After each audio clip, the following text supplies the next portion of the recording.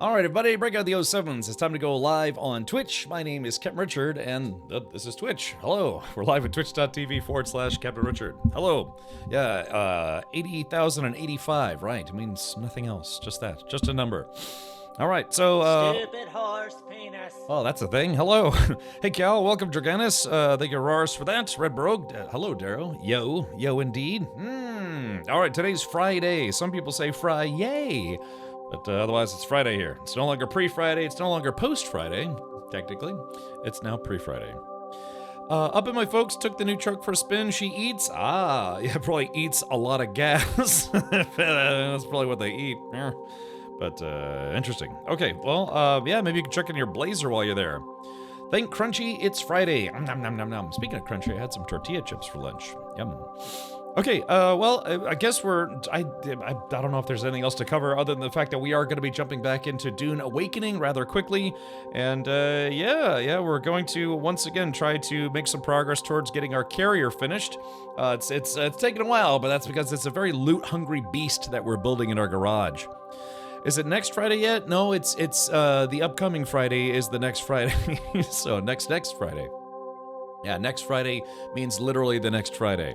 So if it's tomorrow, if it's like 12, I don't want to do this, but if it's 12 midnight and it's technically, Saturday, at least in the time zone that you're in, if you say next Friday, does that mean the Friday that's the next one in line, or do you mean like 2 weeks from literally midnight on Saturday morning? So it was, I don't know, it's kind of weird, right? The carrier she eats, exactly. Not this again, right. Avalanche says I might be able to jump on, or I might be at the bar tonight. The future is fluid. Man, enjoy your week. All we're gonna do is go die in the desert again. So, well, I hope not. Like I said, we're gonna do a little bit of. I think we're gonna do a little bit of changes on how we approach going to the PvP zone. That is the deep desert. Just stinky. I know. Shags really does have great emotes, man. He really does. Those are fun. It's like. The Friday awakens. Yeah, awaken sleepers. It's time to party hardy out in the deep desert. So, all right, well, yeah, I mean, I have to be honest, I don't really have anything else to cover. I was planning on trying to, blow through Death Stranding, because Death Stranding 2 is coming out, I think, was it next week? And I gotta be honest, man, I just kind of lost track of time. I've been so absorbed with Dune Awakening for the past 2 weeks. I think it comes out like next week. And it's like, man, I never even played Death Stranding 1, so... Yeah, they're fun. Yeah, he's got some.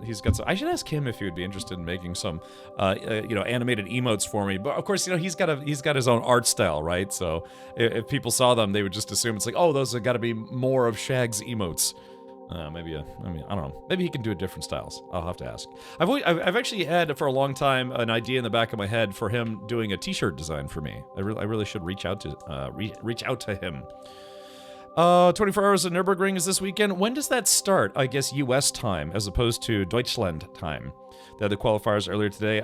Yeah, I think that guy, Misha Karudin, who is a guy who lives at the Nürburgring, and he's got like daily Nürburgring videos that he puts up on YouTube, where he takes various cars, like people offer to let him drive their cars. And I actually went to his website. He charges $500 to drive people's car. Like if you want to have him drive you, I guess in your car, you have to pay him $500, and he'll take you around for a hot lap or two around the Nürburgring. New puppy is cute. He's also a little turd who makes little turds. Yeah, puppies are cute, but puppy teeth, it's like needles. It's like a whole mouthful of needles. They're like, they playfully just want to bite you. It's like little razors in their mouth. Yeah, when does that come out? When does that start? Maybe I'll watch a little bit of it if I can. I'm assuming they're probably going to have it on YouTube. But yeah, I saw that Misha Sharodin. I can't remember how to pronounce his last name, but yeah, I know he was doing some practicing before the qualifier. Yeah. Man, every night I have weird dreams. Man, it makes me tired when I wake up. All right, let's do this. Yeah, my God, what did I dream about last night? I can't remember. Sometimes, like I said, sometimes I have dreams where it's like I remember them front to back just perfectly. And last night I kind of barely remember any of it. Yeah, okay, well, yeah, let's do this. Let's fire up some Dune Awakening. I did play for a couple hours today already, mostly just gathering mats and things, because we're, like I said, we're going to take a slightly different approach to how we, A, approach going in the deep desert, and B, mitigating being overwhelmed and, you know, killed and all sorts of stuff. Is he the Stig? Some say he's still out there, just driving. Yeah, Ben Collins was the Stig for a while, and he has his own YouTube channel now. It starts at 10 a.m. Actually, you know what, I might watch a bit of that. Let's do this. Clock. Let's delete this guy. Alright. Let's see. 9. Let's see. Vierte von 10 Uhr? Yeah. Let's see. And we'll do this. And then label will say 24 HR Green Hell. Yeah, there he goes. Yeah, I'm taking some notes here, so I actually might remember. Because, you know, I can't remember anything when I just wake up. I'm just useless for about a good 30 to 45 minutes every morning. Yeah, so so you can imagine what it was like when I had a day job. You know, just useless. Show up to work and just... Alright, 24 hours of burgering. Yeah, yummy. I had a dream the other night that I was at Camp Gape and went to use the outhouse, and there was a redneck with no teeth hiding under the bowl waiting for a snack. Yuck. You know, they say dreams are just wishful thinking. Yeah, yeah, just go ahead and feed some I was gonna say some Triple D Play-Doh right in there. Okay, so I can't concentrate now because I'm visualizing it. It's terrible. No, let's do this. Also, I installed the new NVIDIA driver, so hopefully everything will be okay. I haven't run it since I installed the new driver. I played for a couple hours, then I logged off because I had stuff I had to do, and then I installed the new driver, so hopefully it will function adequately. Yeah, Camp Gape. Yeah, I've been tempted with the new driver. Well, I guess I'll be your guinea pig. So if my game decides to self-implode, then it's probably the driver causing the problem. I never did install their hotfix driver specifically for Dune Awakening. I don't know, I just never got around to it. Yeah. Alrighty, so, yeah, I gotta be honest, I'll probably, once again, on another Saturday, I'll probably end up streaming tomorrow as well. Depends on what we get done today. The film Jaws is now 50 years old. Oh, man. It's nutty. Yeah, that movie came out, what, 29 years before I was born? No, wait, no, hold on. 29, 31, 57? Yeah, I think so. No, 30, 20, 30? 20, yeah, 36, 29. Yeah. It's not called Jaws anymore. It's called Dentures. Yes. All right, let's see here. All right, I'm jumping into Dune. Like I said, no other real news to talk about for today. Oh, my shaders are recompiling. Oh, yeah, that's right. I forgot. Yeah, every time you update your driver, some games, they have to recompile the shaders using the new driver. Oh my god, hold on. Sorry, I had tortilla chips with some queso and a little bit of salsa, and then for my main course, I had a single chicken taco. So, not the biggest lunch ever, but a little bit of a lunch. Glacier says I did load up the hotfix driver, didn't notice anything different except I didn't get the bug notice about the driver. Yeah, hopefully I don't get that anymore either. But, alright, I'm just recompiling shaders. This is probably going to take maybe like 2 or 3 minutes. Had lifeless milky eyes, like an old man's eyes. Oh, black eyes.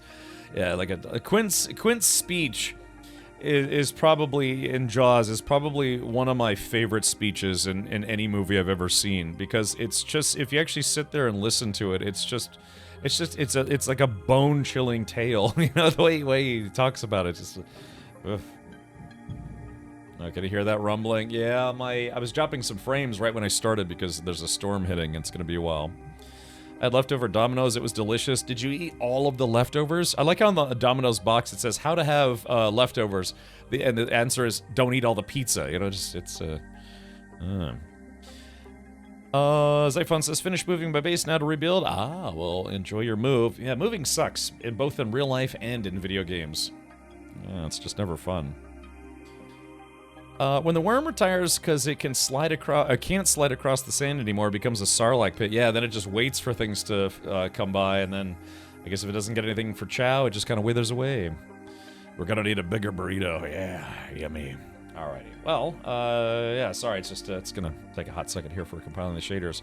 I don't think, I don't know if they came out with any kind of update to describe, maybe there's like a summary of all the, because again, on Reddit they had an Ask Me Anything. I guess it was their first big post-launch AMA on Reddit, and gosh, I don't know if anyone's got a link to that thread, but there was, I don't know, when I last checked it had over 1,200 comments, probably even more by now. Let's see, I've been looking around to see where I want to set up a new base. Ah, gotcha. So, are you... I thought you already had a new base. Maybe, maybe not. Alright, well, we're almost done here. Yeah, just be another couple moments here, and then we'll jump in. So, yeah, unfortunately, we did after I think it was like 1 or 2 successful sorties into the deep desert on our third try. Yeah, we ran into a pretty severe altercation with some other players where we ended up losing. I think there was 4 of us. We ended up losing 3 ornithopters. Because we had two attack choppers and 2 resource collecting choppers, I guess you could say, and we got attacked by 3 people who had just all attack choppers, and yeah, unfortunately, even just with 1 extra attack chopper, it kind of really makes it difficult to win. So, are you still in the East Spermilius Gap? I see.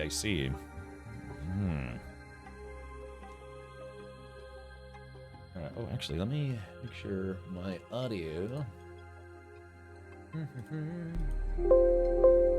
Alright, sorry, I was wondering why I wasn't getting any audio. I was in the wrong audio channel. Because, I used 2 PCs for streaming. 1 streaming PC, 1 gaming PC. And I connect them via HDMI. Alright, let's do it. Continue. So yeah, earlier today, it was mostly just, I was sorting the dump box. I went to go get more sandflower because we were out of silicone. What else did I do? Went to go farm some more intel, some more micro sandwich fabric. Mostly just, kind of doing stuff that's not real riveting gameplay, but the things that need to be done. But yeah, what we're going to have to do is, I kind of want to change the ratio of when we go out to the deep desert, how many attack choppers we bring versus resource choppers. And I'm thinking for a party of 4, we really should have 3 attack choppers and 1 resource gatherer. However, if we go out with a party of 6, we could do 2 teams of 3. Basically be 1 resource ship and then 2 attack choppers, and then we'd have 2 sets of those to create a party of 6. Total, but it'd have to be like, 3 and 3, and then we just have to coordinate from there. But yeah, I'm thinking in the interest of rather severe PvP gameplay, especially now that it's the weekend, we will have to go out there with at least 3 attack choppers. So, yeah. Let's see. Thank you for your vote of confidence, Glacier. Light Ray Fuser says, is it correct you can have 2 sub-fiefs and 1 advanced sub-fief? Yeah, I think it's 3 total. I think it's 3 total, but I don't know. I only have 2 right now. I guess I have 1 advanced and 1 basic. So I guess let's see. Is there something that tells you, what your cap is? Yeah, my game's probably going to be a little choppy for just a few minutes. Let's see. I thought I saw, isn't there, oh yeah, our base now costs 16,000 Solaris per week, to pay our taxes.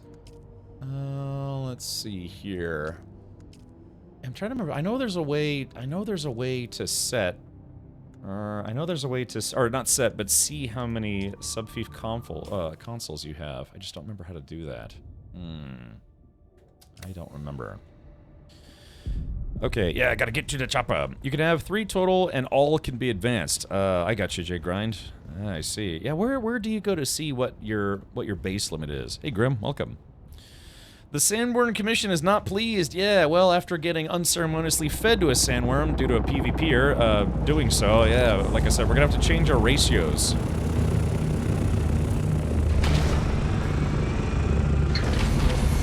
Let's see here. Bring that back down just a smidge. Okay. Apply. Alright, very good. So, yeah, so I am, I guess, personally kind of ready to go here, but I know it's going to probably take a while for us to coordinate, so hold on. I guess, J-Grind, you mentioned that people are now starting to sell spice melange on the trader marketplace. So I think what I might do is while people are, I don't know, logging in now the stream started, or maybe just out doing some stuff before we form another deep desert party, because we need the titanium and we need the spice. I mean, it's the 2 ingredients that we need a lot of still to build what we need to build. The constants in life on Arrakis. Yeah, death, taxes, and the worms trying to eat you. Indeed. So let me do this. Let me, we need 172 spice. Alright, well I'm gonna go grab my money, and I'm gonna go to the marketplace, and I'm just gonna go buy as much, just as much spice as I can with what funds I have. Because at this point I just don't really care about the money, I care about getting our carrier fixed. Fully aligned. Yeah, melange. Yeah, the good stuff. Yeah, so people are selling. I don't know if you bought any, J Grime, but yeah, if that stack of 100 plus for 4 grand is still there, God, that's a very easy buy for me. I'm gonna go there and see how much spice, like processed spice, I can buy. So I got 13 grand. That's our guild tax money for next week. So hopefully I'll add some more. It's really easy to get money in this game. Oh, it's 4,000 a piece. Okay, gotcha. So it's 40k for 10. Oh man, I guess, yeah, that's not worth it then. Oh, yeah, I thought that the whole stack was like for, you know, 100 and something for a 4 grand. I was like, yeah, dude, that's a super quick buy. But yeah, I guess when you highlight it, does it tell you, like, does it say this is the price per? Because I know some people were trying to buy mats from the stores. Those are per 1. Yeah, that's what I'm saying. So, so people are trying to sell it for. I have about 200 from cooking today if you want it. Well, Auroras, it would go towards the carrier, so to speak. Details it when you click it. Okay, gotcha. I haven't looked at the player marketplace in a while. Last time I looked at it, I was just seeing what kind of armors and things people were selling. But I guess, yeah, it sounds like Spice Melange is starting to make it onto the, you know, just the player market. But as always with the player market, the more people put stuff for sale on the market, the cheaper the stuff gets, because that's supply and demand. When supply is low, price is high. When supply is high, price is low, because it's everyone trying to compete with each other. It's the WoW marketplace or WoW auction house all over again. Maybe Femkin will sell us some friend discount. I don't know. Maybe. I'm not sure, because they have their harvester already. So I'm not sure what they would want for spice. So, okay, yeah, I was thinking 4,000 for a small stack would be worth it. Yeah, but 40 grand, probably not. Alrighty, well, so I guess we could do the following. We could see what pieces we need. What pieces do we need to complete our Megamobile? Yeah, so I was able to put together, you know, like at least a kind of some replacement gear for what I lost yesterday. The thing is, I'm still in a tier 1 still suit, but again, if I'm mostly going to be flying today, then the still suit really doesn't matter. Alrighty, let's do this. Actually, yeah, let me go put my cash away. So we need 8 wings, the engine, and the power supplies. I'm thinking a thruster would be nice to make sure that we don't the thing that we spent 2 weeks working on doesn't get destroyed instantly. Because I can imagine that's the honeypot for PvPers, right? You know, just people who only want to do PvP. It's like, yeah, nothing would satisfy their bloodlust more than getting a carrier kill. So yeah, preventing that from happening would probably be very, very important. It'd be very, very impotent. 339 spice sand, if that will help. I mean, every little bit helps, but it's 100 spice sand to 1 spice melange. So it's we need literally like thousands of spice sand. But, you know, every little bit helps. Again, if you didn't want to go into the PvP zone, you can still collect spice sand here in Haga Basin, but you only ever see the small spots, and it would take months, literal months, to collect enough spice sand to build a carrier. Yeah, we need all the sand we can get, all of it. Let me put my leader John's way. I did get some water for the guild earlier as well, another 30 liters. At one point, we were almost capped on water, but the moment you start making anything in this game, it goes away very quickly. Alright, I actually need to bring that guy with me. Alright, so I'll drop that off. The large blood bag, I just will drop off in the hangar for anyone who needs it. Someone just left their carrier lying on the sand. Yeah, if it's still there, then that's probably destroyed. Aurora says, nope? Really? What? Hold on, I gotta see this. Let's take a look. Alright, so this is some screenshots Aurora's just posted. There's a spice plume. Alright, there is that. Interesting. Yeah, I wonder Wonder what the mindset there is. Yeah, just fully built carrier just kind of sitting there. Well, that's odd. I can only imagine it's owned. So owned. So I guess if somebody wanted to, yeah, it's probably some kind of trap somehow, some way. Yeah, like where somebody starts attacking it, and then people hiding in tents, they all jump out of their tents, get their attack choppers, and then just, you know, pounce on you. Yeah, it's gotta be a trap. I'm at like 110 spice melange after farming the spice fields in Haga Basin for the last few days, so don't think it would take that long as you hit them before other people. Yeah, I mean, it's, I think it takes, what did you say, Jegron? It's about 500 spice melange, to make the carrier? Dovakin says, you're gonna be streaming Breath Stranding? Probably not. I don't know, probably not. I might just wait for it to come out on PC. You know, by then, you know, it's probably everyone will know the story and everything, but I still have no idea what the story is for Death Stranding 1 because I've never played it. My plan was to play Death Stranding 1 before Death Stranding 2 came out, but I just, you know, I've been totally absorbed with Dune Awakening, so just bad timing, unfortunately.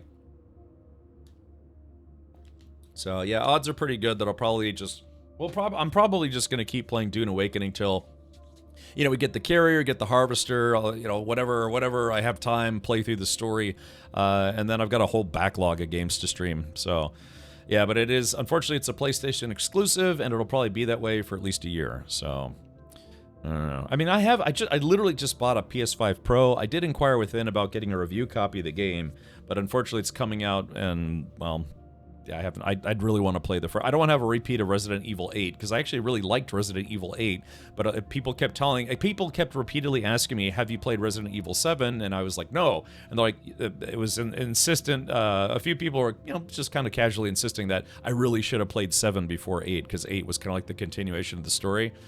So now, to get the full story of Death Stranding 2, I probably should play through 1 first. So, and I can't do that right now. It's a chat. It's a troubled life. It's a troubled life, you know. Just you know, when you're trying to play games all the time, you know. But yeah, I'll probably end up just waiting. Unless I get a sponsored stream for it, I'll probably just wait until it comes out on PC. Yeah, the tough choices you have to make sometimes. Yeah. Yeah, walking simulator. Well, there are vehicles in that game. I did see. That, yeah, you have to do a lot of walking. It's like this game. You do a lot of walking initially until you finally start getting ground vehicles or other vehicles in the game. Yeah, I actually genuinely don't know why the guy has a baby on his chest in some kind of weird power cocoon. So, I don't know. I never watched any streams of Death Stranding except for people, yeah, carrying boxes and stuff. So I guess I'll find out eventually. Could you give me base permissions temporarily, and I'll see if I can move the tent? Yeah, hold on, give me a sec. Let's see. Yeah, so everyone who goes out to the deep desert needs to bring a tent, and if you don't have a tent, you need to make a tent. You should not go to the deep desert without one. I'm going to be very insistent on that for those of us who are, you know, be a part of a resource gathering group, and I'll tell you why here in just a moment. Let's see. So, let's see. Magician, magic, Juan, magic. Okay. All right, so Juan, I just gave you permission. Are you able to pick up your tent now?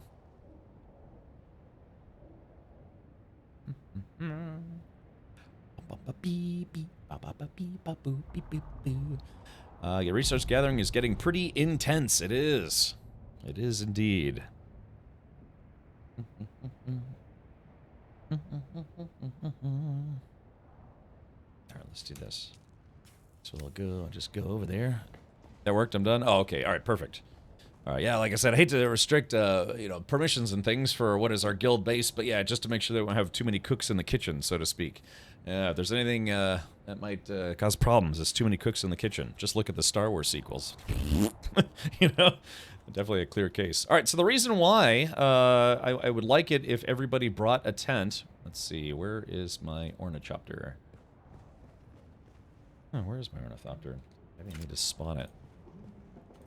Not possible to place vehicle. Oh, there it goes, and clunk.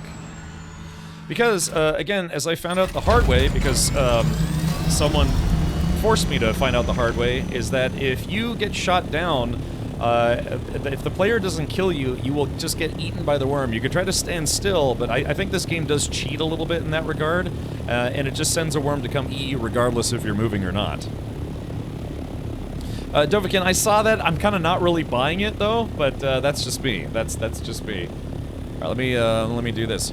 So, the idea here is that if you get shot down in the desert, in order to either hide from the person who shot you down or to simply force them to kill you, you are going to need to have two things. You're going to need to have a ship storage tool, which is this guy right here, and a tent.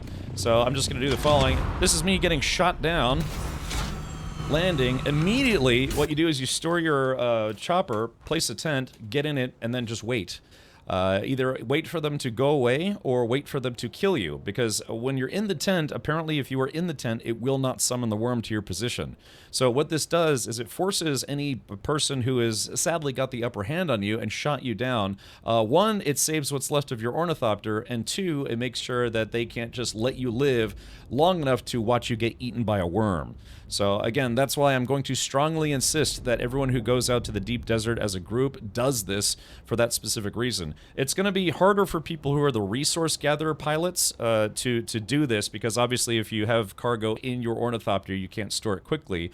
But if you don't want to get eaten by the worm, you can do one of two things. You can try to dump the cargo that's in the ornithopter very, very quickly, as quickly as you can, or simply just leave it, abandon it, hide in a tent, and wait to either get rescued or get killed. So I'm not in a worm zone, Dovakin. Hey, Chris, welcome.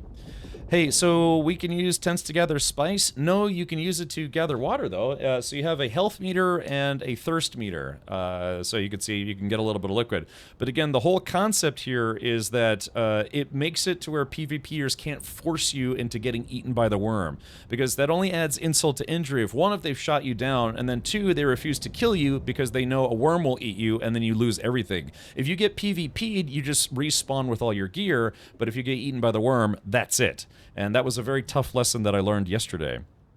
What's a tent cost? You need a separate vehicle tool for it? No, it just goes in your inventory. So say I just got shot down, I quickly hid my ornithopter, jumped in a tent, and the guy's flying around looking for me, can't find me, so they go back to go shoot other people. So from there, all you have to do is hop out of the tent, and then you pick up your tent, wada blah, and then you, wait for a pickup if somebody can pick you up. Again, if you get killed, as long as your respawn is set to the deep desert, like what our deep desert base, you will not lose your gear.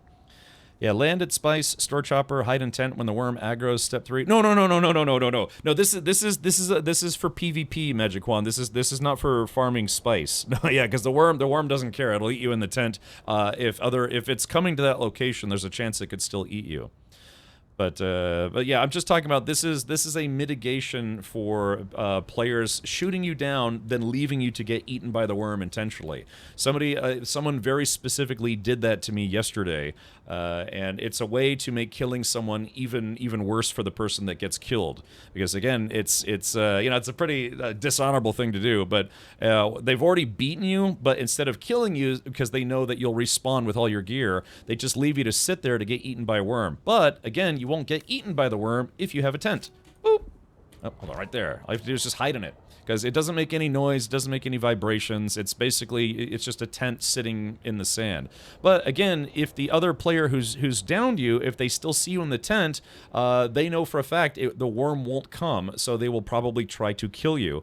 And that's the best possible course of action, because when you respawn, you'll lose your tent, but you'll still have your ornithopter or what's left of it, and more importantly, you'll have all your gear on you. So that is a way to mitigate getting a completely raffle-pwned in the desert. I think I'm going to try if chopper is stored and I'm naked, nothing to lose. Well, again, my thought process, and I don't know if you want to do this for science, but yeah, if you start farming in a spice field and then the worm comes, you simply just pop a tent and hope for the best. You know, that worm is still going to travel through that spice spot where you were. And I'm not sure if that'll, if it doesn't, I don't know if it maybe doesn't do the mouth animation or like, the grab animation, maybe you will live, but that's something I guess I personally would not be willing to risk. Because remember, when you get killed by the worm, you lose all of your gear. Anything in your backpack, anything in your tool belt, your loadout, your suit, everything. So again, that's like I said, it's a very sinister thing to do, to shoot someone down, to leave them to get eaten by the worm. And again, that player stayed there to make sure I got eaten by the worm, so which is annoying. But yeah. So anyways, it's just a way to mitigate people being dicks in this game if they are going to do PvP. So sort of in a way. Yeah, it's nice, you know, you just hang out in the tent. If somebody can rescue you, then, you know, then that's a distinct possibility. But it's just, yesterday was a learning experience to make sure that kind of event doesn't get repeated. You need 18 micro sandwich fabric, and I forget, it's actually not hard to make tents, it's just the fabric. Fabric is something that you can't farm easily. You need to go from moisture cave to moisture cave. One moisture cave is enough to get maybe anywhere between like 18 to 22 fabrics, and just one tent takes 18 of them, so you should be okay. Are you cooking some little worm grubs as marshmallows while camping? Yes. No, I'm fapping. I'm like, fap. I'm playing with my worm right here. Yeah, it's nice. Yeah, while you're sitting in there, you just, you know, eventually you just get free water and, yeah. So, like I said, it's just a way to basically permanently make sure that you don't lose all your gear. I mean, if push comes to shove, you end up losing your ornithopter, but at least you won't have the annoyance of losing all your gear.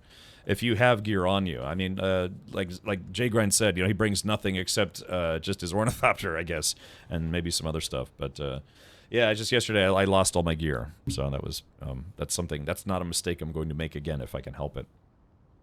Okay, and then yeah, if we're going out to the desert, just as I mentioned a few minutes ago, we need to change our ratios. We need to change our ratios of fighters to resource gatherers.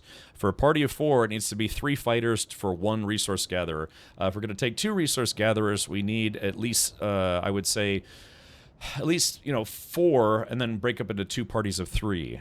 And hopefully that will be an insurmountable obstacle for people who are trying to PvP while we're getting resources, if that makes sense.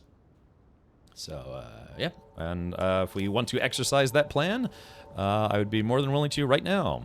Yeah, just everyone who goes out to the deep desert in a group needs to have a tent. That's why the tents are in the game. I remember being in Haga Basin, I'm like, why make a tent? I mean, it's easy enough to hide somewhere, drive somewhere, and just, you know, hide under a nook and it's fine. The tents are for the deep desert. That's what they're for. Yeah, they're not really for Haga Basin. I think Cap coined dirt hippies before it cracked me up. Oh, okay, yeah. Yeah, I want everyone to pitch a tent before we leave. So, and then yeah, if for some reason, like I said, if for some reason, you know, you get downed, like if you get shot down and you can hide your ornithopter somewhere, I mean, it's gonna be damaged. But it's literally that quick. I mean, it takes 2 seconds to do what I just did. The only thing is, if you're in the resource chopper, your goal is to try to get away from combat as quickly as you can. But if you do get shot down, then if you don't want to lose your gear, you just hide in a tent. But if you think you can dump your cargo fast enough before everything gets lost, then that's something you could try. It's arguably going to be worse for the resource gatherers because they have to deal with the worm, they have to deal with not being able to store their ships or whatever. But if for some reason they get shot down on our way to a resource spot, like just get attacked in the middle of the desert, what I just did, that's your out. That's your that's basically pulling the that's like pulling the eject handle and saying that's it. Yeah. But, yeah, so anyways, so that's got to be our MO moving forward every time we go into the deep desert, and I think because of that, even if we lose dogfights, the overall damage won't be as bad as it was yesterday. Alrighty, well, with that, let's see if we can party hardy.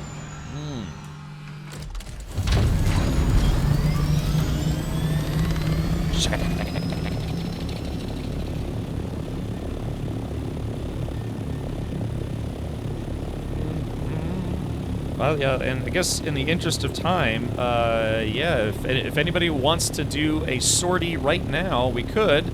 Just need to make sure that everyone has a tent. Has a tent and a vehicle storage tool.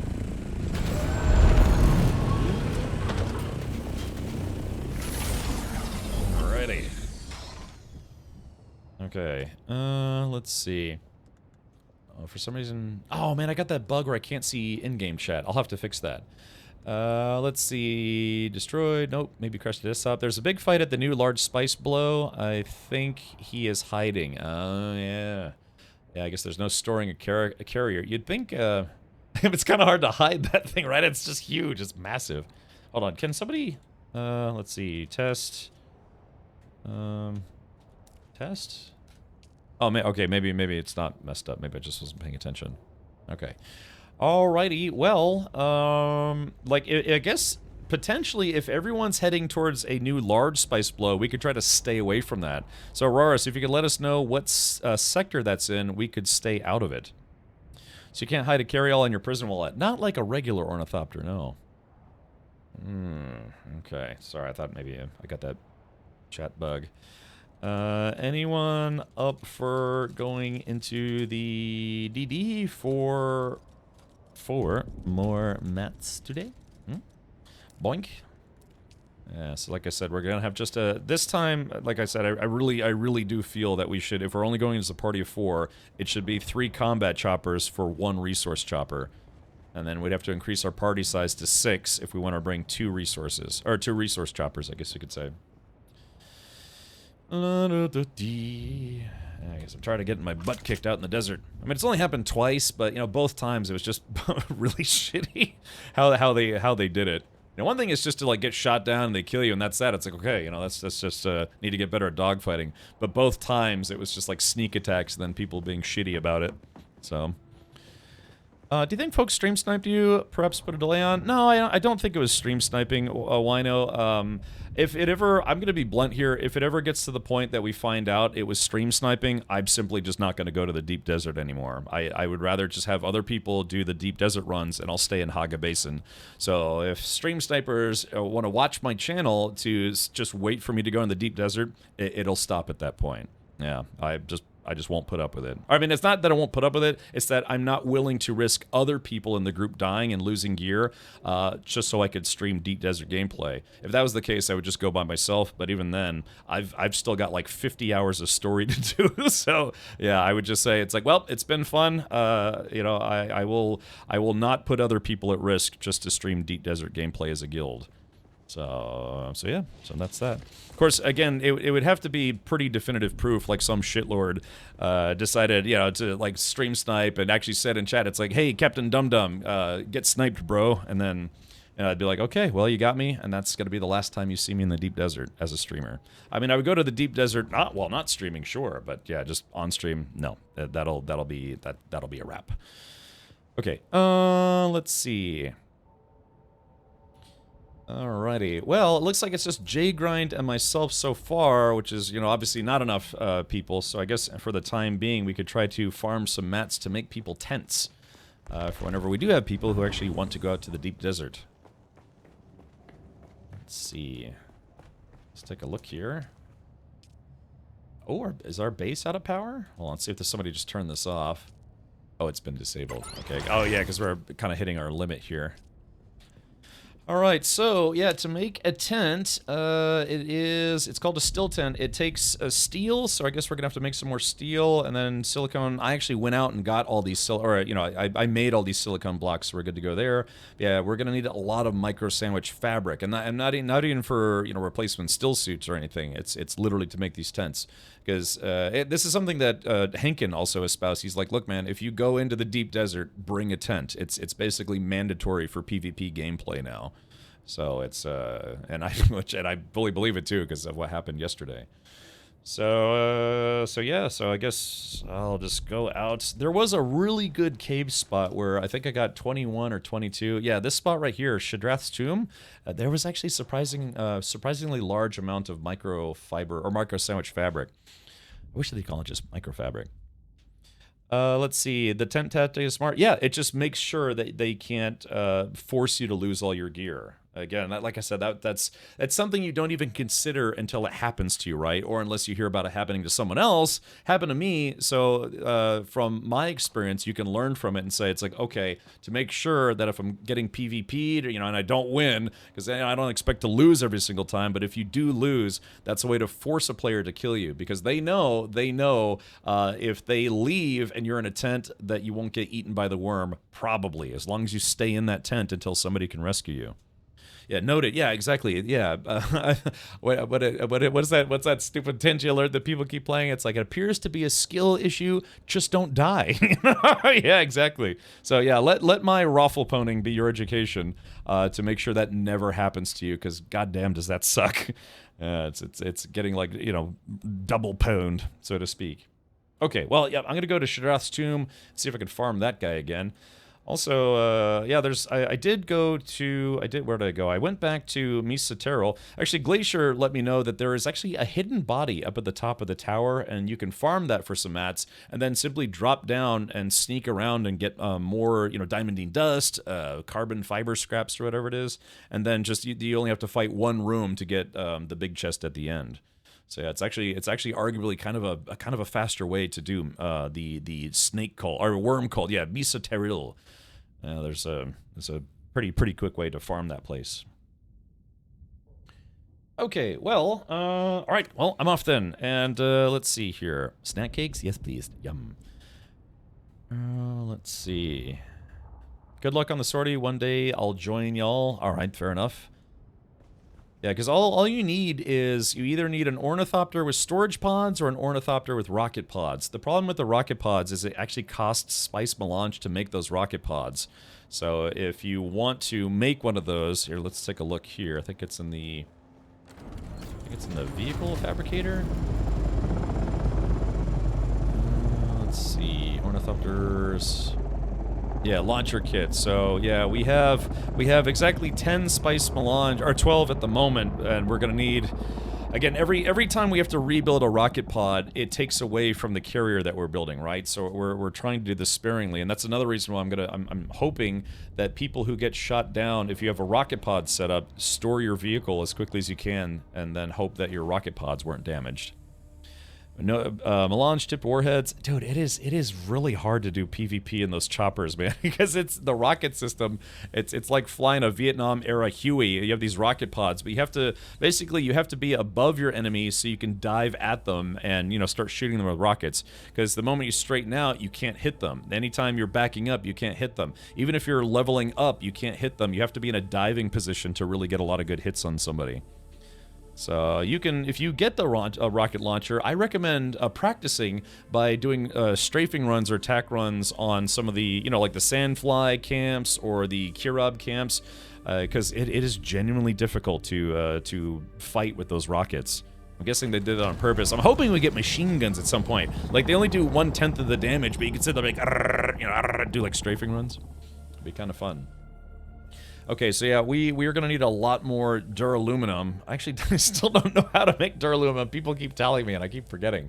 But yeah, we're gonna need a lot of duraluminum if we're gonna make more rocket launchers. Because yeah, like I said, we need at least 3 people that have choppers with rocket pods. And if we want to take 2 resource choppers, we'll need 4 people with rocket pods. Yeah, I remember a helicopter combat in CNC Renegade. Altitude wins 99% of the time. Yeah, it's literally the Obi-Wan tactic. Yeah, just, you have to have the high ground. Aurora says, there's a sandcrawler working on a crater in E5. So I wonder if you can steal other people's... Hey, that's a really good question, although it'd be a very, very limited use case. I wonder if you could steal other people's harvesters.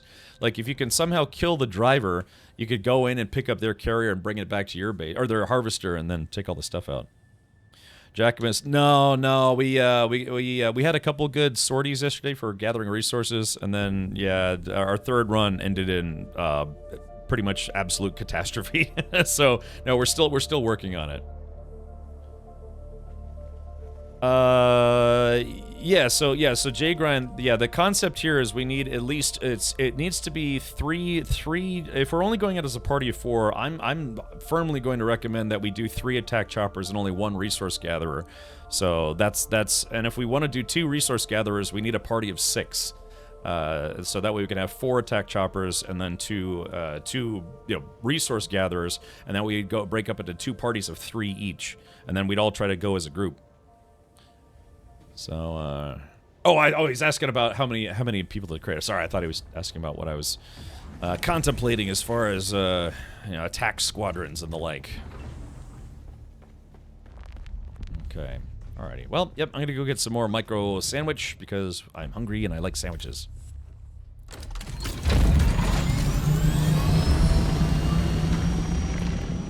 So I'm just gonna turn this down. These choppers are so loud. Whew. I'm looking forward to a mod. If this game ever does allow mods, a mod that simply just turns that down a little bit. It's like everything else stays the same, just the chopper sounds are a little quieter. Under my base is a good spot for microfab. Yeah, I'm gonna try to hit a couple spots here in just a moment. So, let's see. Yeah, Poison Hollow. Yeah, I guess I'll go to... I'm gonna go here, because this one's super close. Shadrath's Tomb. And then, yeah, like I said, kind of... I guess go by the tower. Yeah, there's one. I guess it'd be... yeah, Poison Hollow. And... well, I guess I'll just have to fly around and see if I find anything. I win too easy. We are playing on a public server. Yeah, we were gonna go private, but ended up going public. Well, that's not fun, Chris. Again, yeah, my internet's been kind of wonky. Thankfully, my power hasn't been weird.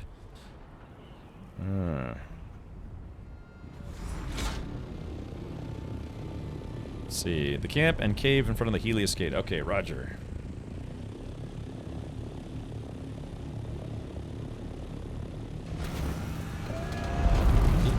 Squeeze right in here. Okay. Oh man, hold on. Well, hopefully that's good enough. Last time I came in here, there was I think 2 flamethrower guys waiting for me. As soon as I open this place up. As soon as I open this place up, there were 2 flamethrower guys waiting for me. Now again, I only have a tier 1 still suit because I lost my outfit yesterday.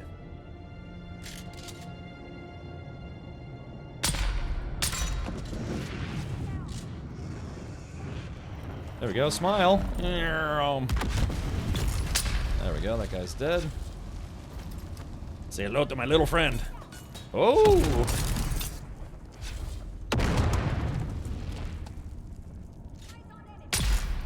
And shot right through their shield. Not bad. Guessing their grenade probably weakened them. I've got this unique drill shot, but I kind of don't like it because it has to be charged up. Like the shots for it are charged up.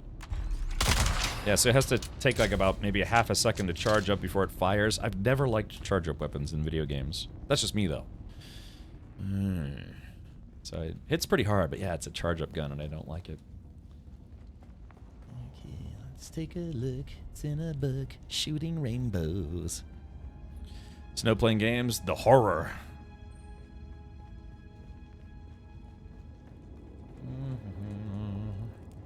There we go, there's another 6 micro sandwiches.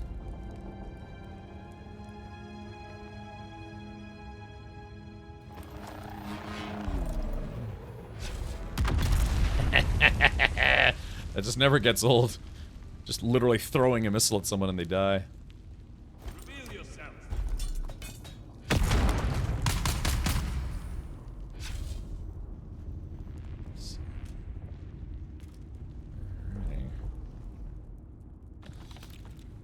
Yeah, so that's 14 sandwiches so far, so that's pretty good.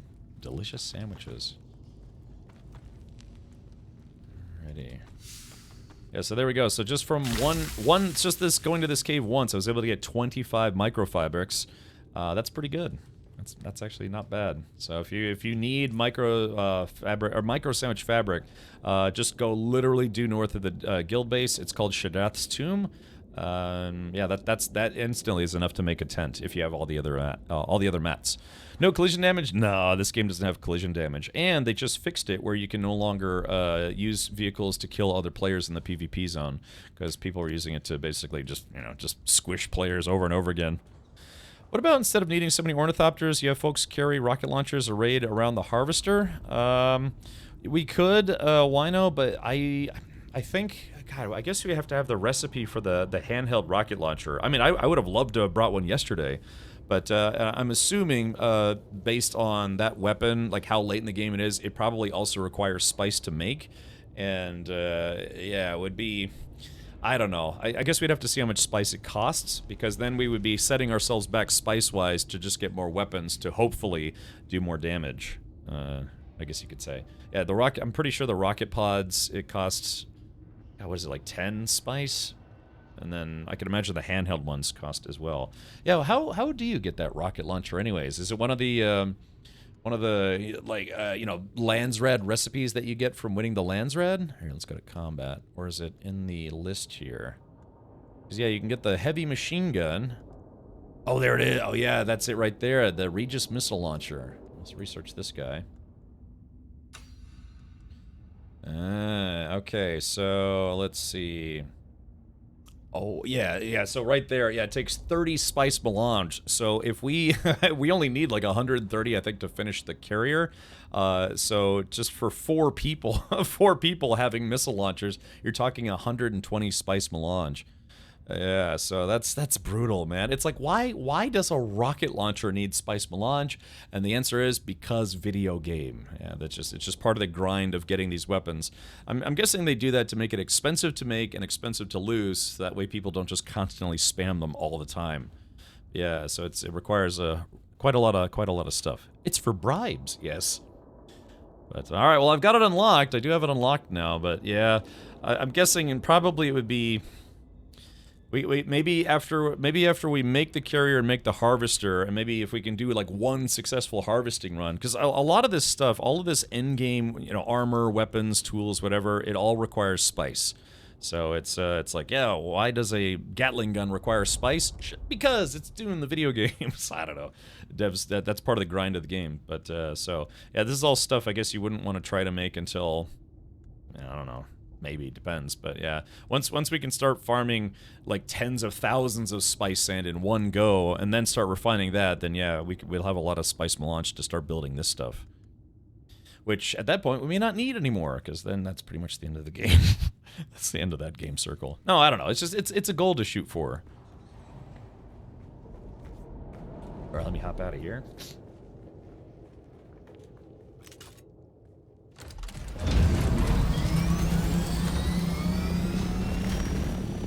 Yeah, exactly. There's no collision damage. Plunk. Blunk. I'm actually kind of glad that there's none for how I fly, anyways. Okay, so that's one. Let's see. Yeah, that's a Intel Center. I still need to do the Intel places right around here. I guess I could drop and just do this one real quick. Keef's Triumph. Had a cousin named Keef. He died. Yeah, it's just... Not the best way to start off a story about a family member, but yeah, it's like, oh yeah, I literally had a cousin named Keef. Kiefer, we called him, and he died. He had some troubles upstairs. I spent a not small amount of time in jail, and then he got out, and then I can't remember what he died from. He was diabetic, maybe it was like from insulin shock or something like that, but he had a tough life. He died? How inconsiderate, yes. Yeah, he who controls the spice. Yeah, apparently you have to make, you know, gunpowder out of spice. It's like, how does that work? Dune, that's how. Alright, yeah, I guess I'll stop right here, see if I can get a little bit more intel. Yeah, it sucks not having a better outfit at the moment. I mean, I could always go and get some armor, but I'm not really worried about it. Actually, I wonder... Let's see if I can do this. Bowen says I finally got all the materials to make my ornithopter. Nice, nice.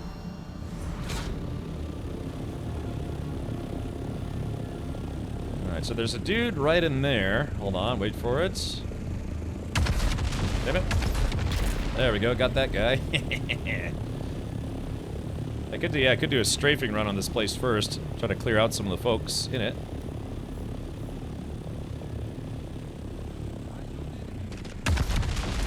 Let's see, hold on. Yeah, gotta be in a diving position. God,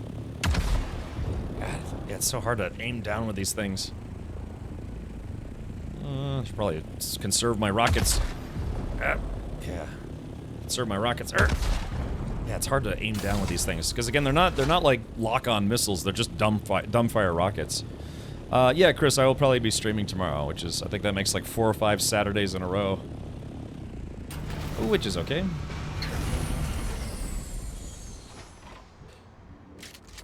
Let's see if I can reach out and touch this guy.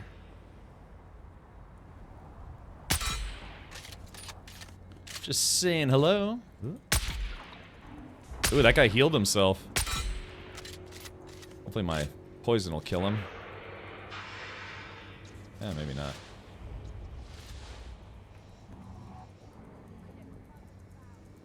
Oh. I need a stronger sniper rifle. Let's do this.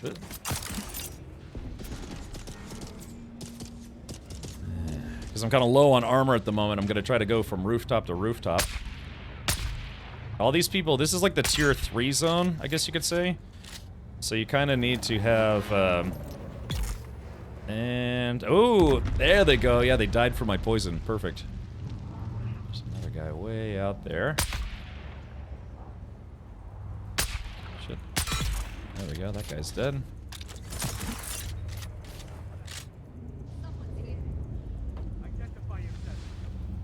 Ooh, I didn't know there were people there. Say goodnight.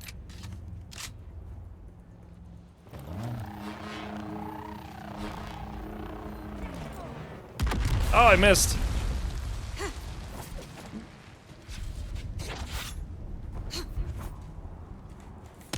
They're here. Grenade. That landed right on him. Ah, crap. That might be too hard to punch through those shields. There we go. Got him with the drill shot. Whew. Does the assault do more damage than scout? I don't know. You'd have to check. I'm not sure if it's the same damage values. 5 Saturdays. It's a lot of Saturdays. Let's heal for a second. Oh, wow. That's right. I don't need the tent right now. Ooh. I am pitching a tent. Yeah, I want to finish the Mentat quest chain, because apparently you get a good sniper rifle from doing that one.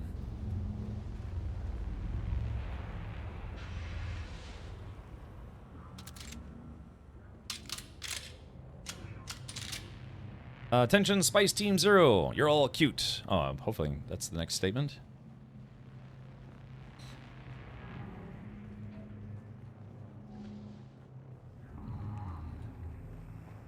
Making sure I'm not missing any chests or anything. I think, yeah, I keep forgetting, yeah, you can use the grapple to stun them. Return to base at your nearest convenience. Alrighty, hold on. I just need to get the intel from this place, then I'll be right back myself. Just, I'm sure I'm gonna have company when I least expect it.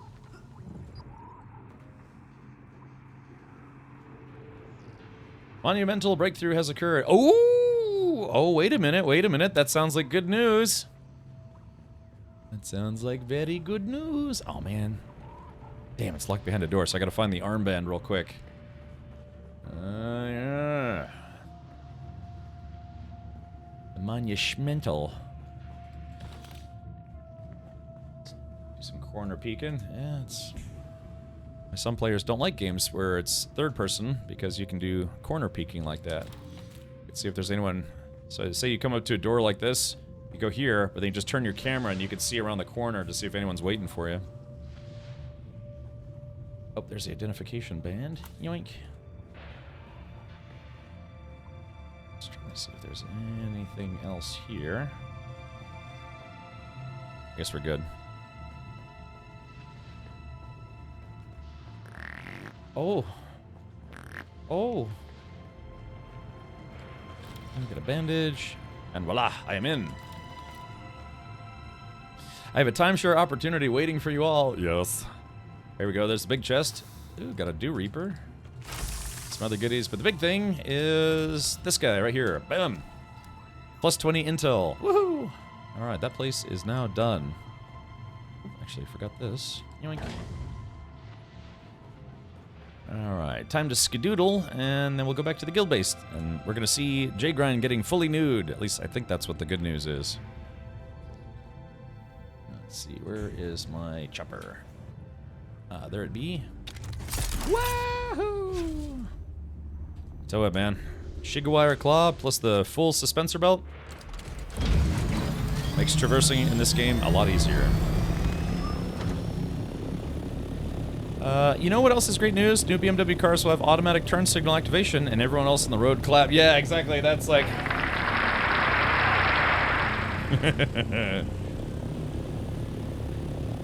Spice Harvester timeshare will definitely be a thing. It may be, huh? How many skill points are given? Enough to spec 2 trees, more or less. Skill points? Those were intel points. So yeah, those are zones that have intel. And when you want to unlock stuff, you have to use intel. So you have skill points for skills, and then you have research points for things to make. So yeah, they have like it's like two different point systems, I guess you could say. This game is unplayable. The wind chimes don't make any sound. I know, it's terrible. And if you're wondering, it's like, hey Cap, why do you have 14 skill points that you haven't spent yet? It's because I've done nothing but just try to do, get us to deep desert gameplay. And I haven't really done a lot of story stuff short of like the basics.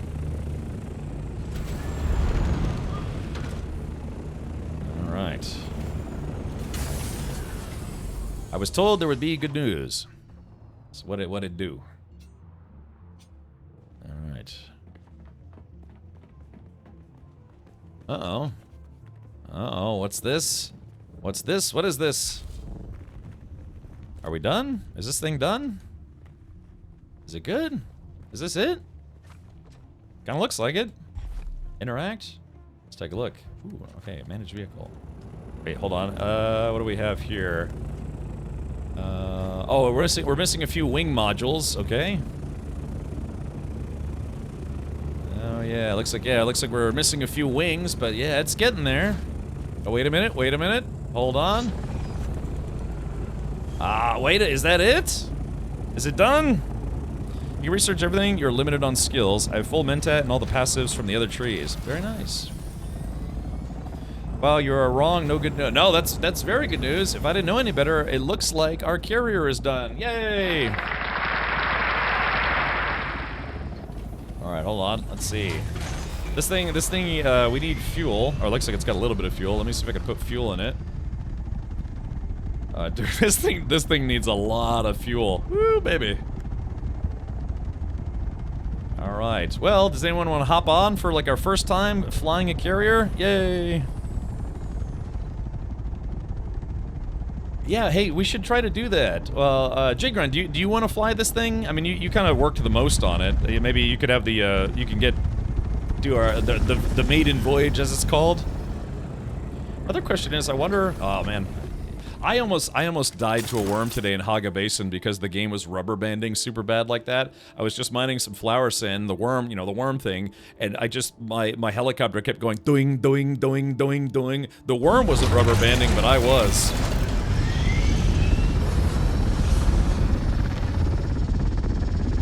Yeah, let's go for our maiden voyage here. Jay Grunt says, someone get a buggy out of the garage. Man, this thing is really loud. Holy crap, hold on.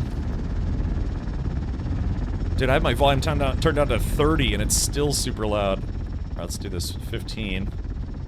Woo, this thing is loud. Oh, I need to add permission so they can enter the passenger seats. Okay. I'm not entirely sure I have permissions, period. Oh, hold on, let's see. Oh yeah, here we go. F. Alrighty. Let's see. Who all is here? We've got Auroras, Victor Cross. Okay, let's see. Alright. Auroras. Search. It's weird, like, when I search one person's name, everyone in the guild shows up. I mean, could be better, could be worse. Let's see, Norway. There we go, Auroras. And then Victor. What's your vector, Victor? Okay, let's see. None. Is this I guess this is my friends list. Hold on. For some reason, yeah, I can't find Victor. Hold on. All right, so let's do this. All right, Victor, I'm going to send you a friend invite, if you could accept that. And who else is here? Victor, Oris... oh, it's Bella Curie. Ah, hello, Bella Curie. All right. We finally have a carrier. Whee! Let's go. Let's do a victory lap around the deep desert to celebrate. You start seeing like some, guys who only do PvP. They start foaming at the mouth like, carrier, carrier, get him, carrier. All right. Let's see here. Okay, Bella. Yeah, like, it doesn't matter what I could type in here. All right, hold on. Let's type in smelly buttholes. Oh, actually, player not found, huh? Oh, that's weird. Search. Yeah, see, it's weird. You could just type in random words and it doesn't matter. Okay, so there is that, and then now Victor. Player not. Yeah, see, it's. I don't know how good this search system is. Let's add. I mean, should I just add everybody? Like everybody can be passengers. Let's see, Matt, and Arg, and Fowl, and Zara. This is a person from a different guild. Original Ska, maybe Jade Ska. Night Viper. Oh wait, Night Viper's not on this server anymore. Yeah, he actually left the guild. He went to go play on a different guild, a private server. He wanted to play with his friends, so no worries there. Ooh, Murasaki Karo. Let's see. I guess I don't know. Should we just add everybody? All right. Well, I guess we'll add more people. All right. You guys should be able to enter. Yeah. See if you guys can sit in the vehicle now. Estigar. Yeah. Give me a sec here. Hold on.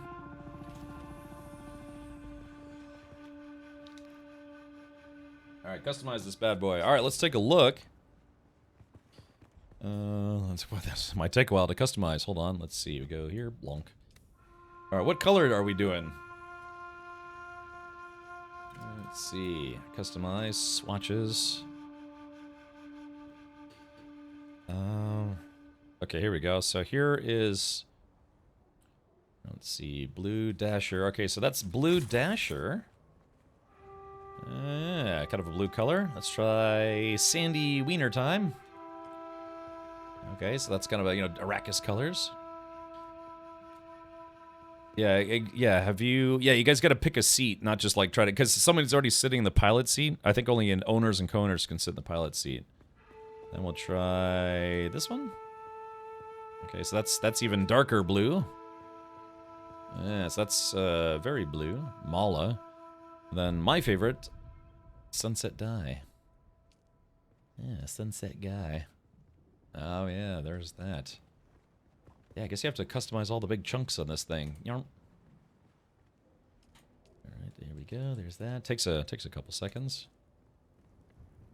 Invalid schmarget. Yeah, this thing is so big. Words I've never heard in the bedroom. Yeah, you have to customize it piece by piece, which is interesting, to say the least. Yeah. Okay, yarf, yarf, yarf, yarf, and also snarf. Alrighty, yeah. Well, it's getting kind of dark, so you might not be able to see it as well, but yeah, it looks like it's been fully color customized. Alright, there it is. Kind of the sunset dye. We could change it to something else later. Might be full. Let's take a look. So this thing has, including the pilot seat, it has 6 slots. So yeah, it should be. Let's see here. Okay, yeah, I'm inside of it. Oh my god, I'm tripping on the sand. I'm seeing stuff. Yeah.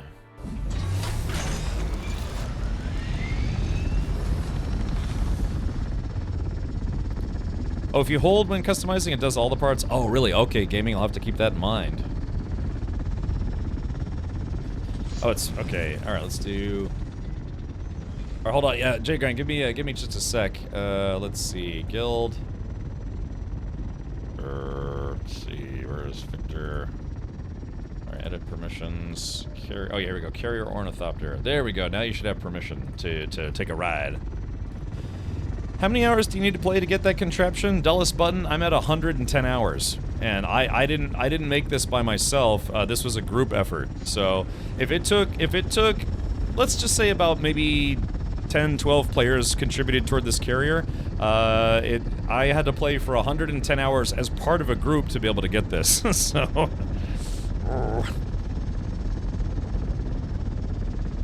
is there enough fuel? I think I filled it up to maybe 30%. Is that the carrier? Yes, this is the carrier. We finally have the carrier. Woohoo! Yeehaw! And such.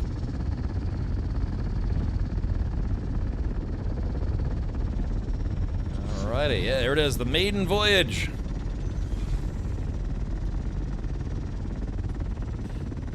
Yeah, I'll dub this the USS, the cannon fodder, or like the target practice. Oh, I actually could see on the inside for just a split second. Hold on. I'm trying to see that cockpit view. Oh, there it is. Oh yeah, there we go. Snatch and grab. Yeah, there it is. Just grabbed a buggy. Oh, someone fell off. Yeah, if I do it just right, I can see the cockpit. Oh, almost. So yeah, so there it is. Man, it grabs buggies super fast. Yeah, see now people can do buggy farming, and then we can make it really fast by we fly the buggy out there, drop them off, or just pick them up or whatever, and then yeah, it'll go a lot faster. Hey Sully, welcome. Hello. Look, I'm tired of the whole cheeseburger thing, mostly because I haven't had a cheeseburger in a while. I was on the stairs but didn't have access. Oh, I'm sorry, Stinky. Let's do this. Stinky. Very stinky. Grumpy cats. Alright, edit permissions, carrier, boom. There we go. Yeah, alright, there it is. Yeah, look at that. Finally. Woo-wee, that took a long time. Like I said, this thing better be able to take a beating. If it, if somebody could beat it with just like a 20 rocket salvo, that would be very upsetting. The USS Panini Press. Can he drop the buggy from the sky? I don't know, that's a good question. Maybe, yeah, so Jgrind, how load... Oh yeah, maybe I should jump into Discord. Yeah, so it looks like, I like it rubber and it look doing. That's what an ornithopter scrotum looks like. Yeah, how low do you have to be before you can drop that thing? You can hawk to on that thing. Spit on it. Stupid meme. Yeah, it looks like you're trying to drop it, but it won't drop. Oh, there it goes. Oh, does it have to be lowered? Okay, so it looks like it has to be lowered as opposed to dropped. Interesting. I think the lifting arms. Oh yeah, look at that. Yeah, it's driving around now. Neat. Duxton82, thank you for the prime sub.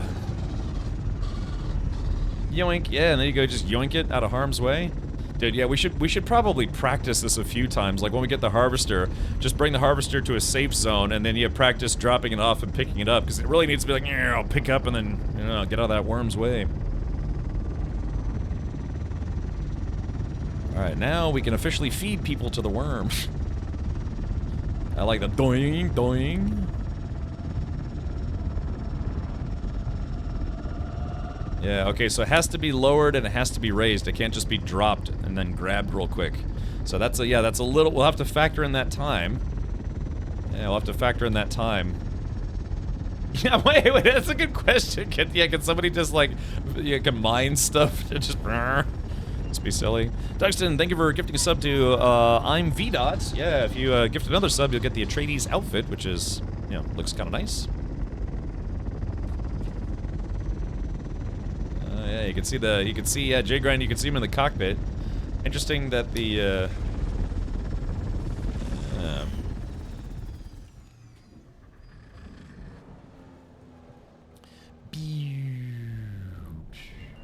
so, yeah, look at this.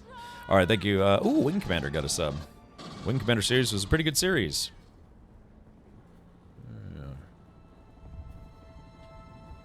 Yeah, followed up by, I guess there was it, Privateer, Freelancer, and then later Store Citizen. Yeah, it's a game where you buy lots of things and don't get to play with them until like a decade later.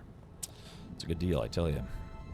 A Halo game with flying pelicans with this mechanic would be so cool. Yeah. All right, well, let's do this. I guess if you don't mind, I'd like to take this thing for a spin. Yeah, it's nighttime. It'd be nice to fly during the day, but I'm sure we'll do enough of that. All right, here we go. Enter vehicle. Boop. Let's see. So how do you pick people up? Oh, they changed it since beta. It kind of just flails around. You could drop from any altitude. Oh, yeah. I guess maybe they wanted, because there's no collision damage, they wanted to have at least some challenge, right? All right, so here we go. I'm gonna try flying this. Just feel how beefy. Oh yeah, it's sluggish. Yeah, it's definitely beefy. All right, here we go. There it is. Yeah, you have to hold C, yoink, and as soon as you grab it, yeah, you can go vertically. So that's good. So to drop it though, oh yeah, yeah, you're right. You can't drop it from any height. It needs to be low enough. So. Yep. There it goes. A little bit of lowering. And clunk. I mean, it's slow, but yeah, it's slow, but it seems to work. Alright, let's do this. So you have to hold C until you get to your target. This thing, it does chug, though. Yeah, it's a little on the slow side. Oh, there it goes.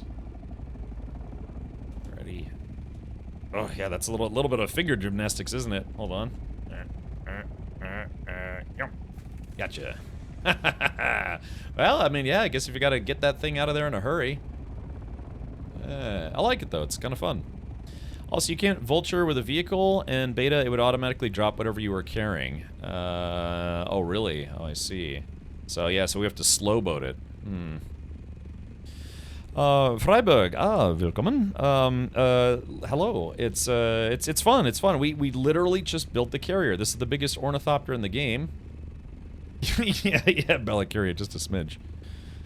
Dougstone says, I'm wanting to enjoy the game as a solo player. Yeah, I mean, there's plenty of people who have played the game solo. If you hold shift, it says quick release. Shift. Oh, yeah, there it goes. Yeah, so there we go. That was an instant drop. Good luck. Hopefully it didn't take any. So look, yeah, it looks like when you're damn it. Yeah, I guess you actually can yeah, fast drop people if you need to. But yeah, you can't vulture if you're carrying anything. Oh, hold on, this is a combat zone. Give me a hot second here. Let's do this. 3, 2, 1, and yoink. Yeah, I mean those the grappling hooks or whatever you want to call it are actually pretty quick. So say I was trying to drop the buggy just right into the external hangar here. So it says quick release is shift. Okay, so here we go, and there we go. Yeah, there it is. Nice little drop off. So there's the buggy in the hangar.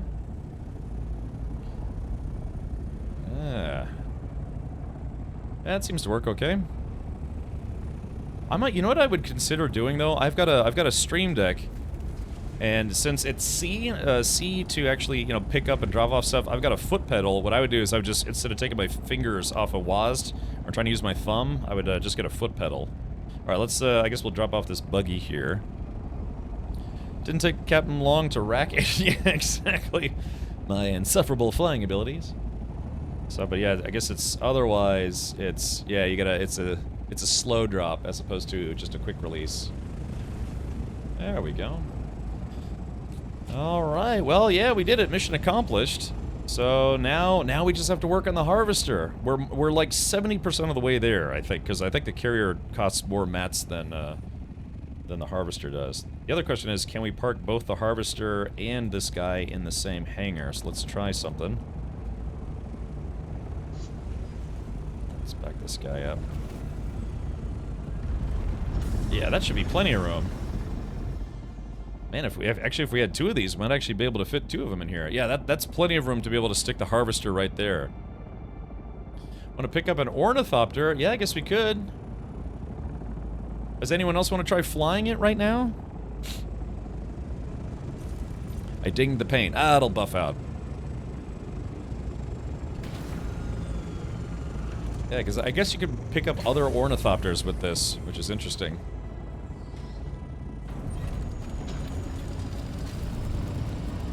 Yeah, yeah. Does anyone want to try flying this, and then you could try picking up an ornithopter with it?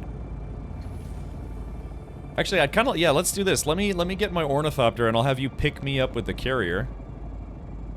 Any guns on it? I didn't see any. Yeah, it's just again the only aircraft guns we have right now are rocket pods. So, and they're already hard to use even with a scout copter.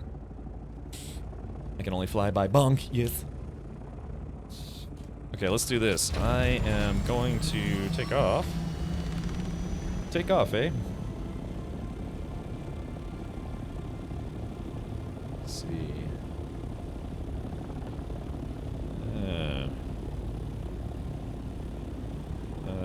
Let's see. All right, so why don't we do this? I guess J-Grind, if no one else wants to fly. Yeah, J-Grind, you could try. I'll land. I don't know. I guess I'll land on the top of our base here. We need to get a group screenshot as well. Yes, we can certainly do that. Let's see. Yeah, I will park my chopper right here if you want to try to pick me up in it. You know, like a downed ornithopter, for instance.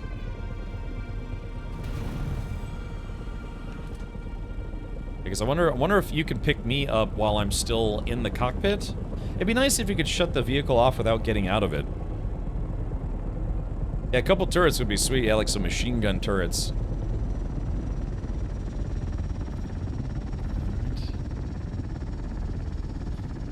Or yeah, it looks like, okay, it looks like maybe it can't be picked up while I'm in it. Nope. Alright, let's try. Alright, try now. See if it'll actually let you in there now. Yeah, it's interesting. I can actually see it when you're hovering over it.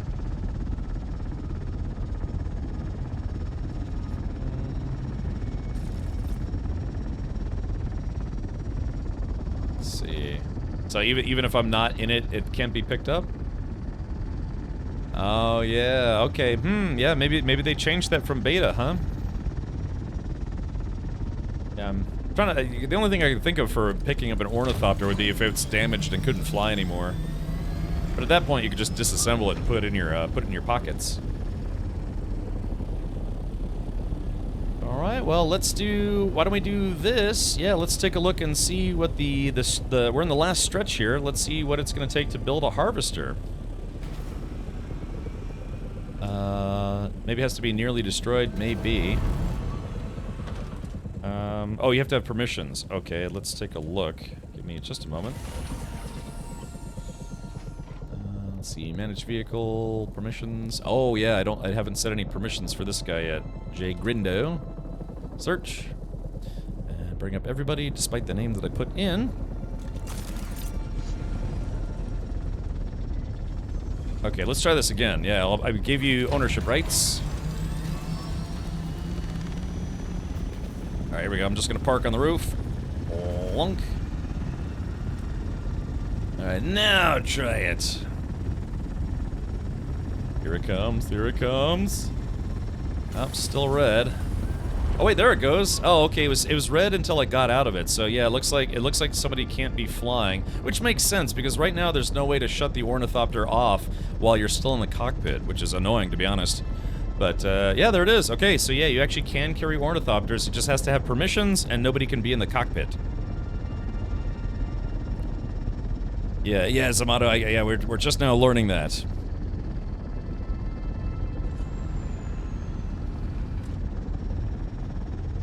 Alrighty. You can also stop the carrier from moving by having someone in an orny on top of the carrier, so beware of that tactic. You mean if the carrier lands, or just in general? Oh yeah, here comes the sun. Yeah, here comes the sun. Doo-doo-doo-doo.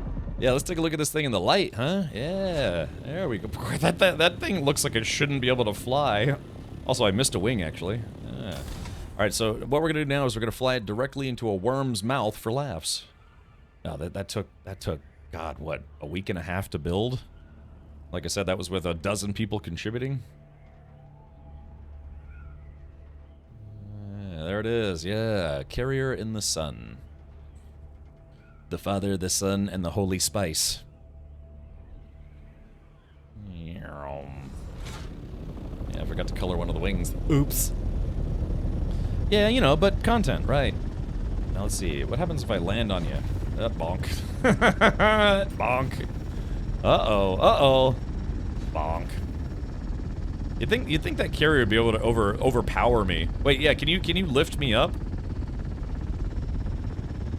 Or does that literally stop people from being able to fly?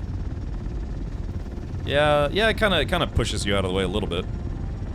How fast does the Vulture glide? The Vulture glide. I don't know. Yeah, Jgard, you want to kind of get up high and tell us how fast the top speed is? Screenshot mode, alright. So the top speed in an Scout Ornithopter is about, what, 175, 180 gliding? 152. Yeah, so I guess we'll just say about 150. So an Ornithopter could definitely, a Scout Ornithopter could definitely catch up to it. The sun has risen on Spice Team 0, and now we have a carrier. Yeah, try to squeeze it in the regular hangar and watch it get stuck. Alrighty, okay, well let's do this. Yeah, I'm gonna go and see how many mats we need to finish the harvester. Who knows? We might actually be able to go harvesting today. Maybe not. We need a lot of combat choppers. I mean, with that going out. Why did you grab my? What? Hey, give that back! Somebody stole my Ornithopter. Look at that. What was that? Yeah, literally just like grabbed it right through the walls.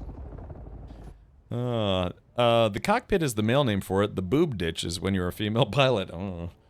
Yeah, just stole my Ornithopter. Okay, so now let's take a look. Alright, no power. Do we have enough power for this? Enabled. Just barely, just barely. Okay, so, let's see. Yeah, those are the wings. Rock carrier wings. You can get faster flight speed. Okay, looks like I don't have the recipe for it. Dude, where's my Thopter? Okay, research. Do I have enough sandcrawler? Yeah, I don't have enough to see the plans. So Jgrind, once you're out of the big hangar, can you let us know about how many titanium and how many melange do we need to actually make the sandcrawler? I haven't unlocked any of the final tier of things yet. But, actually, hold on, let's take a look. Oh, that's right, I can do it. Diamondine dust. Okay, so this is gonna take 55, that's 110. God, it's 160, 169. God, it's over 200. So about 250, 260, 70. Oh, dude, it's gonna take another 300 plus melange to make this. Ooh, baby. Let's see. Yeah, we need plastanium, plasteel armor plating. How do you make plastanium again? Is that titanium and plastic, or? Yeah. Now I think somebody already made a sandcrawler chassis though. Yeah, hold on. Let me double check our boxes here. I could have sworn that I saw a sandcrawler chassis already. Oh, there's the tent. Nice. So we might have actually already started this. Yeah, where did I see that part? Let's see. For whom the bell tolls, it tolls for thee. I could have sworn titanium plus stravadium. Okay, gotcha. So yeah, I could have sworn, yeah, somebody had already built the chassis. Yeah, where did that thing go? Oh, yeah, Jgrind, do you have that maybe in storage somewhere? Do I? Oh, he's gonna drop my Ornithopter. Hold on. All right, here we go.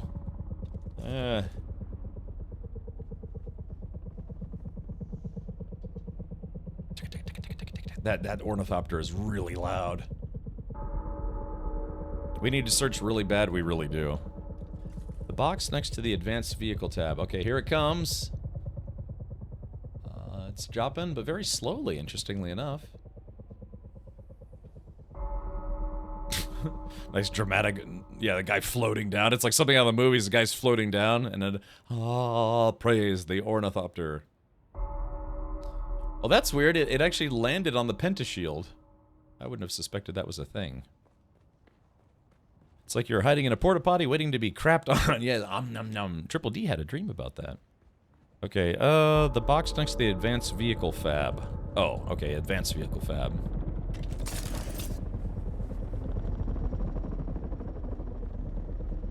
Okay, box. Aha! I knew it. I knew we had a sandcrawler chassis. I wasn't going completely crazy. Alright, so yeah. Alright, well, if we, depending on what we do today, we might actually be able to start this thing. Yeah, like I said, the server rubber banding has been terrible today. Let's see, I think I missed a wing. Where's that wing that I missed? I guess that's it. Alright, 7... swatches, here we go. And presto. Alright, there we go. Now everything matches, I think. Yeah, should be good. This is a music track I haven't heard before. I like it. Alright, so let's do this. Alright, 7 and assemble. Yeah, Dragren, can you move the Mega Ornithopter? Because it looks like, yeah, this guy... Oh, wait. Oh, maybe you don't have to. 3, 2, 1. Clunk. Alright, so this is it. So this is the chassis. This is the chassis for the harvester. So yeah, that saves us about 55 more melange that we need to get, but we're still looking at about 250 melange. I set it to public and it still doesn't go still? Alright, chat, we're almost there. Almost there, yeah. Because we take that to pick up that, then we go to the deep desert. But it's going to take a lot of scouting and a lot of combat vehicles. We need a new garage now. How big is it? No, this should fit. This should fit. Because yeah, this carrier could be parked a lot closer. See how much room there is on this side. So yeah, no, this hangar is big enough for the carrier and the harvester. Then you lose it with the first worm. Yeah, look, I saw a video of that, and yeah, I'm gonna go get the ornithopter right now. Ooh, chewing up my belt durability. Yeah, dude, the servers have been kind of rough today. Yoink. All right, well, we're doing it. Huh. Yeah, it got caught on the pentashield, surprisingly. That's exciting, huh? We're getting there. Finally, some distinct and visual entertainment in progress. Okay, so again, if we are going to go out to the desert today, we need 3 attack choppers and 1 cargo hauler. Now, again, if we had an assault chopper as the cargo hauler, we could fit more on there, but the assault choppers are slower. So I don't know if you could, I forget. Can you stick a storage pod and the thrusters on there, or no? Because I guess, again, if anyone comes by to try to gank us, as long as we have 3 fighters, we should be able to hold our own, at least for enough time for the assault chopper to get away. Come gather for a peen shot. Alrighty, let's do it. There we go. Yeah, see where it's just like, it's like sticking on things because the timing isn't great. Yeah, I really can't wait until this game actually gives us better camera controls. Because like I said, I actually talked to Mr. Zgaha about doing a Dune music video. Yeah, just hanging from the ornithopter. I love it. All right, hold on. So let's do this. Okay, I guess I'm gonna try to do my special emote. Yeah, hold on. Let me jump into voice chat so J-Grind can talk to everybody.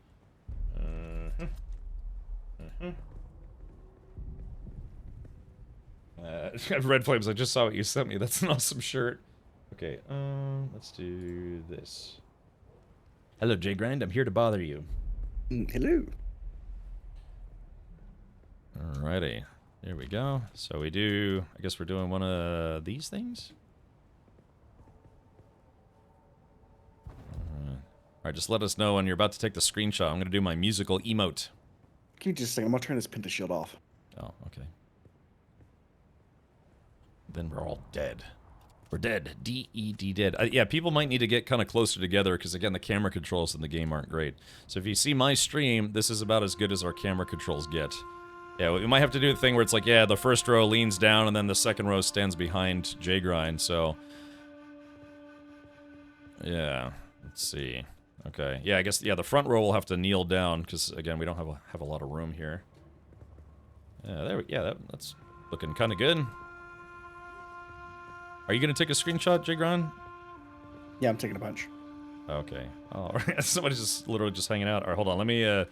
I'm going to do my musical emote thing. All right, there's that.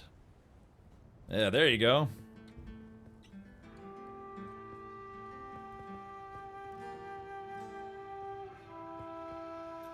I like how somebody's turned around. All right, are we good? We're good. Okay, all right, fantastic. Yay! All right, that's so great. Yeah, just hanging from there. All right. Well, yeah, if you have a screenshot, feel free to post that in Discord. Captain Cat Herder. It's been a while. Yes. Okay. Well, all right. So again, we have a number of people here. I have an attack chopper. I'm assuming J-Grind, you have your attack chopper set up, right? Or do you have to repair yours? Do you want an assault or a scout with rockets? You mean as far as an attack chopper is concerned? Yeah. I don't. What do you prefer? Like, what's your genuine preference? Because scouts are faster, but assaults are beefier. Scouts are the meta. Okay. Well then, assaults yeah. are sitting ducks, unless we have numbers. Yeah. Well, that's what I'm thinking. We maybe we could try using 3 assault choppers and 1, just resource gatherer chopper. And then, like I said, we should be at least a little safer. It just means that we'll gather less mats while we're out there. But beats getting raffle stomped. I have rockets. Do you have rockets? I do have rockets. So we Does anyone else? Yeah, we need one more person to set up their chopper for combat, and then one person will have to be our resource gatherer. Hey, SideQuest, welcome back. Yeah, SideQuest, I guess you're probably still trying to build an ornithopter, right? I'd hate for you to go out to the deep desert and get, blown up immediately, but yeah, we are looking for a couple of volunteers for today, so we can get the resources we need to finish the carrier. Yeah, I'm already ready to go. I was born ready. I need to throw rockets on. I'll be back in just a second. Yeah. Yeah, just need some wings and that's it. I did see, and I didn't take them out because I didn't know who they belonged to, but one of the assault choppers had a bunch of scout chopper parts stored in it for some reason. Do you know anything about that?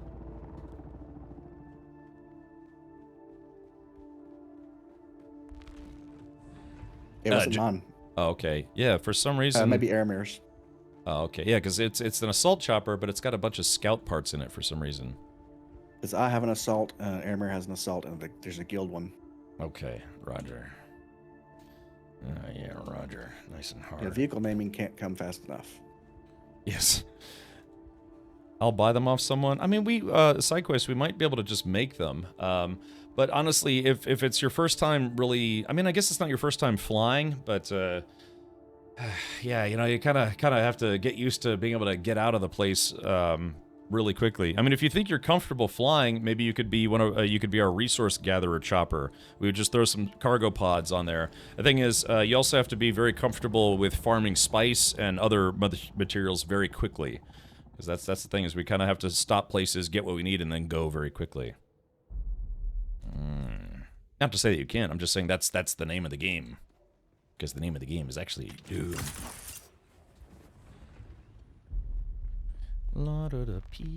Yeah, I think, let's take a look. Do we have enough materials to make some wings? I think it's 4 wings for a scout. Alright, vehicle fabricator.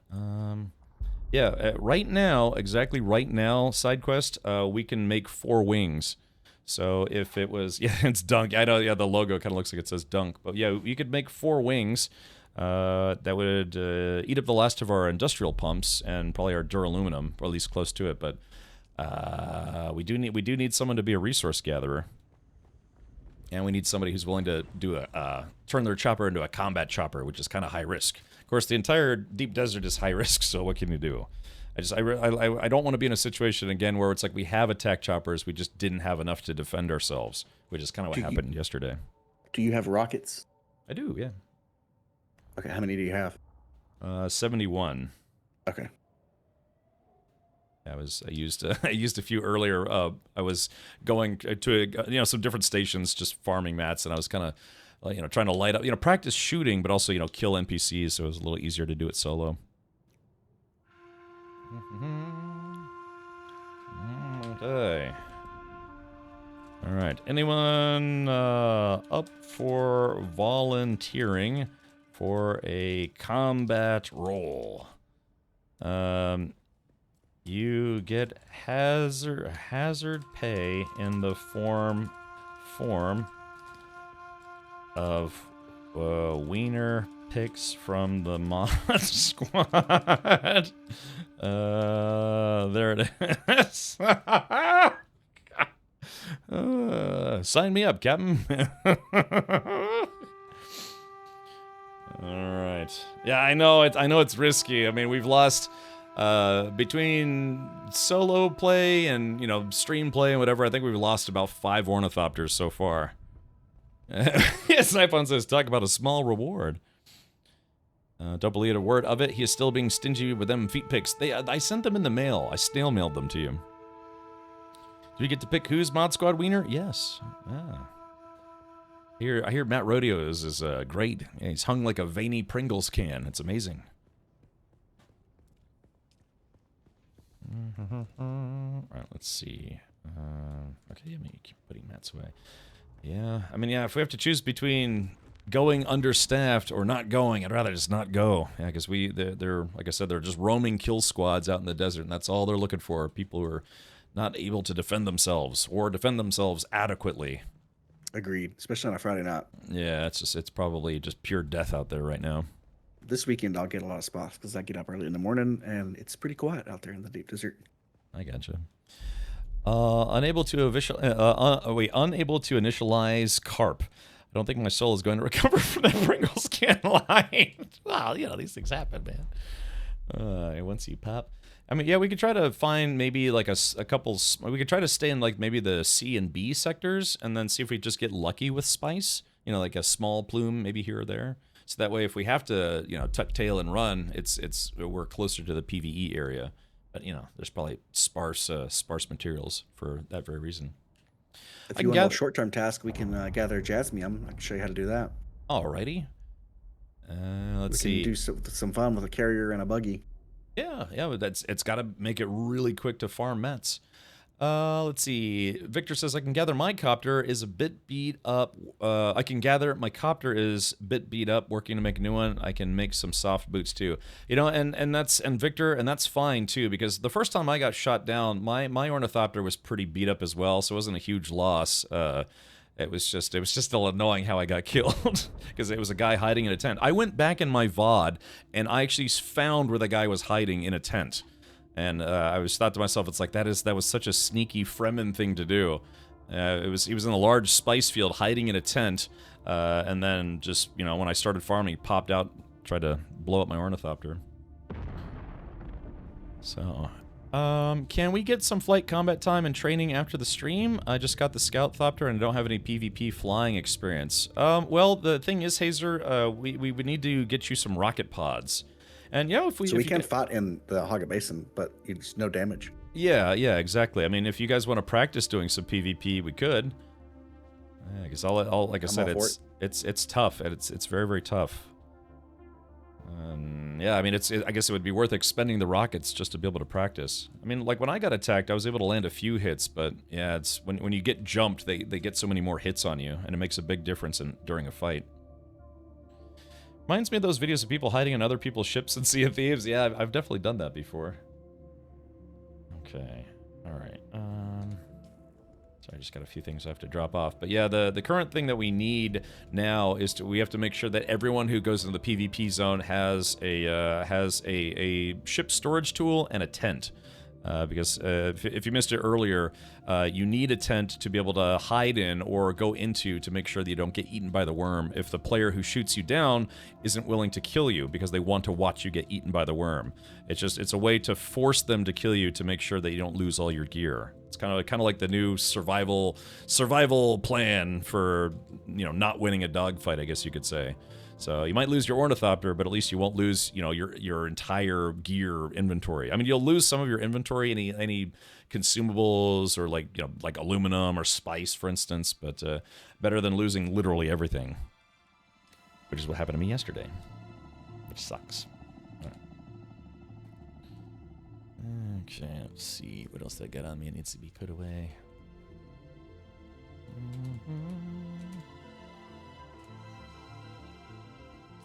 Alright, aluminum. I thought I had a box for aluminum.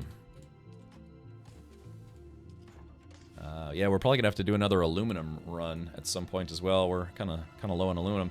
We have, right now, J-Grind, I don't know if you saw this, but we have almost 3,000 jasmium. So the jasmium, I think we're good to go for right now. If anything, we need more aluminum. Yeah, I just wanted to show you because you've never done it before. It's pretty cool in the radiation area. Alrighty, give me just a sec. I'm assuming I'll need a radiation suit. Yes. Alright, we get some of those.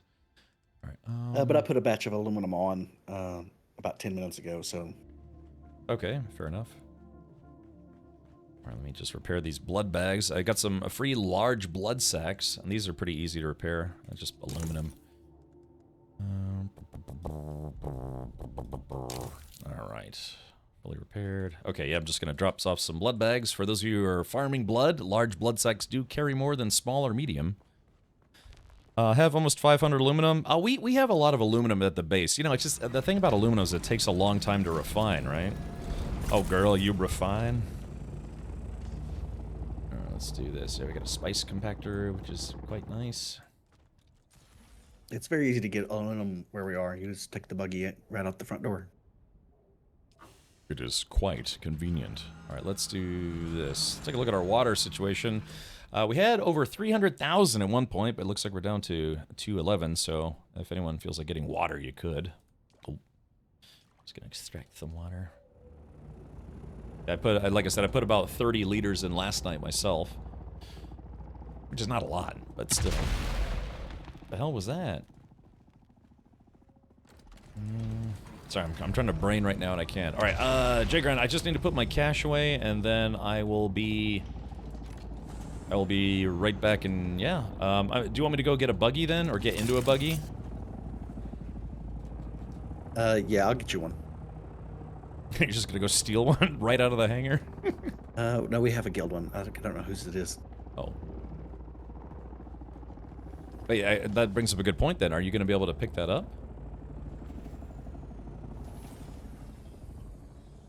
Yeah, I can drive it, so. Oh, you want me to fly the carrier then? No, I'll pull it out. Go on. This is just getting better by the minute.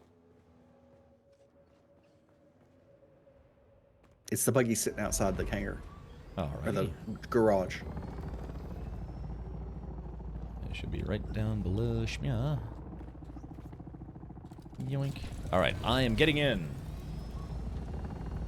Would anyone like to come with me in the buggy? Because this will go faster. Well, actually, how do you want it? So do you want to just keep picking me up and drop me off? Because it seems like it'd be, probably a little difficult to kind of keep doing it that way, right? Yeah, the way this works, is kind of, there's little pools, and the resources we have to gather are in these little radioactive pools. And so we have to move around and grab them. Okay, but we are going to use the buggy though, right? Yes. Okay, alright, so Curie is going to come with me. Curie, you need to wear a radiation suit, and we have extra radiation Get a rad suits. suit. Yeah, rad.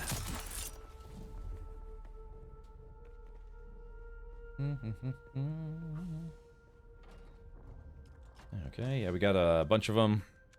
Kind of need to be repaired, but something is better than nothing. And flunk. Alright, there we go. Yeah, I'm all ready to party. Wonder if you can customize these. Well, let's try.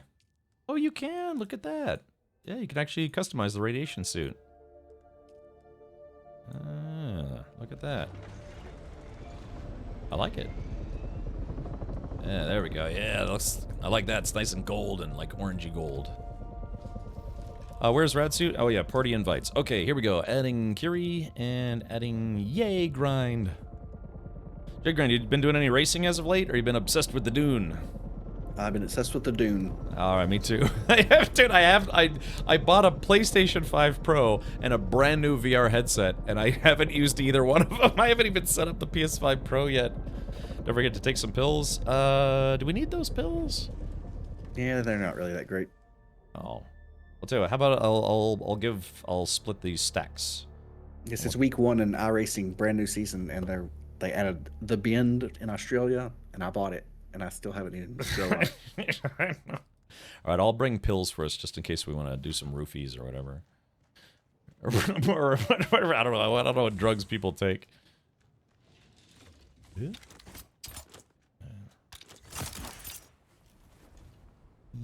All right, Kiri, oh, here we go, Jay Grant. I'm putting some pills down. I don't know, just in case you want to take some, like, magic boner pills or whatever.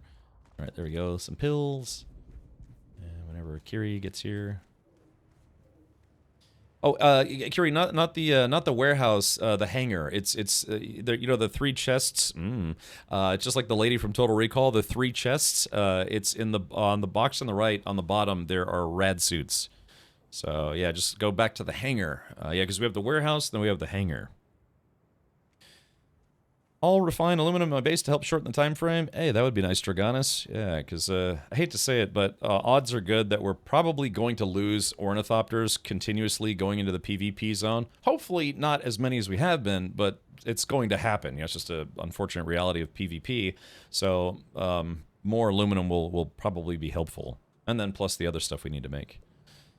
Each pill lasts 10 minutes, and it takes longer to get radiation sickness. When leaving the radiation zone, the rad sickness will go away faster. Okay. Yeah, I mean, you pop 2 pills. That's good enough for 20 minutes, maybe? Or is it not cumulative? It's sequential. Hey, LJ. I'm usually in and out, so I don't... You can fill up a scout ornithopter pretty quick. Yeah, it's J grinding. Quickly in and out. Now we got a buggy. It's gonna take. We should get a huge amount. All right, Kiri, do you want to drive or do you want to zap? There we go. Let's do this. And drop. All right, Kiri, pick up these pills. All right, I will drive so you can zap. Oh, Kiri, pills, Kiri, pills. Yeah, we're on Discord voice. You don't have to talk if you don't want to, but yeah, we're on Discord voice in my server if you'd like. Celestial, yeah, I've heard of that happening. It hasn't happened to me, but I have heard of that. I think it happened to you one time, didn't it, J Grind? Yes.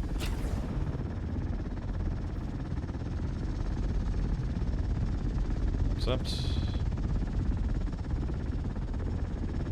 Oh, is this, hold on, let's see. Can I... Manage vehicle. Let's see. J-Grind. J-Grind, you're listed as a co-owner, so you should be able to... Let's see. Permissions. Draw.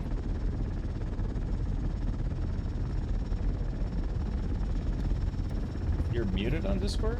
Oh. Wait, I'm muted? Or you're muted? You're not server muted. Hold on. Yeah, you're not server muted. Must be your mic. Oh, are you saying you want to be muted? Then that's fine. Okay, so are you able to pick this thing up now? Because it says that you have co-owner permissions. Test. Hello. Oh yeah, I can pick it up. I'm just waiting for you guys to get in. Oh, okay. It's showing up as red for us for whatever reason.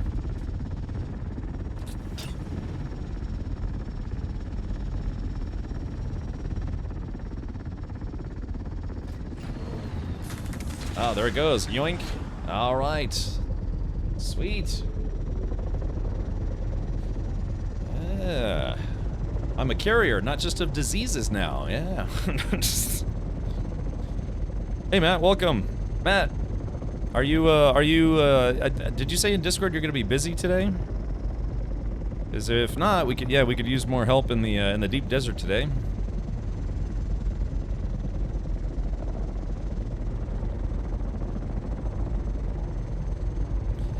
Got some packing to do, leaving. Okay, no worries, man. No worries. Yeah, it's personal life comes first. Usually, not for me, man. Streaming is my life. Video gaming. No, it's okay.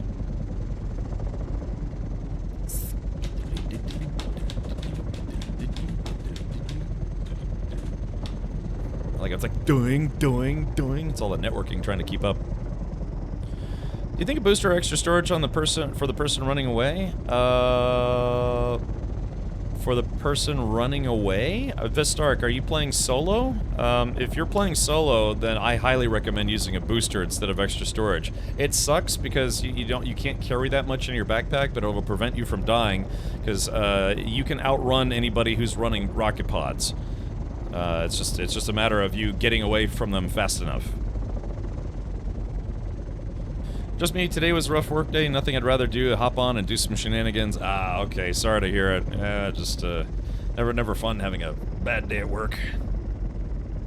But that's why alcohol was invented, the cause of and solution to all of life's problems. If you don't know about this place, right below us, this Harkin, it's a little PvP zone, and there's some special loot you can get here.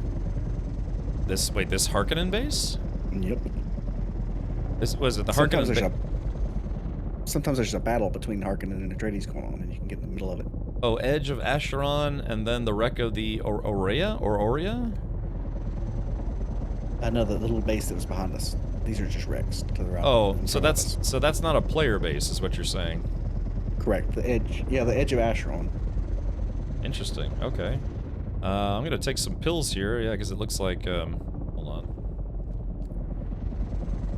Let's see. I guess I can't take them right now, but, yeah, it looks like we're officially in the radiation zone.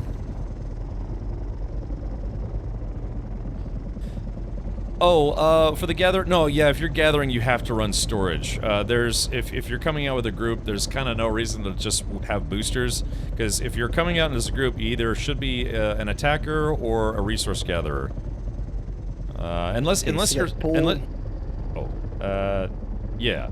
spotting, unless you're just out there spotting, so a bigger here we go. Unless you're just spotting, then sure.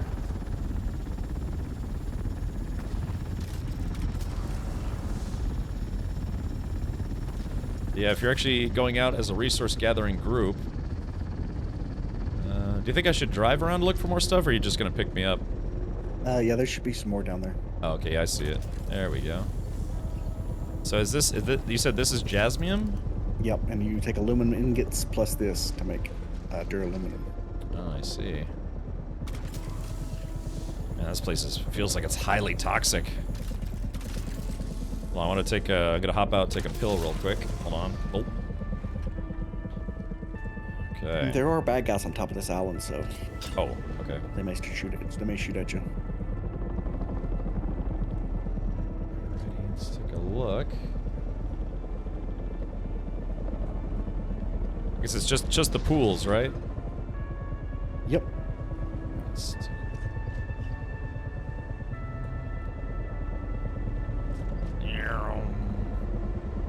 Just seeing if there's any other entrance points.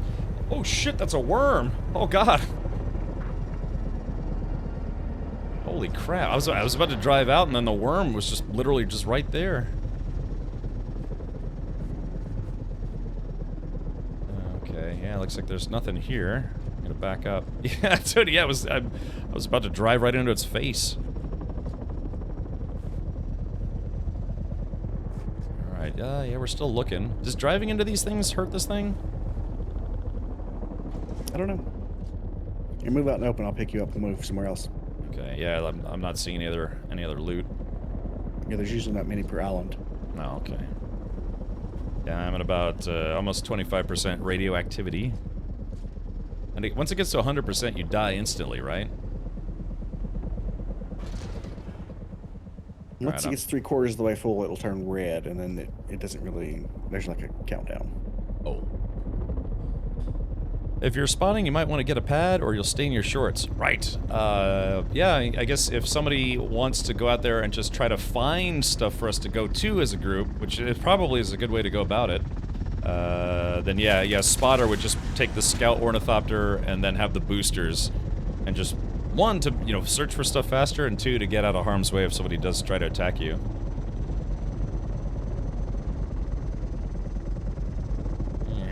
Alright, so this is it. Yeah, this is carrier gameplay. Finally. There's sometimes a few tunnels leading a bit underground with some jasmium as well. I see.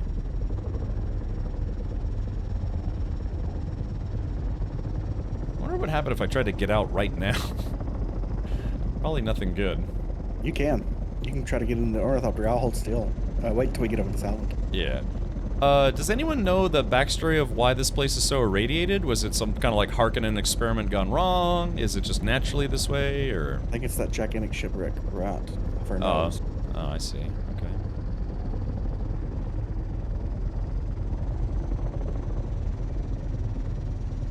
Did you want to drop us here, or? Alright, see if you can. See you want to try to get out? Okay. Oh, I can, hold on. Woohoo! I got a little injured, but yeah, it worked. Alright, yeah, I'm in.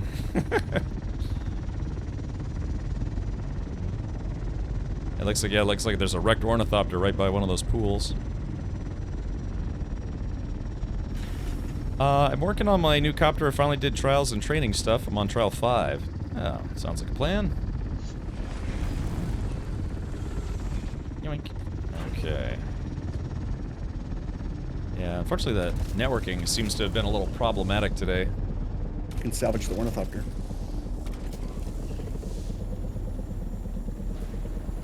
There it goes.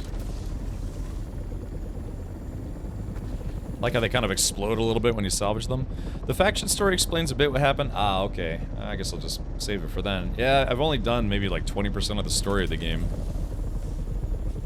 Been so focused on building endgame stuff so we can get endgame loot. So I can be endgame happy. I guess that's it for this place. I think there's one up on a ledge somewhere, but yeah, there's one on this ledge if you want to let us grab it real quick. Yeah, you can just drop us right here. Whee! Clunk. There we go. Kiri's got it. A little more. There we goes. Yeah, grab and then fly. Yeah, it seems to work pretty well. Do you have your compactor with you? I do. I've got the industrial static compactor. Yeah, do you see a spice thing right here? I do. Ooh la la. Yeah, people don't usually gather these. You can usually find some. I guess there's probably no worms out here, right? No, no worms. Oh, I guess I just saw the one. I guess all I need to do is just hop out. Yep. Alright, here we go. Alright, let's do this. Compactor activate. Okay. Get in the buggy and I'll pick you up before it comes.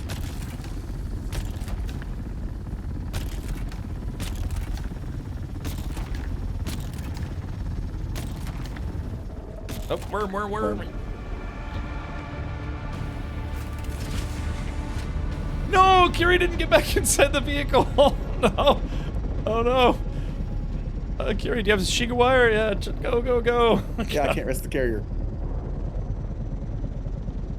No, Kiri, no. All right, looks like she made it. But yo, I guess you'd probably had trouble getting back inside the carrier, right? Yeah, you have to hold down F until it opens up the menu. Yeah. You moved it, or it was moved, and then it went away, so I couldn't get in the turret seat. Sorry. Okay, that's okay. Let's do this. Inventory. Sorry, I just gotta heal myself. Alright, let's get that spice. Alright, let's do this. Whoop.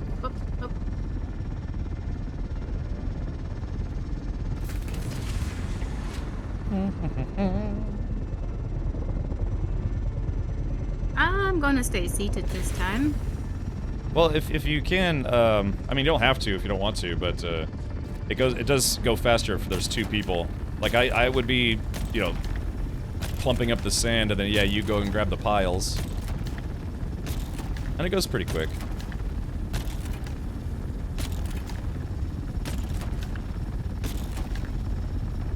Worm.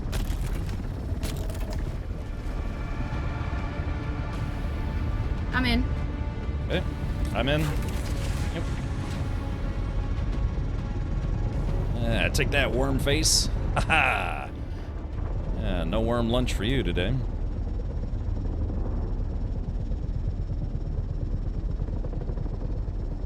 Sector weather alert. A large sandstorm is approaching.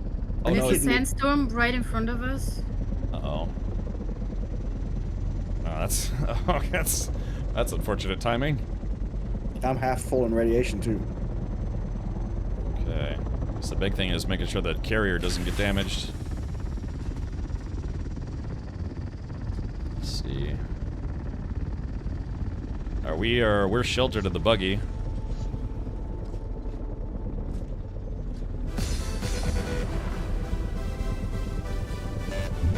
Okay, I'm sheltered. Woohoo!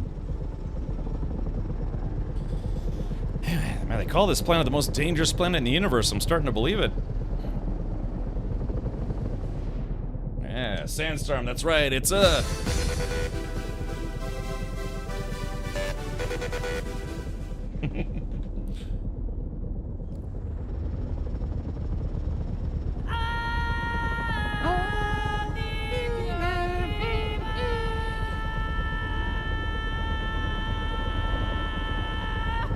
If it's not the sand and not the worms, it's the radiation. And then it's the radioactive worms. Those are even worse. Alright, get your can of the spice and we're getting out of here. I'm quarter tank of fuel. Let's see. I mean, where the storm's still going. Actually, yeah, wait till it's gone, but actually, let's just get out of here because my radiation's getting high. Did you take those pills? Yes, I did. Oh. Oh, I guess we could, I won't farm anymore, but yeah, we can just grab what we uncovered. We'll fly back. I'm just gonna fly out of the zone so our radiation will go away. Alrighty.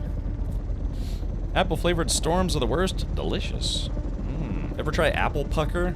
It's really sweet, syrupy apple liqueur. Little tip for you guys, you don't have to spread the points where you farm the sand, just hit the same spot several times. That will make you walk less and draw less attention from the worms? You don't have to spread the points? Really? It just... How big is the range on that? Because, you know, I mean, if you go to a place where it's only slightly purpley, sandy spiciness, then you only get a little bit of a yield. So how is it that, like, grabbing the same spot would grab all the sand from nearby? I mean, is it like a vacuum system, or... I thought it was kind of like you would just have to clump in different spots.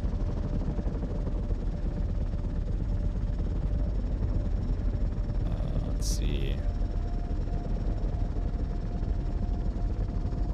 Yeah, can you explain Harricalico? Yeah, I think I tried doing that with flower sand really early in the game, and... nope, each time you use the compactor, it's the noise it makes that attracts, so I can't see using the same spot will work. Yeah, I mean, it doesn't like vacuum it all up from the entire circle, it just clumps that spot. And if we had a spice vacuum, that would make things go a lot faster. Just get like a Hoover out there, but I guess that's what the harvester's supposed to be. Where was that spot? Am I missing it? I don't know now.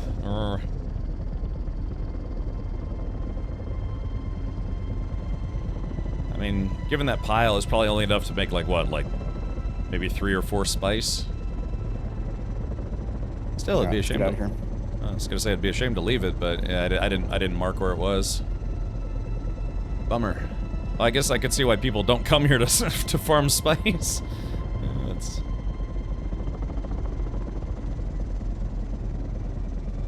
Alright, well, yeah, the next person can have it if they venture out here. The compressed spice... Oh. Well, why don't we just skip this? And yeah, if we're gonna collect spice, why don't we collect spice somewhere else where it's not radioactive? There's one in front of us. Yeah, I know. If we're gonna skip the other one, we should just yeah, get out of here and just skip it everything and just wait till we get out of the radioactive zone.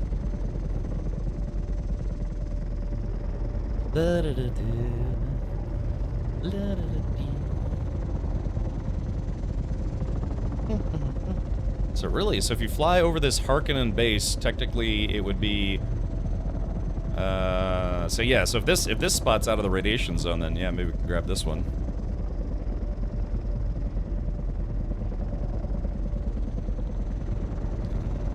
Maybe not. That might be one of those phantom ones too. It's not purple, it's kind of that brownish color. Let's see, do I have any fuel on me? I had some. Oh, okay, gotcha. About 35%. Oh, it sucks that, yeah, that little pile was just right on the edge. Oh yeah, you're right, zone change, look at that. Interesting. I'll have to go back there sometime. Doesn't a sandstorm reset loot on the ground? Only the big ones, Wabbit Hatter, and that's only once a week. It kind of starts Monday evening into Tuesday morning, and it resets, yeah, it resets resources on, I guess, Haga Basin, but mostly in the deep desert. I mean, for the most part, yeah, you're right, but it's not a daily thing or every storm thing. It's just once a week, because that'd be really annoying otherwise. The devs are vicious, but not that vicious. I guess we could take a look around. It'd be nice if they would allow small vehicles to also harvest the spice, but maybe that's not lore accurate.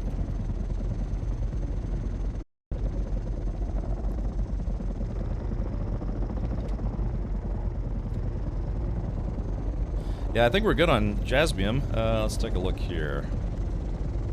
So we got about 3,000 in the base, and then we have another, let's see, 1,500, 2,000. Yeah, I mean, we're gonna be really good on jasmium for quite a while. I did get a little bit of spice sand. Wait, yeah, I guess that's what Kiri was able to grab, so that's enough for 1.5 spice melange. You know, Vistark, I have a set of those. I'm not convinced they really work that well. I've used those for farming flower sand and spice, and I'm just genuinely not convinced they work that well. If the difference is something like, yeah, you can farm for, you know, an extra 10 seconds as opposed to your regular shoes before the worm comes, at that point it's like, who cares, right? I've tried them, and they just, I was not impressed. Maybe I should stop farting directly on the sand, but if they have any kind of beta, it seems very, very negligible. The Dura versions do? Okay, gotcha. I don't think I have that version, but the ones I have, I don't know what tier they are, but yeah, they provided almost no benefit whatsoever. Hey Cap, folks, how goes the devs today? Half Nelson, pretty well, look! Well, we finally have our carrier, yeah, finished that today, and so we're just doing some practicing, you know, with flying the ornithopter, the big carrier, and wahoo! Uh-oh, I think we're gonna land on the roof. Clunk, and clunk, and clunk. So, the downside to this, J-Grind, is I don't think we can actually get to the garage from here. So we made it, yeah, we're like Austin Powers in this thing now. It's hard to tell exactly where you guys are going to go. Ah, I see. There's also a compactor that reduces aggro. Yeah, I'm using the industrial one right now. Yeah, it says worm attraction intensity is high instead of extreme, so that's kind of nice, but, I mean, if it provides any kind of time benefit, it's very, very negligible. Yoink. Alrighty, there it is. Okay, I think now you can drop us. Whee! Wahoo! Express elevator to hell, going down. Oh, God, I keep forgetting I need to add those sound effects to Tangia. Alrighty, well, we made it. We're alive, Kiri. Yay. Yay. Alright, you don't have to worry about the storage. I'll just move everything using the console. Out of curiosity, can you also harvest spice, practice spice in Haga Basin with a harvester? Yeah, sure. Yeah. Can be done. I mean, the worm is still a risk, but at least you don't have to worry about other players killing you. Half Nelson, thank you for gifting 5 subs. Thank you, Half Nelson. Yeah, indeed. Let's rock! Oh, alright. Yeah, sometimes yeah, the multi alert doesn't play correctly. Hold on, let's see if we can fix this alert box. Let's rock! Yeah! Alrighty. We'll just let that run its course there. Alright, so yeah, if you have the rad suit, be sure to put the rad suit back in the box in case someone else needs it. Which may be the case. It's already done. Oh, okay. Red Baroque says, that's Triple Rock. I'm seeing double at the Triple Rock. Woohoo! Yoink. Alrighty.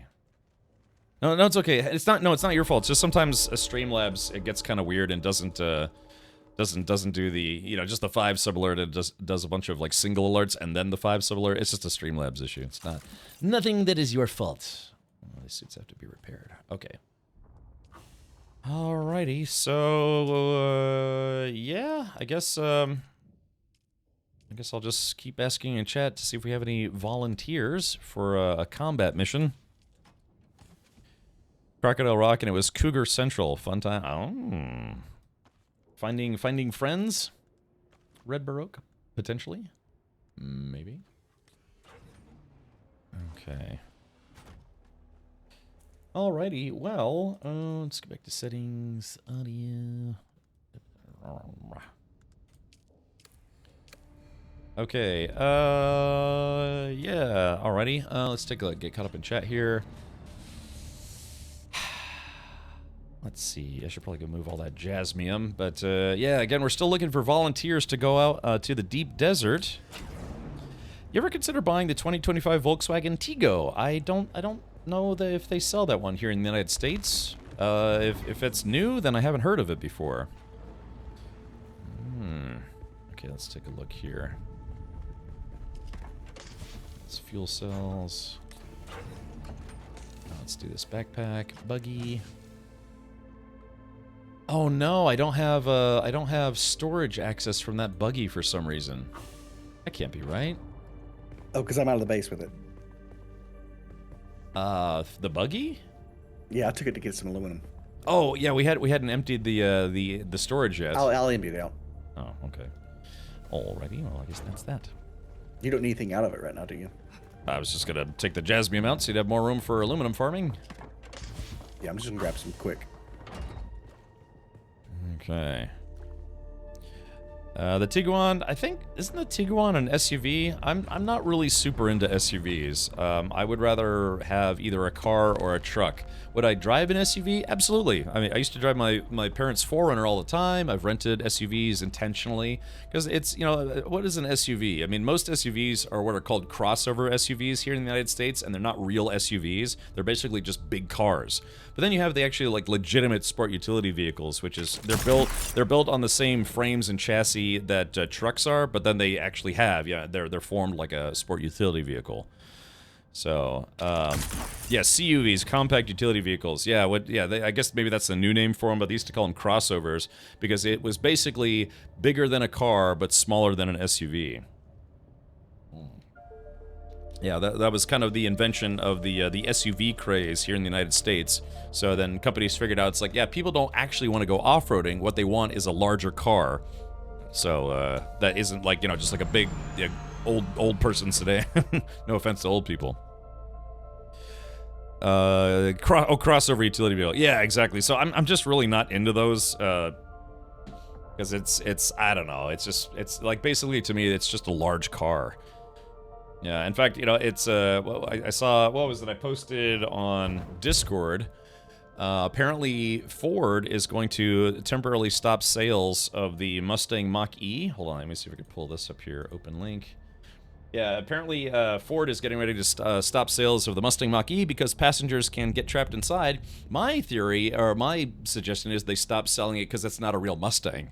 Yeah, Ford's marketing department won that argument, and so they started selling a crossover SUV, an electric crossover four-door SUV as a Mustang, which is horseshit. No pun intended, I guess.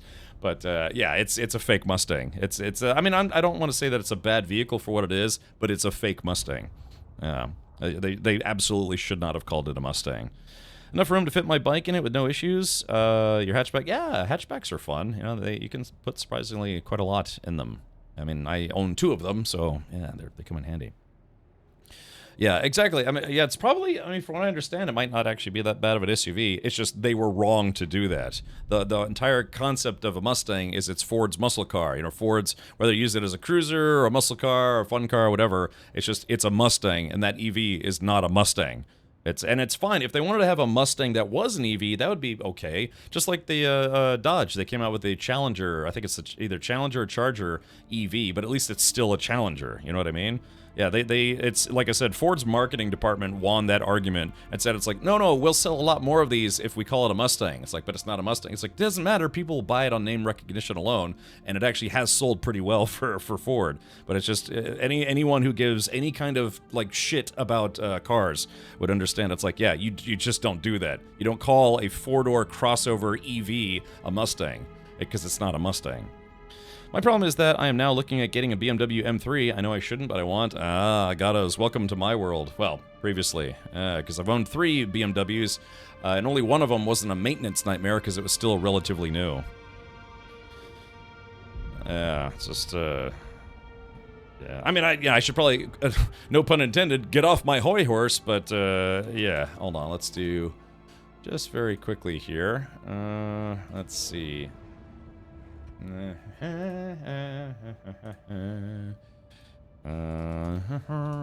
like I said, all it was just Ford's marketing department won that fight, much to the chagrin of literally everyone who cares about cars. I'm not even a big Mustang guy, but still, it's still kind of annoying. I don't know. They kind of ruined the Mustang name in the late 70s and early 80s. Yeah. You know what was that, like the kind of the Fox body era? But some of them were just not great. 4-cylinder turbocharged. Yeah. Well, they've gone back to doing that actually. The Ford EcoBoost. I don't think they offer the Mustang in a 6-cylinder anymore. It's all either you get the 8-liter or you get the EcoBoost, which is the turbo 4-cylinder. So yeah, that's them having done that again. So click on this. So this, let's see, where was it? I'm trying to find the pictures. Squeezing some pee from between my knees. All right, so this is the Mustang. This is what figures. Right when I was about to say that, so I can take this off. Let's see. This is a Mustang. This is what the current Mustang looks like. They have a Mustang. What's it called? The new one? Is it called the Coyotes? No, it's the engine thing. I can't remember, but yeah, this is a Mustang. You know, it's Ford's 2-door muscle car. You know, for a while there, it wasn't much of a muscle car, and then people kind of treat it as a fun cruiser. It's just a staple of Ford Mustangs, front engine, rear wheel drive, 2 doors, that sort of thing. And then Ford's marketing department was like, no, this should also be a Mustang. Yeah, it's a 4-door crossover SUV electric vehicle. They're like, yeah, that's also Mustang. It's not a Mustang. Yeah, Coyote's the engine. Wait, what do they call that new one now? No, is it called like the Death Stalker? Dark Horse. Dark Horse. Yeah, that's what it was. Yeah, Dork Horse. That's right. Yeah. All right. Just remember. So let this be your education. Mustang, not a Mustang. Mustang. Ooh, Mustang. Not a Mustang. No. They just took the Mustang name and the logo and slapped it on a regular EV. Mustang, not a Mustang. No, Mustang, not a Mustang. If you buy one of these, I hope you enjoy it. Just know that everyone will mock you, either in person or behind closed doors. Probably both. Kind of like how people do with Cybertruck owners now. Yeah, it's very, it's pretty much accepted at this point. If you bought a Cybertruck, you should set it on fire. You'll be better off that way. All right, here we go. Let's do this. Remember, not a Mustang. All right, let me shut up about this. It's so irritating. I'm not even a Mustang guy, but it's just so stupid that they did that. Just pure marketing name recognition. All right, let's see. Passengers, that's specifically why I brought that up, because yeah, we were talking about Mustangs that aren't Mustangs, because yeah, there was that thing. Well, there goes that Ford game sponsorship. Look, if I had to choose between getting sponsored by Ford or Chevy, I'd probably pick Chevy because I'm a big Corvette fan. Like I said, it's not that I dislike Mustangs. It's just, I don't know. I'd rather have something better like a Corvette. All right. That's okay. I mean, it's not like I mean, it's not like, you know, Chevy just came out with, you know, a world-beating supercar or hypercar. No, you know, it has nothing to do with that. Yeah, it's not like, you know, I mean, Ford came out with the Dark Horse Edition. That's all well and good. It's not like Chevy just came out with something called the ZR1X that has 1,250 horsepower from a car made from a Chevy factory. That's basically, it's crazy hypercar. Your move, Ford.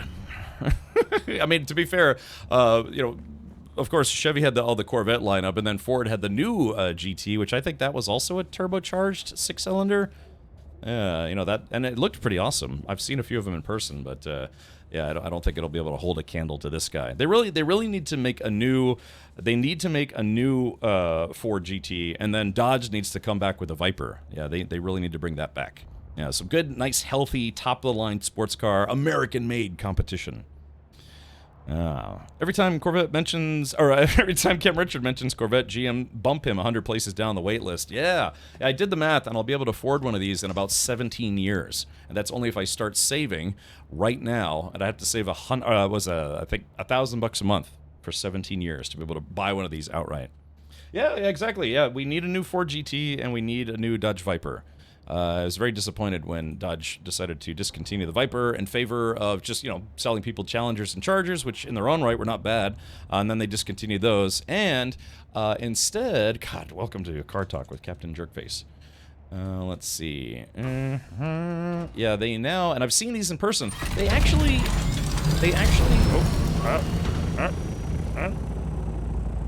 They actually don't look half bad in person, but unfortunately they've been getting really bad reviews. Yeah, so this is the new EV Challenger that Dodge put out.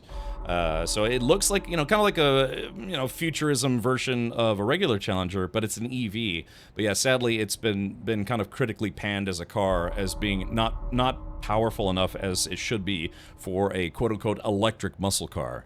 And then, yeah, just people said the interior just doesn't feel great. And again, I've seen them in person, and they don't look that bad in person. But yeah, I think build-wise and performance-wise, they've been getting kind of poo-pooed. So, yeah. Red Broke says Stellantis is bringing back the Hemi. Really? Okay, yeah, because again, if this was kind of a bust for Dodge, then they'll have to do something. Maybe they won't give up on, you know, gas-powered muscle cars just yet.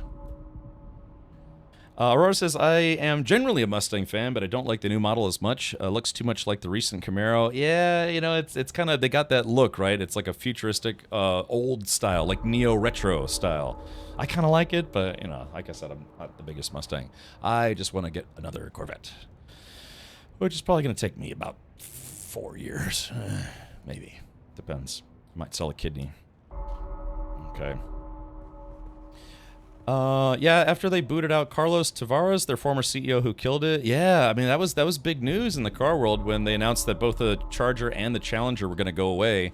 And people said, it's like, yep, the era of the new Dodge muscle cars is gone. Yeah, but, yeah, I've watched a lot of review videos and seen other articles, and yeah, just a lot of people were not impressed with the EV version of the Challenger. That's how I feel about the Porsche GT3. Just need to figure out a way to save 5 to 10K a month. Have you ever tried going SLC to carsandbids.com or bring a trailer? I mean, those places are rife with Porsches, and you could go and maybe, you know, try to snag a deal. I actually did bid on something a few times on Cars and Bids. But then I got outbid because I didn't put a very serious bid on it. But, you know, sometimes you never know. If you go to the no reserve section, you know, you just put on a bid. I've seen some people almost, you know, figuratively, but almost literally steal cars because, you know, if it's no reserve, they're obligated to sell it. It's like, oh, I'm going to get $8K for this, and it sells for $2,500. You know, it's just bad luck, you know. You can get a V12 Aston Martin for $20K and then pay another $20K fixing that V12 Aston Martin engine. Yeah, so, oof. These cars get very, very expensive to fix. Let's see. The GT3 911s are one of those Porsches where the price only tends to trend upwards. Yeah, I mean, they retain their value, but some more basic 911s, you know, they still sell for a more normal price. All right, sorry, I got very distracted, but it's Friday. I'm thinking about sandworms and vehicles. Yeah, I like watching auctions on Cars and Bids. Just, Earlier today, I was watching people bid on a Plymouth Prowler, sold for $21,000. And true story, when I went to military school, one of the kids who was in the same hall as me, I think he said his uncle was the guy who helped design the Plymouth Prowler. It was kind of like, again, yeah, like almost like of its time, a neo-retro hot rod. That was Plymouth taking a chance on making a hot rod, which is it was actually pretty cool. I love it when car companies take a chance on making actual fun, or just kind of going out there with like fun cars, muscle cars, sports cars, whatever. So, their bread and butter is always going to be just your point A to B commuters. But, I mean, the concept that a company actually put out a car that looked like this. Let's see, Plymouth Prowler. Yeah, it just boggles the mind that they were willing to take a chance on building a car. This was an actual production car here in the United States, but yeah, they wanted to make it look like an old 33 Ford hot rod, but this was Plymouth. So yeah, so one of these sold for about 21K. Had low miles, real low miles on it. So whoever owned it didn't drive it much, and they took very good care of it. But yeah, it would be tough to imagine GM putting out a car like this now. I was always a fan of the Prowler. Yeah, I mean they were kind of cool cars. Yeah, it was sadly, I don't know if they ever made them with a V8. The one that sold earlier was just a V6. Just a V6, but it sounded pretty good for a V6. I mean, yeah, look at that. Can you imagine that's a car you used to be able to buy from a GM dealership? Just what'd you do? Oh, today I bought myself kind of a hot rod inspired car. I do like the hot rods. Yeah. I used to go to rod runs twice a year, every year in Gatlinburg. Why'd you stop? Got older. Oh. It was a party time back then. Oh, I see. Okay. Well, yeah, you come down to Florida, we'll go to some car shows. Yeah. All right, let's get back in the game here. Okay. Yeah, Jay Grant, I don't know if we're gonna be able to go out to the deep desert today. I guess after our calamity yesterday, a few guild folks being a little on the sheepish side, they're like, yeah, not me, I'm good. Yeah. Look, if we have to, we'll go out there on foot and shoot everybody. That was their problem with the Prowler. They knew the powertrain. I'm sure there's people who did engine swaps, though. Yeah, somebody's like, no, a car like that really needs a V8. Sorry, yeah, not GM. What's the Mopar? I guess. Yeah, Mopar. I was thinking GM because I was thinking about Corvettes and Chevys still. But yeah, it's Mopar is the parent company for Dodge, Plymouth, and what were they? What brands again fall under them? I guess it was Dodge, Plymouth, and then Chrysler. I'm trying to think. What else falls under Mopar? I just know Ford, Lincoln, Mercury. Well, that's just Ford. Yeah, it's just because you have General Motors, you have Ford, and then you have Mopar. And I forget what brands are under there. Is Chrysler still around as a brand? I actually don't know. It's been a while since all I think of when I think Chrysler, I think the Chrysler Town and Country minivan, which is actually not a bad minivan. Oh, Jeep is under them. Okay, gotcha. And Fiat is the parent company, isn't it? Yeah, something like that. Yeah, there's a gigantic conglomerate. Chrysler is still around, really? Oh yeah, the Chrysler Pacifica. Oh yeah, in the Town and Country. Yeah, because I've been in a Town and Country, and for a minivan, I'm not real big in minivans, but it's not bad. It seemed kind of nice for a minivan. Alrighty, well, yeah, I guess if we're not doing the deep desert today, then I guess I'll switch back to doing story missions. So I'll put some of my tools away, and alrighty, well, Original says, still looking for a DD gatherer. What we really need is we need someone who's willing to, be a resource gatherer, and then we need someone who can set up their ornithopter as a combat ship. We need 3 combat ships and 1 resource gatherer. Yesterday we tried 2 gatherers and 2 combat ships, and we got overrun. So, in the interest of trying to have a more successful, less total loss run, it's basically just ensuring safety, if we can. So we could do it. We could try 2 attack choppers and 2 resource gatherers, but we would likely get outgunned again, and that would just mean death for everybody. Well, more or less. Mopar ran Dodge, Chrysler, Plymouth, then bought Jeep, and that sounded like a spice plume nearby. Alright, quick, someone sound the spice alarm. It is just south of the base. Alright, awooga, awooga, spice run, activate.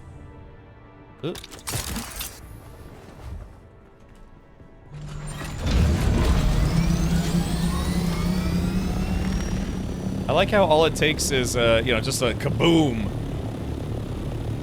Oh yeah, there it is. Shit, I fired a rocket by mistake.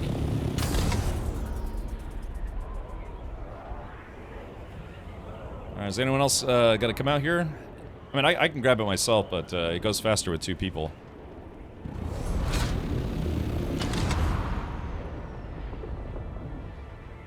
And unlike the PvP zone, yeah. Oh man, if we had a harvester, yeah, that would be so easy just to go.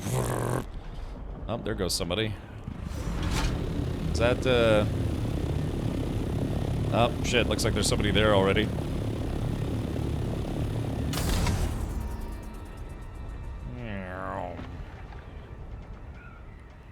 Is this someone from the group?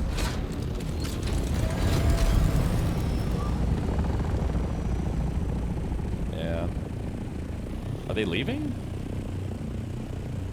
Did they forget this isn't a PvP zone? You get this, yeah, you get this deep desert PTSD. Yeah, that's weird. I mean, yeah, that was strange. Yeah, but they left. I mean, yeah, because a worm will come, but yeah,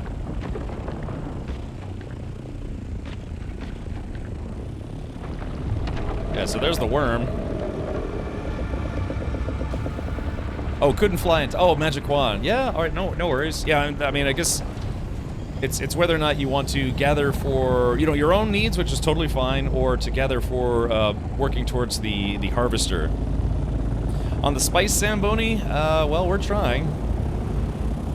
Well, that worm is still pretty close, actually. Hold on. Ah, crap, I'm low on fuel.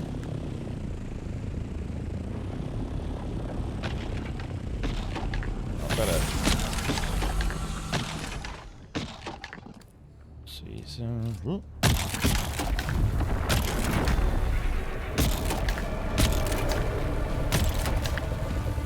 Worms!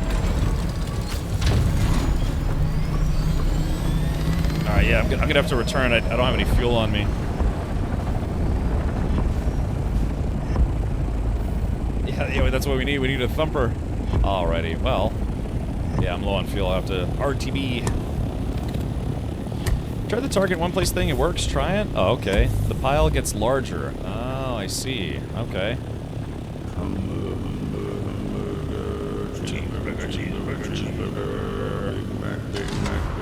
Big Mac, Whopper,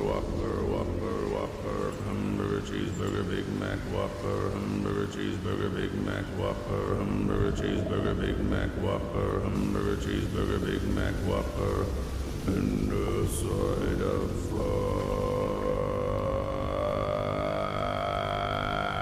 fries.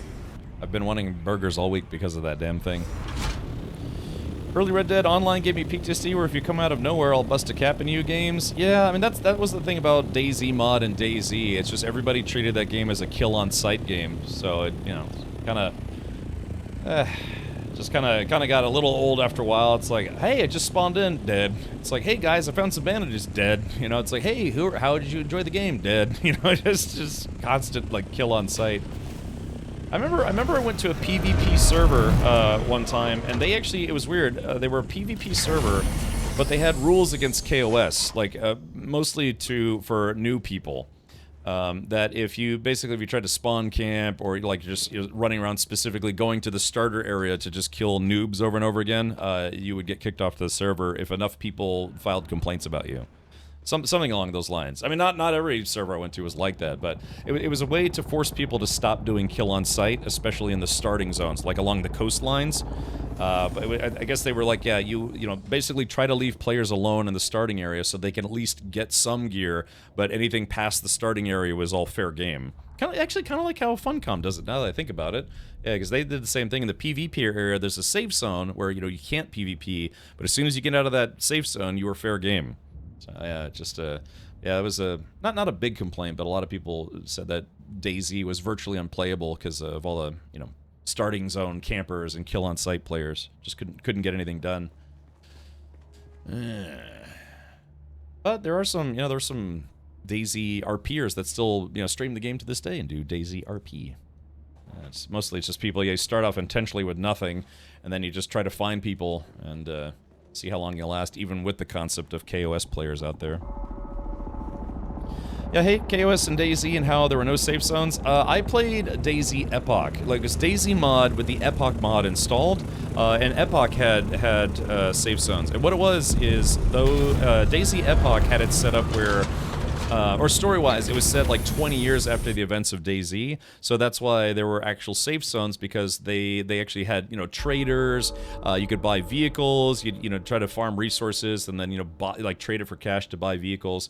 So that's how they explained the safe zones there, because, yeah, it was like set 20 years after the events of DayZ. And it was good. I love DayZ Epoch. I mean, I must have logged, God, 1,000+ hours in that.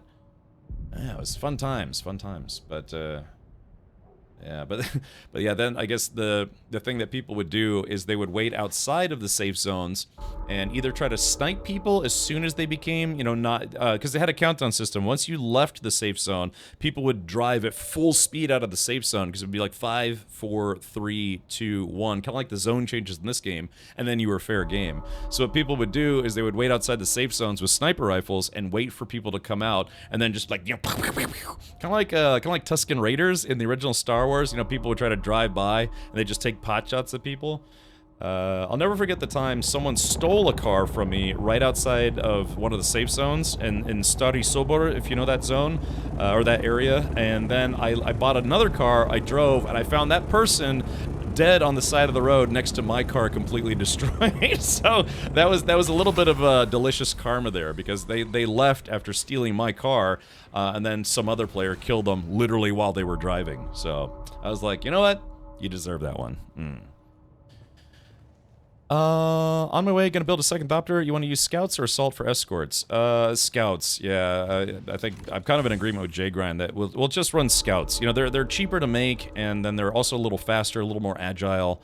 Yeah, they're gonna really have to make it worthwhile to take assault choppers for doing assault stuff.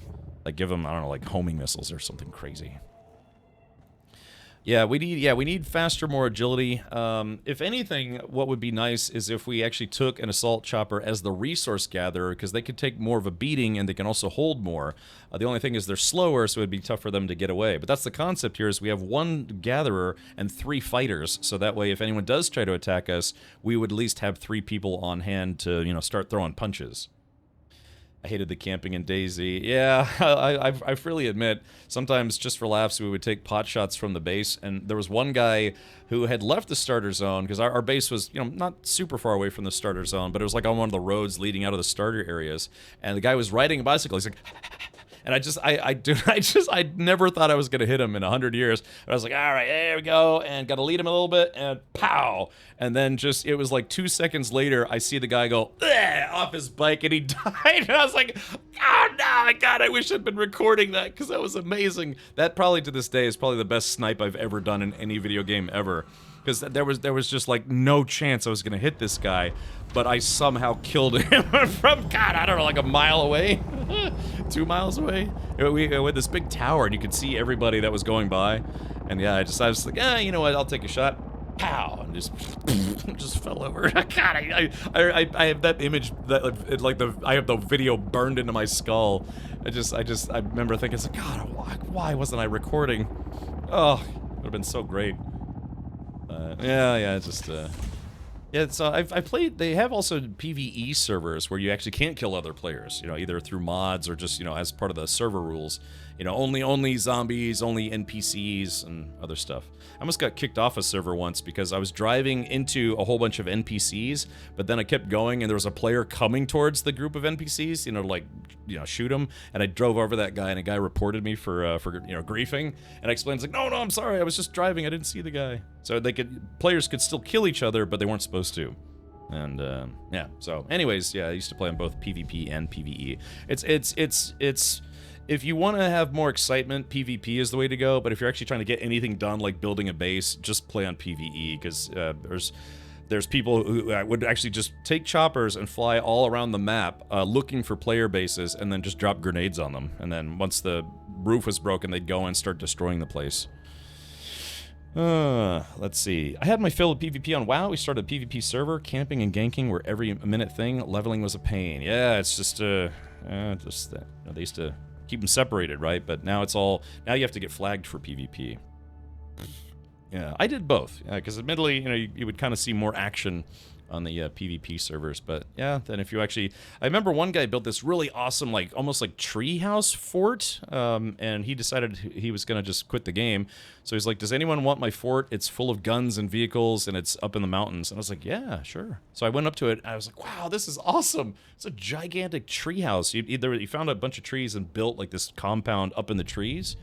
And, yeah, no zombies. It was way out of the way. But if you had a chopper, it was, you know, nice. I miss those days. Yeah, I felt the DayZ standalone never quite captured the magic of DayZ mod. Yeah, it was good, but it just wasn't quite the same. You had to get modded DayZ standalone, like what Miami Bat runs. Miami Bat runs a server. PvP is only fun on games like DayZ if everyone is just doing it for fun and you don't lose everything. Yeah, I mean, that was kind of the mechanic of the game. It's like, yeah, when you shoot somebody, you get to loot all their stuff. So, and that was the argument for kill on site, because it's like, yeah, I've got a lot of stuff, I'm not taking any chances. But then it's like, yeah, it's just, all it is just people just killing each other on site, and then nothing gets done. So, yeah, it's tough, man. It's got to be really tough to balance PvP to where most people can have fun. You're never going to please everybody, but where most people can have fun doing PvP. Again, in this game, I think they take a very fair approach to PvP versus PvE. You know, all of Haga Basin is PvE except for some small pockets like here and wherever that other place was there. So you can do some PvP on this map, but if you want to just be left the heck alone, then yeah, this entire place is all PvE.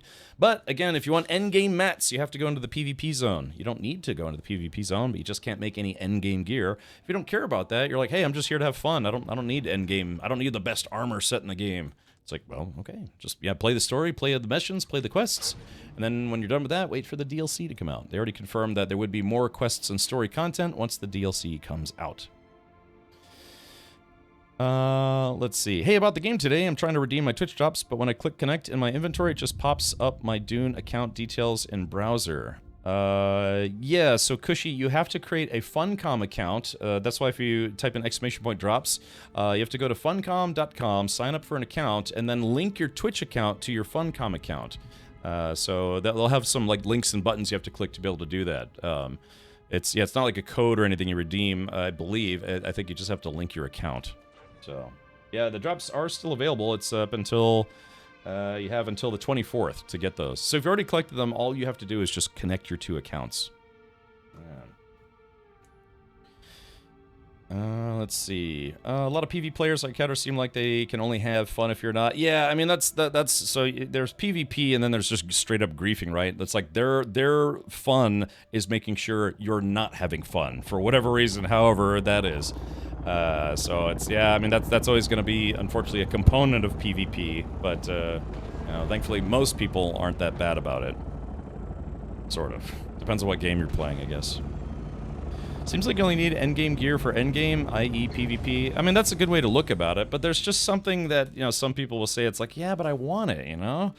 Yeah, like all this stuff down here. And this is all stuff that you can get with, you know, you can collect spice here in Haga Basin, but if it needs, say, if this needs plastanium or other stuff that requires endgame mats, you could buy it from the player marketplace. It's just going to probably be very expensive. So, yeah, like people right now are trying to sell, I guess, one spice melange for 4,000 Solaris. Just one. So yeah, it's if you don't want to do PvP, then just gotta save up your cash, make some money, and then just buy it off the auction house or the marketplace. In fact, I might actually go to the marketplace, see what's for sale. Do we have any melange or a scout rocket pod? Let's take a look here. We've got 163. I thought we might have had a spare rocket pod somewhere. Maybe? Let's take a look. Yeah, because it takes, for rocket pods, where is that bad boy? Yeah, we need 10 melange to make one rocket pod. So, yeah, and that's just the tricky, the sticky wicket, right? Is that, yeah, you need melange to build stuff to help you survive the place where you have to farm the melange. You know, it sucks. It's kind of a catch-22 situation. So, I mean, but yeah, if we need more spice, we could just, you know, we could try flying all around Haga Basin, see if we can find another spice plume. But yeah, you only get about, what is it, like 300, 400 spice, and that's only enough for 4 actual spice melange. So yeah, we really have to kind of go out to the deep desert to get a lot of it. My Twitch account is linked, but it does the same thing. Been playing for 4 hours. Let's see. Yeah, I mean, if you haven't started I mean, if you're brand new and you just started playing and you're like, hey, I'd like to start building now, you should be able to see it in your parts. I don't have my construction tool on me, but it should be there. It may be interspersed with some of the Chom building supply stuff. I can't remember what building part that is, because I did have another person that said the same thing. They're like, hey, you know, I collected the drops and I connected my accounts, but I'm not seeing it in game. I can show you where those parts are. I just need to get my construction tool.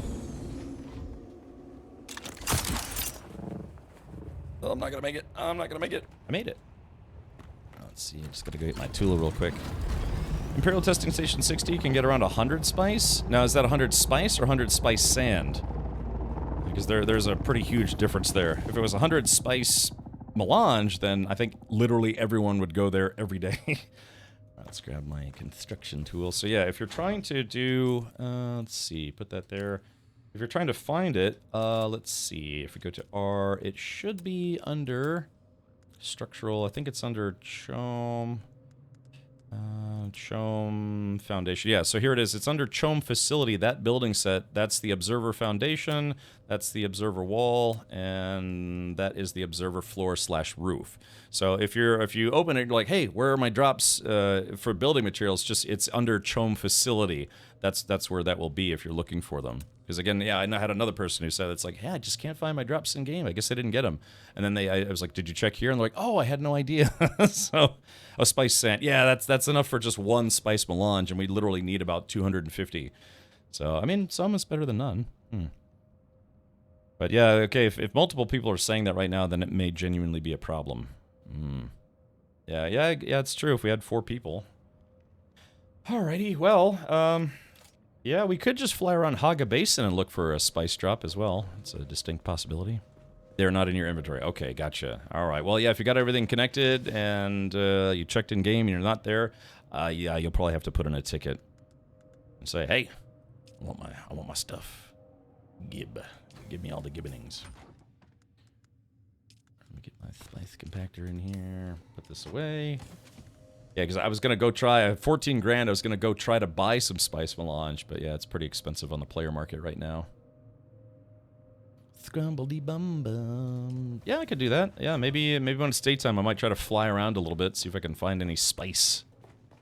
Some spice. Sector weather alert. A large sandstorm is approaching. Got the scout build, just need a rocket pod, then someone can use my scout escort. Okay.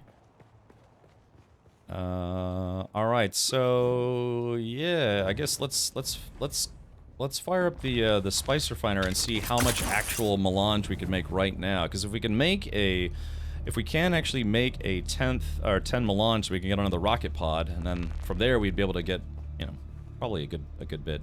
Yeah, because that, I guess, what is that? That's it's 1,000 spice melange to make 10 spice, which is kind of a lot for a rocket pod. NPC vendor spells melange for 120k. Yeah, that's absolutely not worth it.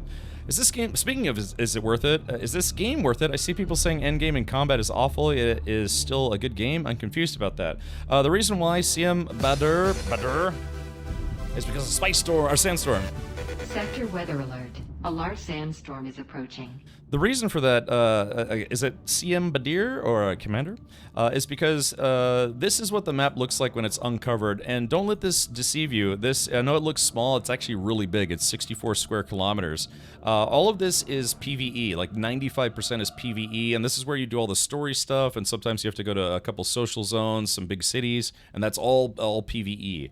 There are a couple places where there's crashed spaceships, and these are PvP, but it's pretty easy to get through them without getting killed.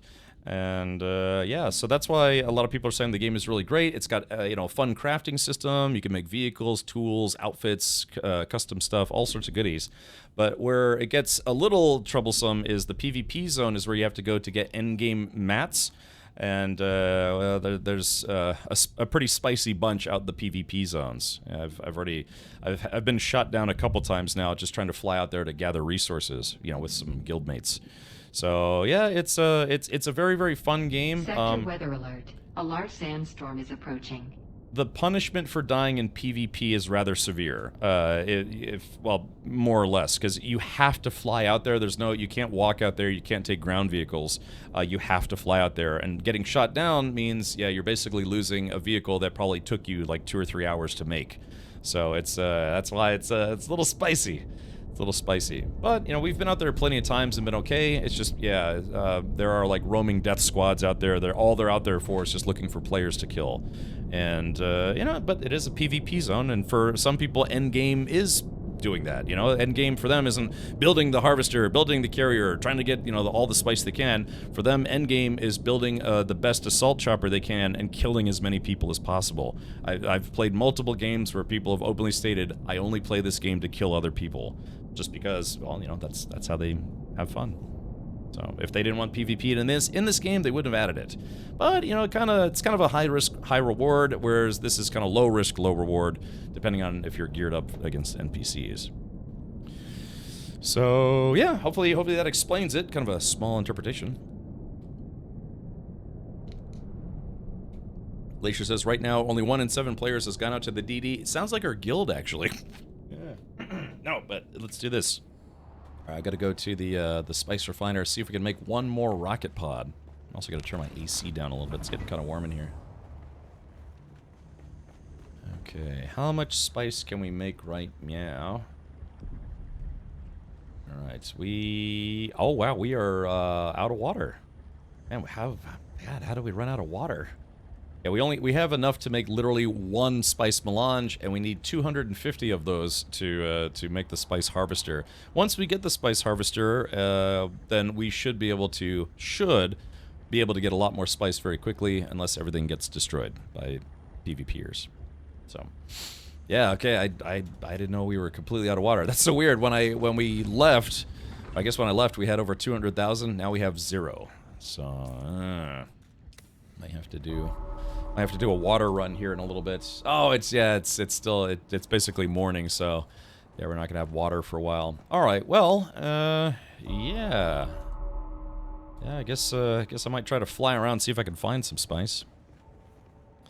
Vistark says I just added 30,000 water. Yeah, 30 liters. Yeah. The problem is making stuff at endgame level.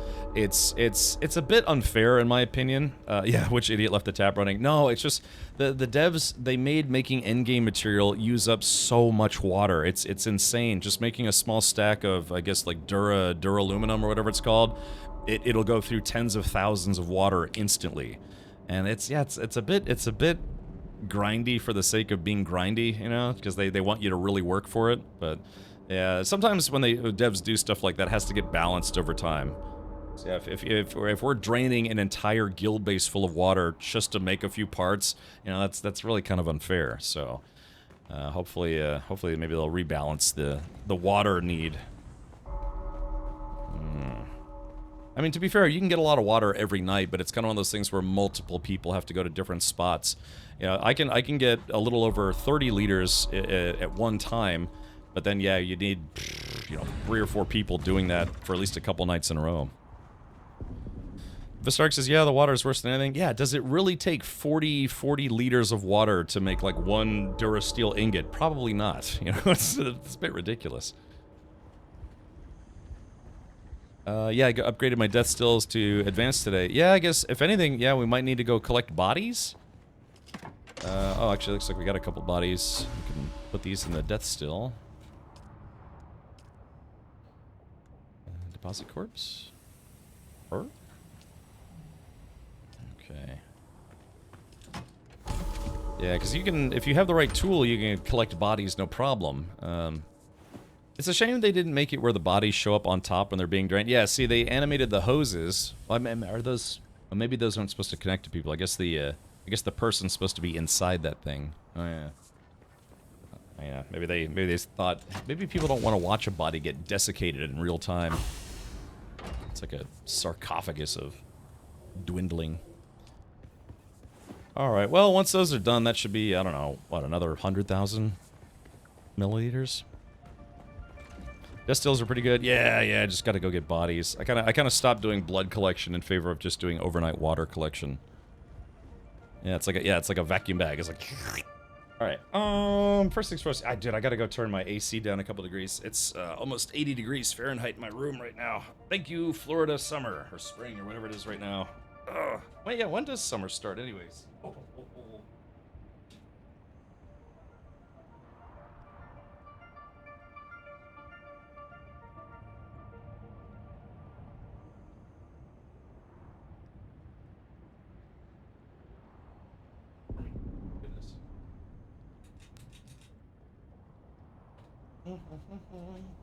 Need a body patrol? Yeah, I mean it's not hard to get bodies. You just have to have the right tool to be able to turn them into farmable bodies. They need to have the storage room to be able to carry them, because you can only carry about 1 body per person. So you have to have a buggy, or either a buggy or a ornithopter.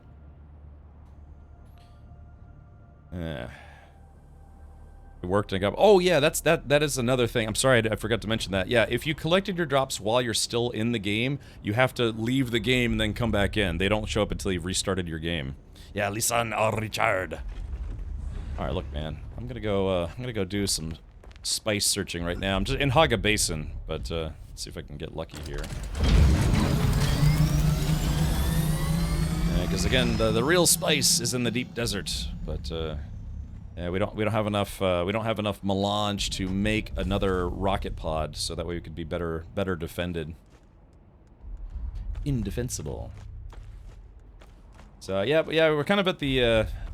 I would say that what's nice about this game is that pretty much most of Haga Basin isn't really a grind. It's just, yeah, end game is where it starts getting a bit grindy. Yeah.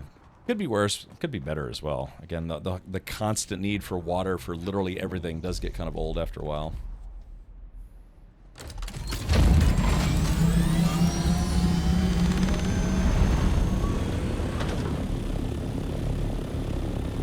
Alrighty.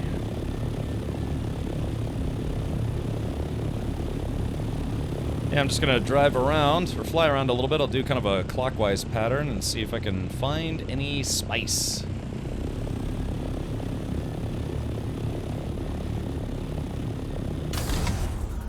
Is the industrial dew harvester worth getting? That's what I've been using. Yeah, light ray fuser. You have to have the matching power pack to use it effectively, though. Because I tried using that guy with like a Mark II or Mark III power pack, and it still works, but you just run out of power very... Ooh, speaking of which, what's that? Is that a shadow? I think it's just a shadow. So yeah, the industrial one is the one I've been using. If you can find a big flower patch, you can get 30 liters in 60 seconds. Jim Dog, thank you for the prime sub. Thank you for chubbing on my nubs.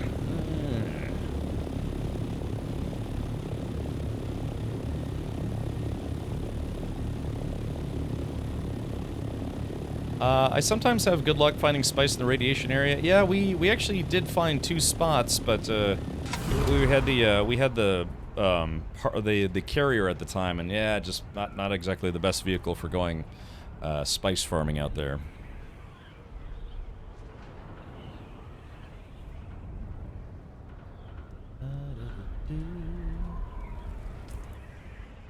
Just gonna cruise around here. Sometimes spice spawns right here, which is nice, but a lot of player bases there, so it tends to go pretty quick.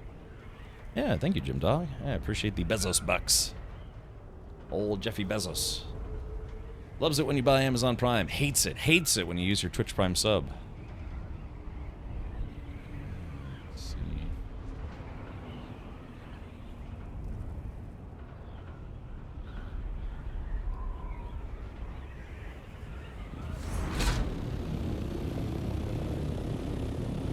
I was just gonna comment that that's a really dangerous place to put a base.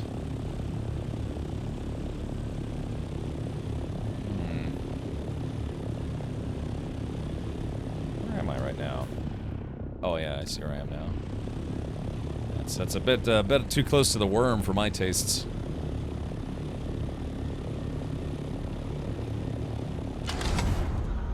Yeah, this is our old guild base. Looks like it's still in one piece, but yeah, this was our old guild base before we built a new one.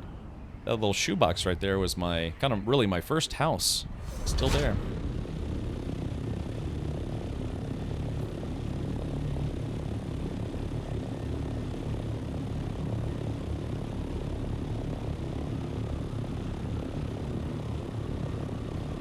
I bet there's a lot of players in the PvP zone right now.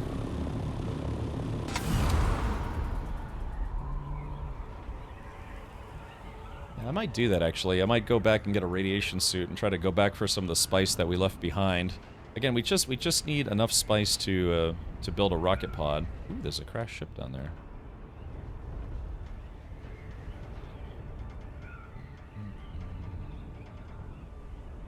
See if anyone's actually looted this one yet.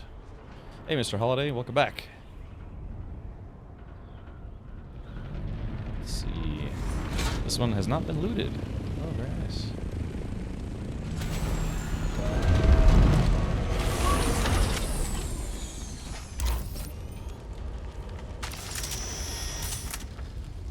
Let's see. Take everything. Yoink. Everything. What's going on? Why can't I, Oh, there it goes. Yeah, it was stuck for some reason. Wasn't actually letting me collect it.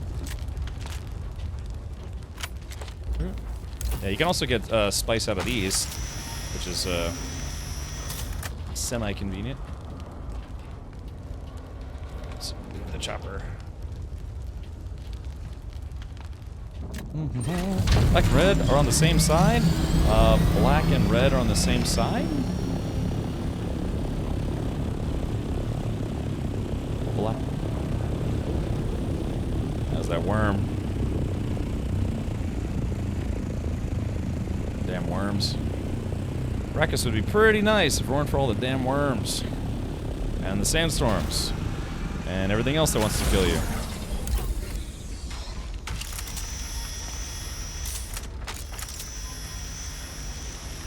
Don't be picky.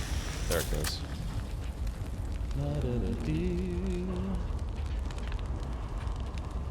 Ready, take everything, yoink. Okay, let's see. What did I get here? I did get 118 spice sands, so that's nice.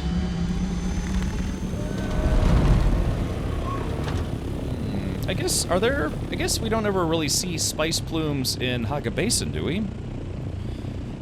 I'm very minimalist when it comes to base building. Any advice? Well, just make a box, and if you don't put any decorative items in there, yeah, just make like a big box. You'll want a garage, and then just room for multiple generators, and then fabricators, and yeah, just make like a 2-story box, and you should be good to go. Planet Australia.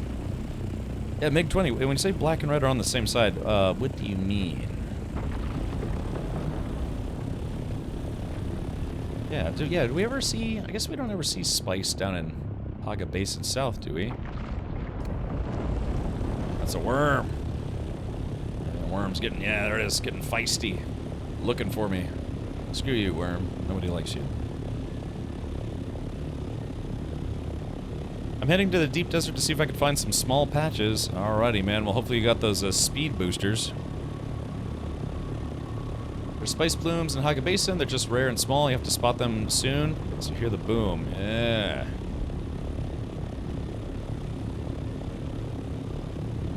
On occasion, very rare.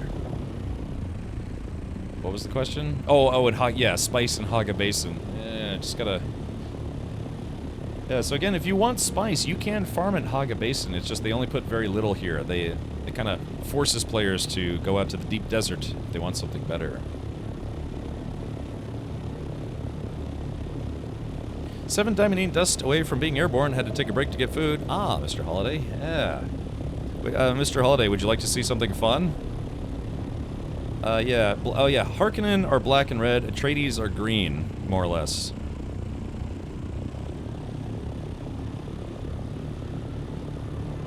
But, yeah. There's a really easy way to farm diamondine dust.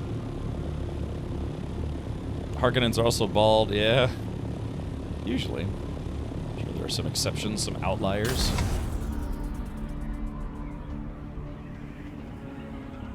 The follically impaired.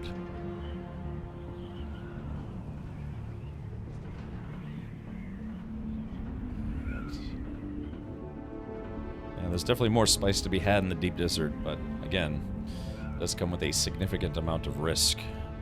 I'm just looking around, see if I can find some that maybe somebody missed. Happens, you know, sometimes people are just busy. You never know. Yeah, you can see this place is just littered with bases. Yeah, you see all these box homes? It's like a damn trailer park out here.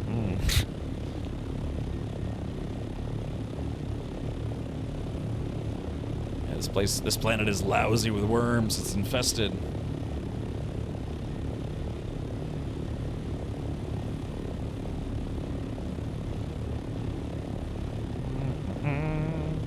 There's some boys in that trailer park. Darn tootin'. Sometimes the shadows, they trick you. It's like, is there goodies there? The answer is no. Alright.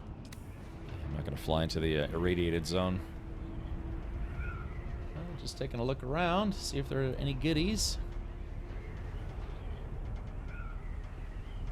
Lots of people to shoot. Lots of NPCs to kill. Could use them, turn them into giant blood bags. I didn't understand why Gidi Prime was depicted as black and white in the movies. Does it have something to do with their sun or what? Well, it's a heavily industrialized planet, and maybe that was a depiction of them having destroyed, I don't know, maybe their ozone layer or something along those lines or something. But yeah, there's something that was depicted in that movie that wasn't shown, but it's an industrial planet, but something they didn't show in the older film. Is it like No Man's Sky is an MMO? This game is not an MMO. It's a multiplayer online survival game. It's a Mozg. But, it has some MMO-like features, but it's technically not an MMO. The devs themselves said they stopped calling it or advertising it as an MMO due to the way the network structure is set up. Is it possible to shut off the MMO part since I'm a massive misanthrope with no friends? Sis sends a dream. Yes, you can play this game single player. However, it doesn't matter if you have a private server. The deep desert is always multiplayer. So the way this works is, I'll just pop for a second. Pause. When you rent a private server, what you're really doing is you're just renting a private Haga Basin. And then when you rent a server, you don't even have full admin rights to it. They only give you about 3 options. The ability to turn PvP on and off, the ability to turn sandstorms on and off, and the ability to turn taxes on or off. All those are on by default, well, except for the PvP one, the full-time PvP one. But, so yeah, you would basically get all of this to yourself. Most servers, I think, start at 14 or 15 bucks a month, and that's for up to 6 players. Gidi Prime has a black sun, that's why. Ah, black hole sun, won't you come and wash away the Harkonnen? So, yeah, but the social zones, like Harko Village and Arakeen, those are also technically multiplayer, but there's no PvP there, so it doesn't matter. Just treat other players as in, like, city residents or visitors. But, yeah, the Deep Desert is permanent. It's permanent PvP. I should say permanent multiplayer PvP, even if you have a private server. But you don't have to go there. Yeah, if you never go there, you will never experience PvP on a private server. Because even on a private server, you'll have PvP zones, like the crash ships and things, but it doesn't matter because you'll be there by yourself. So, yeah. It's a way to play this game completely 100% solo, as long as you don't go to the deep desert. And you don't mind seeing other players in the social areas. Yeah, Mammon was thinking about getting a private server. Jim Dog says, I hardly see any other players on public servers. How often do you go to the deep desert? You go to the deep desert, you start seeing them pretty quick, usually because they start shooting at you. So, yeah, I don't know about what server you're on, but on this server, we have a very busy deep desert, and you see a lot of players there. In Haga Basin, yeah, it can be tough to find other players if you're on a low pop server, but we're on a high pop server, so, or at least it was. Bluefy, I think so. I mean, I've been playing since the Head Start early access on June 5th. So in about 15 days, I've logged about 110 hours. So, yeah. Full disclosure, this stream was previously sponsored by Funcom, and they provided a copy of the game for me to stream here on Twitch. So, so I just want to let you know about that. Might be a little biased, but yeah, even if I wasn't, I would have bought this game for sure. Do they yell, your water is mine, like the NPCs? No, usually they just say horrible things that shouldn't be repeated over voice comms. Yeah, things like, oh, here we are. Fuck! Son of you know, just things of that nature. You know, typical PvP stuff. Yeah, I can't wait for you to I'm gonna shit in your mom. So, my muting was a little off there. Yeah, exactly. I mean, if you pay $50 for a game and you play it for 50 hours, you're paying $1 per hour to be entertained. That's not bad. You know, obviously they're not going to give away this game for free, so they do have to get paid for their efforts.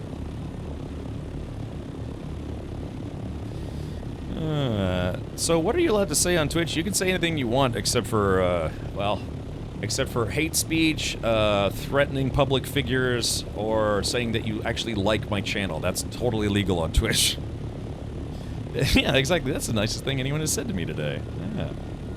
Swear word? Nah, you can say whatever you want. It's just certain words, discriminatory words, will get you banned from Twitch. Like if you said, or you said, "Hey, that guy's totally a."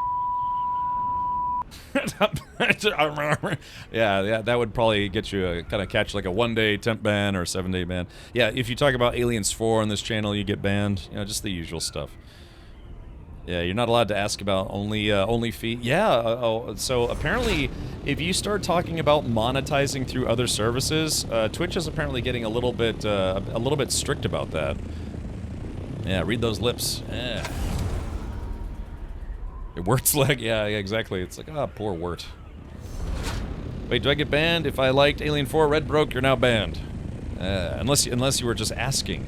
Yeah, do I get banned if I like Alien 4? Yes.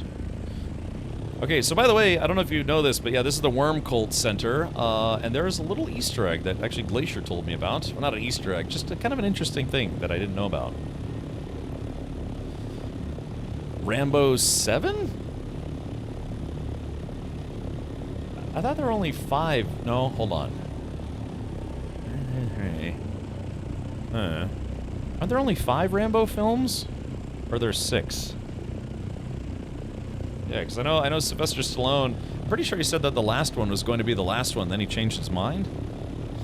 Yeah, what if someone enjoyed Alien 4? Banned. Straight to jail. Straight to banned. Alright, so here we go, chat. So this is the biggest tower at Mesa Tirol, and there's a little thing you can check out here. There we go. Alright, so I'm on top of the world, almost literally. But, yeah, if you didn't know, there is... right here, there's a corpse. And you can loot this guy, and he's got some pretty good stuff on him. Yeah, he's got a schematic, some diamond-infused aluminum, some cash, a knife, fuel, some aluminum, some carbide scraps. And so, yeah, like I said, another player told me about that earlier today, and that's a nice little Easter egg. Or not Easter egg, it's not an Easter egg, it's more like hidden loot that's easy to get, as long as you have an ornithopter or a Shigawire claw. I died on top of this electric statue thingy here and couldn't get my Solaris back because loot stayed on top of the insta-death electricity. Lost 30,000 Solaris. I mean, yeah, you don't want to fall on the electric worm. Yeah, because that guy, if you touch that worm, then you die instantly. But I don't know. I've looted this thing I think like 3 times now because it does respawn over time. Never would have found. I know, it's just one of those things where someone passed me that information. So now to a little over 300 people, I'm passing you that information. Where is that? Vistaric? Now, it is a little bit of a spoiler story-wise if you come here just to get that. But there's a place called Misa Tiril, and it's part of a quest chain that you have to do. Also, it has diamondine dust and carbide scraps, sand trout leathers, and some other goodies. And those are for making some gear, you know. I lost. Wow, Big Border, why would you bring 60k in Solaris to the deep desert? You want to go as empty-handed as possible in there. You know, I forget things too. Do bodies follow a Levev list for loot? Yeah, there are 3 zones. I guess you could say there are 3 loot zones. So yeah, there's level 1, level 2, and level 3. I guess you could say. If you're talking about like resource density or maybe. All right. Well, I'm gonna go do this. Give me just a sec. So I'm going to go down. I'm actually going to go get some more of that stuff. And like I said, what I'm about to do, I only recommend doing if you have a Shigawire Claw or otherwise. So let's do the following. Should I leave my chopper there? I'm going to leave my chopper there. I can always come back up here. All right, let's do it. Wahoo! Okay. You.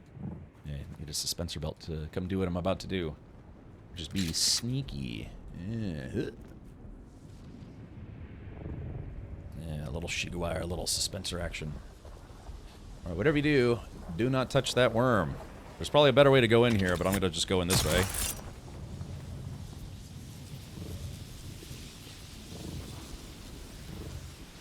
Okay. I'm sneaking in. Basically, I snuck in the back door as opposed to going in the front door. Let's turn that light off. I'm not sure if NPCs actually acknowledge light or not, but I'm going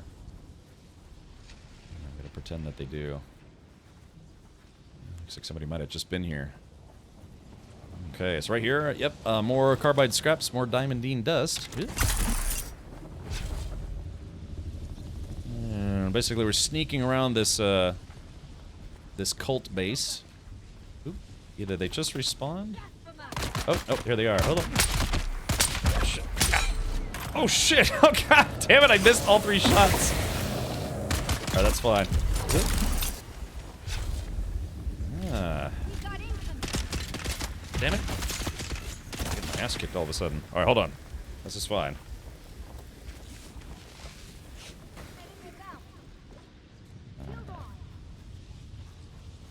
Let's see.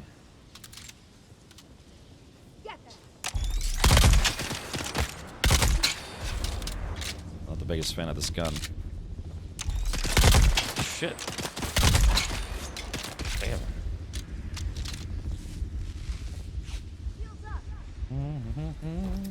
Here, play with this. There we go. Alright, other than that little interruption, let's go get the loot here.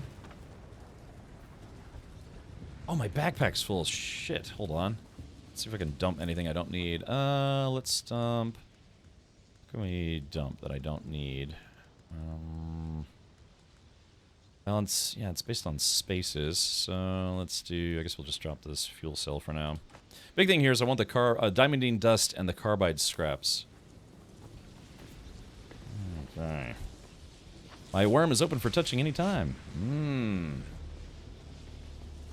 Okay, and I need to be a little more careful about how I approach this. It looks like somebody just came through here, but it looks like they didn't do the right or left sides, potentially. So, yeah. So like I said, you can kind of just sneak in here and grab this stuff before any of the NPCs notice you. Last time I did this, nobody detected me, which is awesome. But, there we go. Just grab that. And then there is the last room, the final room in here. And then, yeah, you do have to fight your way in here. But that's where the big loot box is. Captain Klepto. Darn tootin'.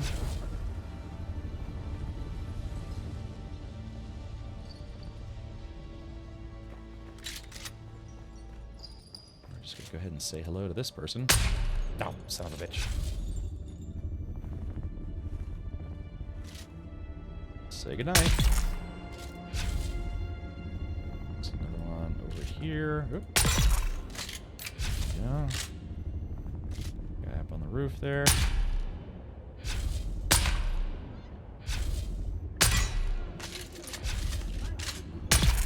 There we go, they're dead.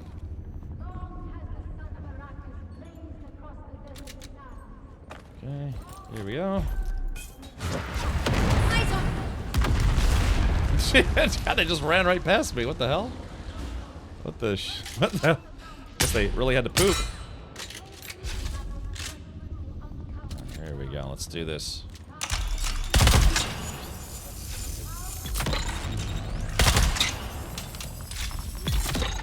Alright, say goodnight to that person. Oops, wrong button. I see someone. I need backup. I hate having to reload. Yeah, I'm really not a fan of this gun.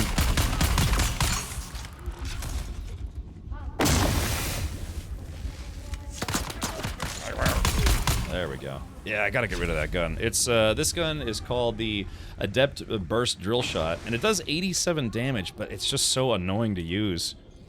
It has, the magazine size is small, and it's a charge-up weapon. You have to charge it when you're firing, and I've just never enjoyed charge-up weapons. Okay, that should be just about everybody. Oh, we're being raided by Dan! Dan, who is the man? Oh yeah, I forgot I muted that. Welcome, everybody. Hello! Hey, welcome, Pip. So, yeah, I'm just, we're doing, let's see, I guess I gotta... Sorry, my backpack's kind of full. Look, will you just open this, please? Thank you. Yeah, that's all full. Okay, yeah, welcome, everybody. So, yeah, I'm just here at Mesa Tyrrell, doing a little bit of farming. We're trying to get enough spice to make another rocket pod so we can go out with 4 choppers. I was weird, the person just kind of disappeared. So, yeah, because we did a couple runs, successful runs yesterday, but unfortunately some PvPers caught up with us and took out 3 out of our 4 choppers. So in order to prevent that, we needed to go out with more guns. There we go, just slice that thing open. I cannot blame you mid-game, that's a different kind of inside the walls. It's true, they're coming out of the walls. Been doing it the wrong way. I've been going head-on, put my loadout, plus my loadout is from Iron Tier. Well, if you're trying to farm stuff from NPCs in general, yeah, you could start from the front and fight your way in, but I've started going from the back, basically from back to front instead of front to back, so that way I can skip the entire fight, like the starting fight. You really kind of do want to have at least a good suspensor belt, or maybe a Shigawire Claw and a suspensor belt, because otherwise it makes it very difficult to do what I did to get in here. Let's see here. Yeah, I guess my inventory really is full. Let me drop... Let's do this. I'm going to drop these blade parts, gun parts, take the health kit. Alrighty. There we go. Collect all that. Yeah, it's not that I'm full on weight. I don't have enough space. Okay, let's do this. So take this, take that. Yeah, I dropped all the fuel cells. And here we go, there's the big chest. Yeah. Oh no, God. I'm gonna have to drop a lot of stuff here. Alright, let's see. What can I take?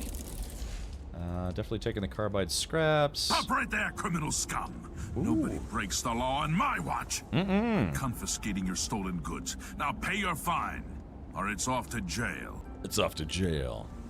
Then pay with your blood! I choose resist arrest. Okay, let's see. Alright, I'm gonna drop this spice melange food so I can get this poison mist unique schematic. So, I guess I could just eat this as well. Hold on. No, I guess I can't eat it because I'll screw it. The next player can have it. Alright. Yeah, the big chests. These are the biggest loot chests you can get in the game. Well, sort of. Alright, so there is that. So yeah, my inventory space-wise is full. But yeah, that was a pretty good loot run, actually. Didn't get a lot of spice like I wanted, but so last time I came in here, I actually stored my chopper, but this time I'm actually going to fly back up to it. Sounds like Frasier / Kelsey Grammer. That apparently is a voice actor who's done a lot of work for Bethesda. That was what was explained to me. Alright, how about you guys? Anyone else in the guild who happens to be watching? Any luck finding some spice melange? Again, we need 10 melange to make a rocket pod, so that way we can build our 3rd attack chopper. And we'll go do a spice run out in the desert and try to make up for it. Yeah, with a good spice run, we can come back with, like, maybe enough to make 3,500, 4,000 spice. Okay, so yeah, whatever you do, don't touch that worm. So yeah, there's a big dead worm here. I think it's dead. Might not be. Okay, here we go. So, oh god, it screwed up. Yep, sometimes that happens. Networking's been a little bit of a bear today. There we go.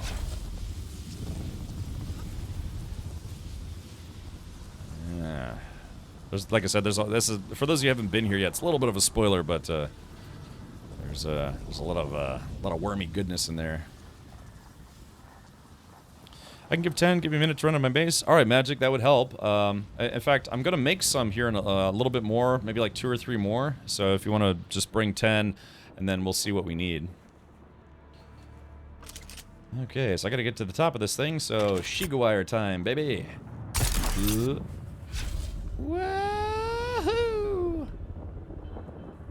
Actually, I probably. Uh-oh, crap. Uh-oh. Uh-oh. Uh-oh. Spaghetti-o. Alright, let's see. Yoop. I'm gonna try that again. Get a little closer. Yeah, this thing is very, very tall. Let's see. 3, 2, 1, and yoop. The reason why I didn't bring it down with me is because I wanted to use it as a spawn location. If for some reason those enemies got the better of me, you can't spawn on your vehicle if it itself isn't spawned. The gift subs, okay, cool. Yeah, Jabber, I mean, since you're already a sub, all you have to do is, yeah, gift 2 subs, you get the Atreides outfit. I'm not sure if they're going to make that available to purchase in-game with in-game currency. You might want to do some research if you don't. Otherwise, yeah, you gift 2 subs, and then you'll be eligible to collect it in-game once you connect your Twitch account to your Funcom account. There we go. Waddle-doo-doo. Alright, no muss, no fuss. Yep. Alright, so like I said, if you can store your chopper if you think you're not going to die, but if you die and your chopper is stored, I'd have to spawn all the way back at the guild base. Ooh, Guahir played a soundbite. Thank you, Guahir. Hey, Cap, just got here. What are you doing right now? We are trying to find some spice melange without going to the DD, Deep Desert, and it's about as easy as one might guess. Not very. Thank you, Guahir. Wait a minute. Wait, Guahir, why didn't you play that with channel points? Yeah, you can play that for free with channel points.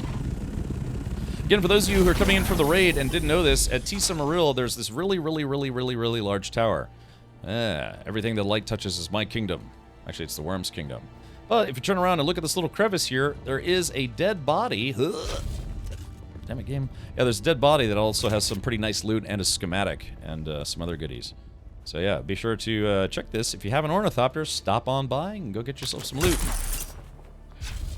Alright, well, I'm going back to base.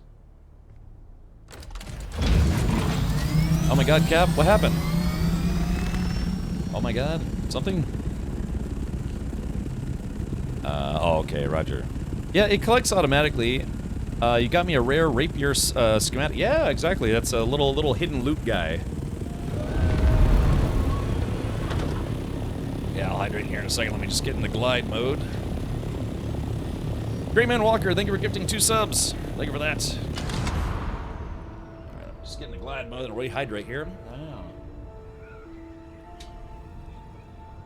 Yummy. Yeah, exactly. There's a better TD. Oh, it's aluminum. Oh, I mean, Victor, our guild base has tons of aluminum. Well, if we haven't used it, but where we are, there's tons of aluminum ore to collect, and yeah, yeah, we picked this spot because it's next to a lot of aluminum. That's okay. I meant to do that. I'm very glad that this game doesn't have collision damage, so you can do stuff like that.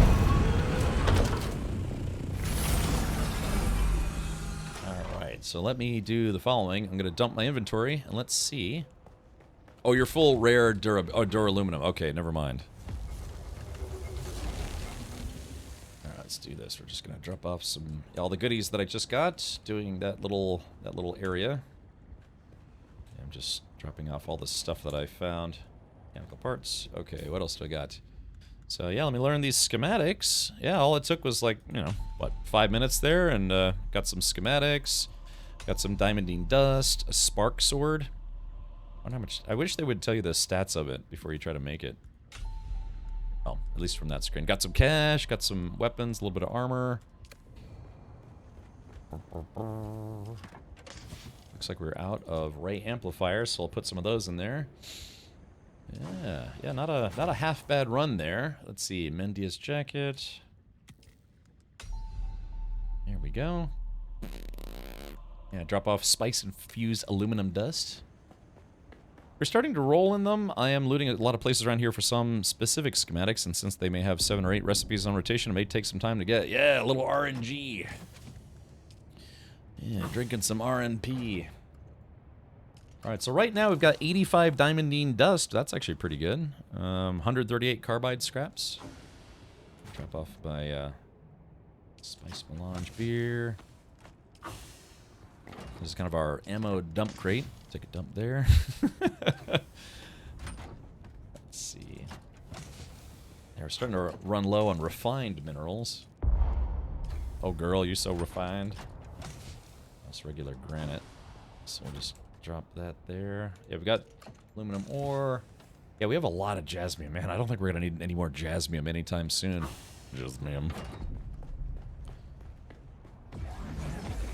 Alright, mini flames. Mere dessert be suitably spicy. Yeah, it apparently tastes a little bit like cinnamon. Okay, I'm in desperate need of some beverages. Gulp. Gulp. And gulp. Alright, very good.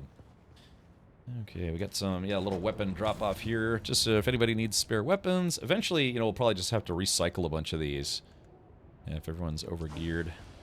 Oh man, are we running low on industrial pumps again? Industrial chumps. Hello? Hey, chat, just letting you know I'll be a little late. Taco Bell impacted the toilet at speed, and I need to shut off water to the home. Look, you don't need to shut off water to the home. Toilets have a little valve. You just close the valve. Keeps your toilet from overflowing. Believe me, I've had to reach for it a few times. Thank you, Guahir. Alright, so, alright, let's take a look. Alright, here's the spice refiner. We can make... let's see, we can make a whopping 2 spice. Awesome! Alright, well, we just need 8 more, and then we can build the rocket pods, and then we can go out for another sortie to the deep desert, the dangerous deep desert. I just installed 2 bidets today. Really? In your house, or in someone else's house? I wish I had a bidet. When I was a kid, I always thought they were weird. Now, as a 21-year-old adult, I now understand why bidets are kind of nice. It's kind of a way to get a fresher clean. Someone else's. Oh, okay. Did you get to test drive it at least? Got a little spritz on the doodads? Give your grundle a hosing. Tested one with my hand. Oh, kinky. And messy. Alright, so chat, what we're trying to build is we are trying to build the harvester. Guess... I don't know what this is for, schematics. Yeah, I guess I don't have the schematic, but we have built a carrier. We do officially have a carrier now. So we've made that stunning progress. Oh, wrong way. If you guys want to see it, behold, there it is. Our carrier awaits, waited to be used. Yeah, so this big boy, we finally got the carrier. That took a while. And then this polygonal diarrhea over here, this is supposed to be the beginnings of the spice harvester. Not sure why it's not rendering correctly, but there it goes. It's just taking a while. Again, it's been some lag on the server today.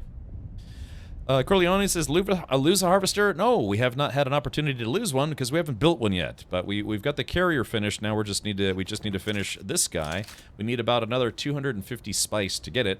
But we're kind of running low on mats because we lost... we're still trying to get people, you know, to build ornithopters and things. I've heard the carrier is super expensive. Realistically, Guahir, it took us a week and a half to make this. Yeah, with about maybe, I don't know, like a 10... 12 people, baker's dozen, all contributing mats, and yeah, it took a while. It takes a long time to make this. But this is an endgame vehicle, so yeah, you take this, you pick up the harvester, you go out to the deep desert, and you go farm a lot of spice. And as long as you don't die, you'll be rolling in spice melange before you know it. From what I understand, normally from just farming with ornithopters, if you have a good run, you can make, you know, 3,000, 4,000 spice sand. And that's not bad. Apparently with a carrier and a harvester, you can get tens of thousands of spice sand in one go. And that's awesome. But again, it's very risky. A lot of people out there foaming at the mouth to kill a carrier. After visiting Japan, my bathroom experience has been ruined by the quality of their bidet selections. Yeah, they got those like musical computer toilets. We should practice with a harvester in the small basin, small pockets before we take it out. Yeah, absolutely, absolutely. Yeah, carrier will carry about 50,000 spice sand. Yeah, man, that's what we need. Because it's every 100 spice sand is 1 spice melange. So 50,000 spice sand would be 500 spice. But that's just from one run. Because, yeah, I mean, you do 2 or 3 runs and, you know, you basically don't have to worry about spice anymore. Well, sort of. Some stuff is still expensive. Alright, thank you, Magic Juan. Alright, cool. Wait, spice melange or spice sand? Yeah, it's, yeah, because if you just say spice, it's like, do you mean the good stuff or the stuff that turns into the good stuff?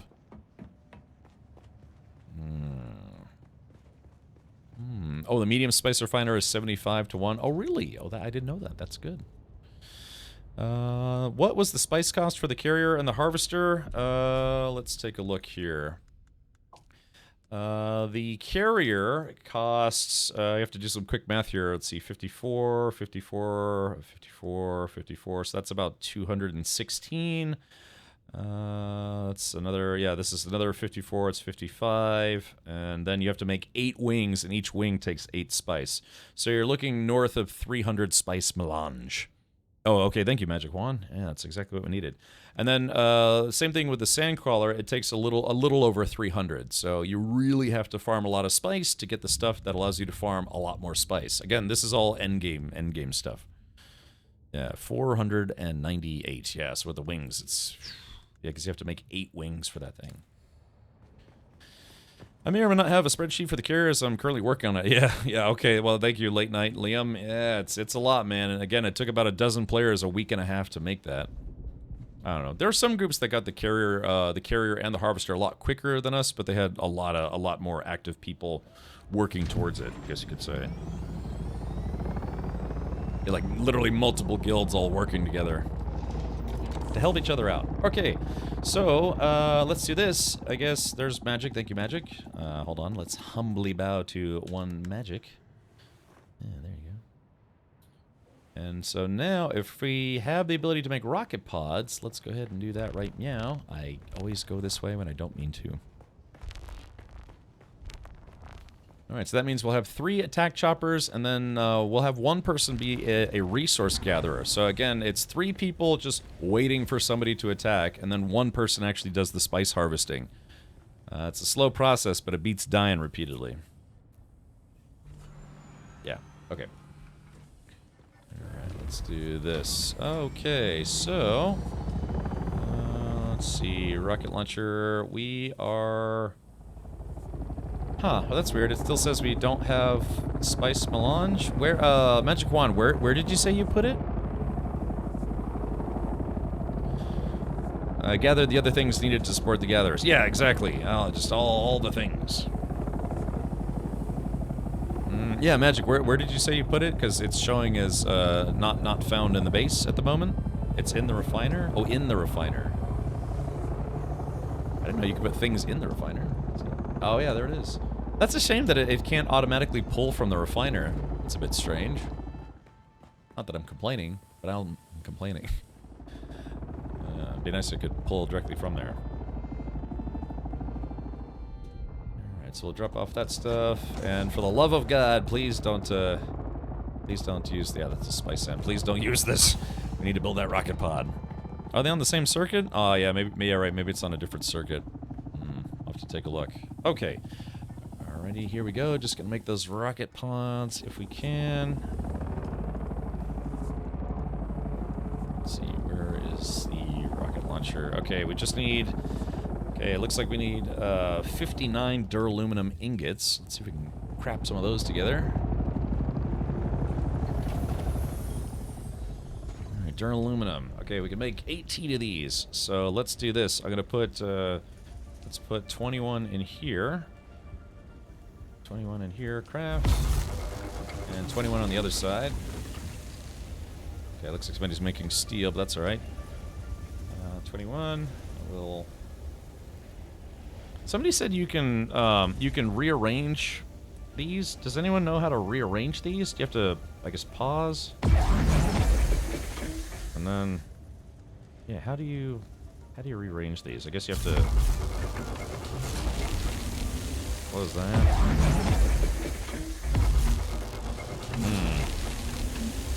Yellow button? Oh, this button? Does this... Oh, expand, hit D. Oh, okay. Ah, there it goes. I did not know that. Well, let me take this stuff out of the queue here. La la la lee. Let's see, I think it was this one. There we go. Yeah, I guess it's, yeah, I guess that refiner and that storage box are probably on different circuits. Let's see. Yeah, I'm just gonna go ahead and put all this stuff away.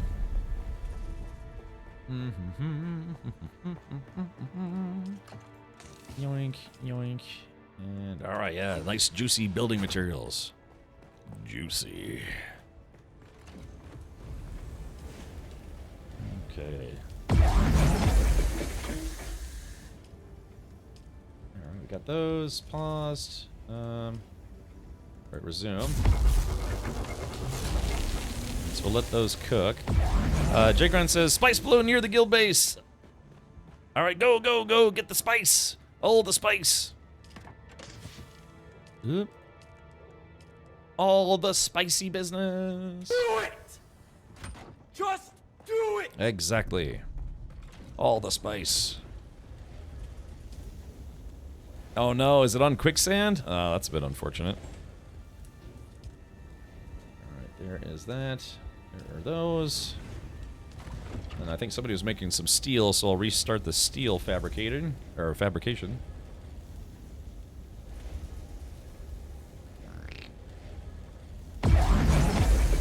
Alright, there we go. That's done, and steel. I guess we'll just keep making steel on that one. Alright. Okay, here we go. Alright, is that everything that need to go in there? We can put... Let's see, what box did I put? Yeah, plastone can go in there. Okay, now, it's storming outside my house right now. Let's see. Rocket pods. Alright, here we go. Sprocket pods, finally. Rocket launcher. Oh, damn, I thought we... Crap. I thought I did the math on that one. Duraluminum. Did I not make enough? Oh, I guess that was the max that we could make. Ah, crap. We're still 16 duraluminum shy. I don't know if we have the mats to make that. Let's take a look here. Duraluminum. We are missing... Oh, we just need more water. Yeah, we're totally out of water again. Bummer. Alright, let's see. What time is it? Oh, it's actually water farming time. Perfect timing. Okay, yeah, I just need to go get my water farming apparatus.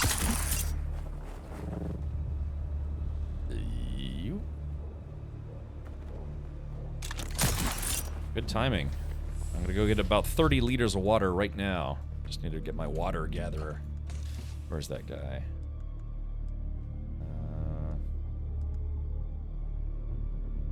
Wait, what?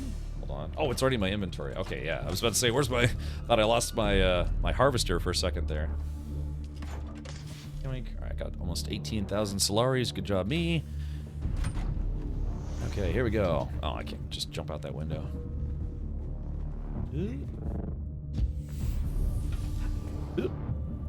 Alright, there's that guy. Yeah, I gotta hurry. Gotta go get that, go get some water during prime water collecting hour.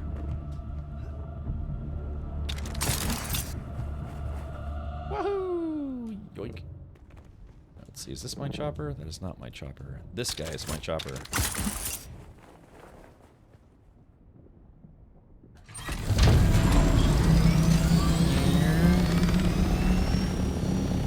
Let's see, Hopefully that water spot hasn't been farmed yet. Probably, maybe. But yeah, there's a good water spot very close to us. That's enough to get about 30 liters very quickly. If I had another liter John, decaliter John, I could probably get 40 liters. Is this based on the deep desert, Dano? No, this is still Haga Basin. This is the PvE zone. We do have a temp base. Oh no, somebody already farmed this one. Shit. Does anyone know another good place around the guild base to farm water? Yeah, I got about 5 minutes before the sun comes up. It looks like somebody already farmed the big spot that's close to us.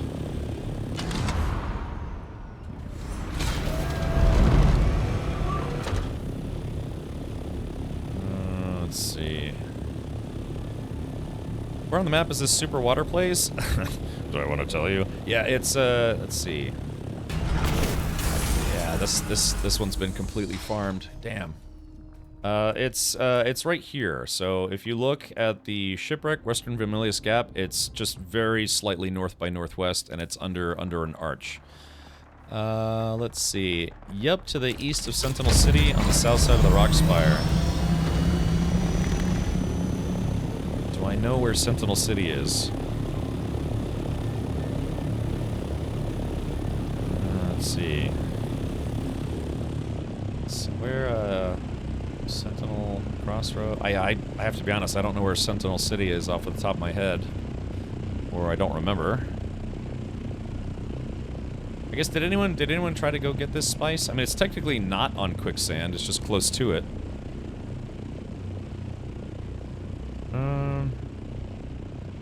I mean, yeah, I could try again. But usually if the plants aren't lit up, that means it's been farmed.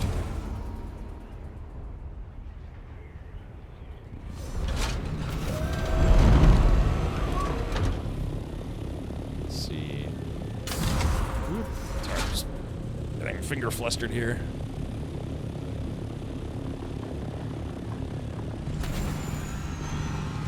Okay, so you can't see it on the screen because my stuff is covering it up, but yeah, I've got about, like, maybe at best 2 minutes. So that's, yeah, not enough time to fly anywhere. Well, actually, you know, you're right. It is actually, it's collecting. Ah, that's weird. Interesting. Northwest from the Atreides Palace. Ah, I see. Alright. Ah, you know what? You're right. It is actually collecting, even though someone has already been here. Otherwise, these would be all lit up. You're right. They actually still have water in them. I will keep that in mind.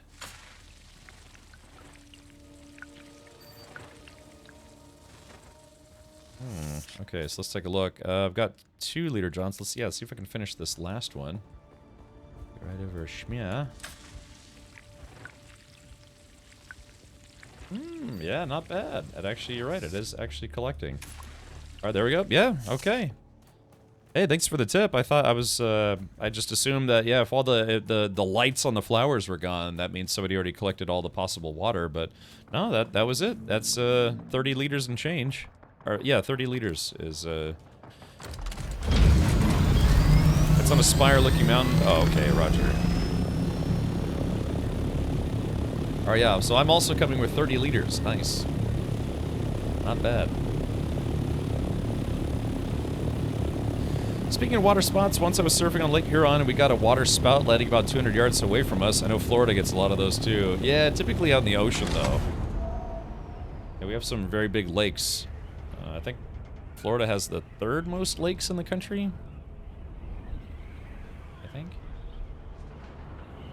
Florida is also the flattest state in the country. Man, we got no elevation.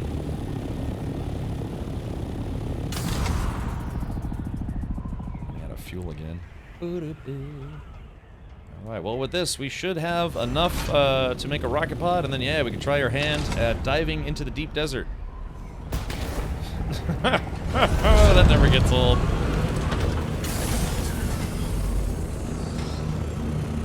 Yeah. I don't know, looks like a good parking job to me. Ouch. Alright, let's do this. Excuse me, open please. Let's see. Alright, yeah, hopefully they'll go to the deposit all button so we don't have to keep clicking this button over and over and over again.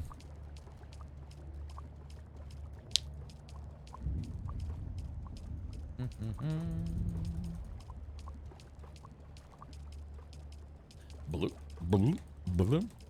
Hello, I am under the water. God, I love that so much. It is raining. Too much rain. Stupid.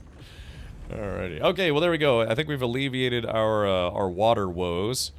So let's do this. Duraluminum. Yeah, we're gonna make another 42. Bloop. That means we need to make more aluminum. So more aluminum. And we need to make more steel. Actually, let me cancel this job for this one and put it. Oh, it looks like somebody's already running this one. Oh yeah, that one's making steel, and this one will make aluminum. Max. Bam. All right. Well, we got what we need. Or at least it's we're getting what we need. All right. Finally, bong. Yeah, that dong means it's time for the rocket launcher. Okay, so just gotta wait till it finishes processing.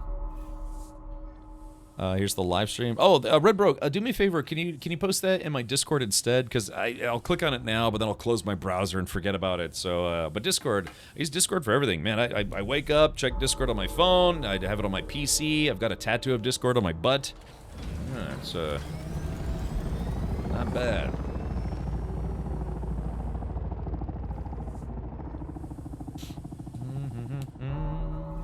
All right, order 66. Wait for it.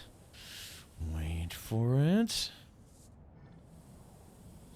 Yeah, see, even just making something like a rocket launcher takes forever. Yarf. Okay, and boom, got it. And now we're out of duraluminum again. Alright, so who was it that said they wanted to come with us into the deep desert and maybe do some pew-pews if we have to? I mean, if we could avoid combat, we'd avoid combat, but, you know, just sometimes you can't avoid. Also, we're going to do what's called a tight 360 this time. Better visibility. My friends, we have it. Boop. Alrighty, so who needs a rocket pod? Okay, Victor Cross is getting a rocket pod for their ornithopter. We have spare rockets, I think, in this chest up here.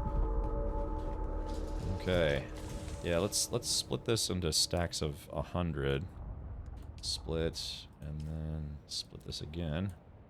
Okay, because I'd like to think 100 should be fine for a sortie. Okay, so yeah, there's that, there's that. Alright, so there it is. There it is, Victor. I've got the rocket pods, and feel free to grab a stack of rockets. And then I'm going to go put some stuff away, and then, my friends, it's time to go to the deep, deep desert. Well, actually, yeah, we need to figure out who wants to volunteer to be our resource gatherer. Need to make sure you have at least an industrial-grade static compactor and a willingness to dodge worms. Night Cab, off to play softball. See you tomorrow. Hey, have fun. I like playing softball. I remember one time I was center field, and then I missed like 3 fly balls, and they said I couldn't play center field anymore. Yeah, I played a lot of sports growing up. I was better at soccer than baseball or softball. Yeah. Sports ball. Yeah, apparently I wasn't any good at sports ball, but maybe slightly just only mildly below average streamer. How does one dodge the sandworm? Luck. Yeah, a little bit of luck. If you have Bene Gesserit skills, it's a lot easier to dodge the worm, because you wait till, it starts coming at you, and you wait until it's a little close, then you pew, and then just use Bene Gesserit have this, like, super run ability. Makes it way easier to dodge the worm. But still, eventually it catches up with you if you take too long.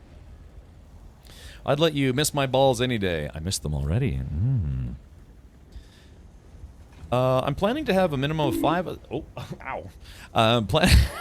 Thank you, Choir. I was like, ow. I'm planning to have a minimum of 5 assault thopters and 2 scouts well armed with rockets for any carrier missions in the DD. Griefers are real out here. Yeah, well, I mean, like I said, Late Night Liam, yesterday we had 2 attack choppers and 2 resource gatherers, all scout class. and three guys in assault choppers. No resource gatherers, just only assault choppers. Took out 3 out of our 4 choppers because they just got the jump on us. Yeah, we had just gotten to a spice spot. The resource gatherers had landed, and like just seconds after they had landed, yeah, we got jumped by 3 guys. Yeah, Bindu sprint. Yeah, gotta get your Bindu on. And if you got eaten, that means you didn't do the Bindu fast enough. If you want to see some fruit picks, check Discord. More auction halls? In what channel? Oh, well, produce. I thought you meant like fruit picks as in like you got more car stuff. Wait, can you regale us with that story of you mooning a whole stadium? Yeah, it was like a high school stadium though. You know, that's how some high schools are kind of well funded. They actually have like a big stadium. But yeah, I was in my senior year. I was one of 2 people who was the school mascot. You know, the guy behind the mask. Yeah, it was my intro into becoming a furry. Only to realize it's like, yeah, I'm not really into furry stuff. No, I'm just kidding. But yeah, I put on this giant hawk costume, and the reason why there were 2 people is because you know, there was always a lot of people who wanted to be the mascot, and so you kind of, I think I had to try out for it. But the way it worked is for any game where there was the mascot, one person you know, got it for the first half of the game, or you know, hockey, baseball, whatever, and then halfway through the game, then you let the other person do it. And you never wanted to be the second person because you had to put on this giant like mascot costume filled to the brim with someone else's sweat. Ask me how I know. Because it's, yeah, they take it off and you're like, you put it on, it's just filled with sweat because, you know, it gets hot on those things, especially on, you know, spring games. But anyways, if you didn't know this, typically mascots fall under whoever runs the cheerleading group. You know, so it's like cheerleaders and other, you know, the guys who run around the flags, and stuff. And so I technically fell under the cheerleading coach.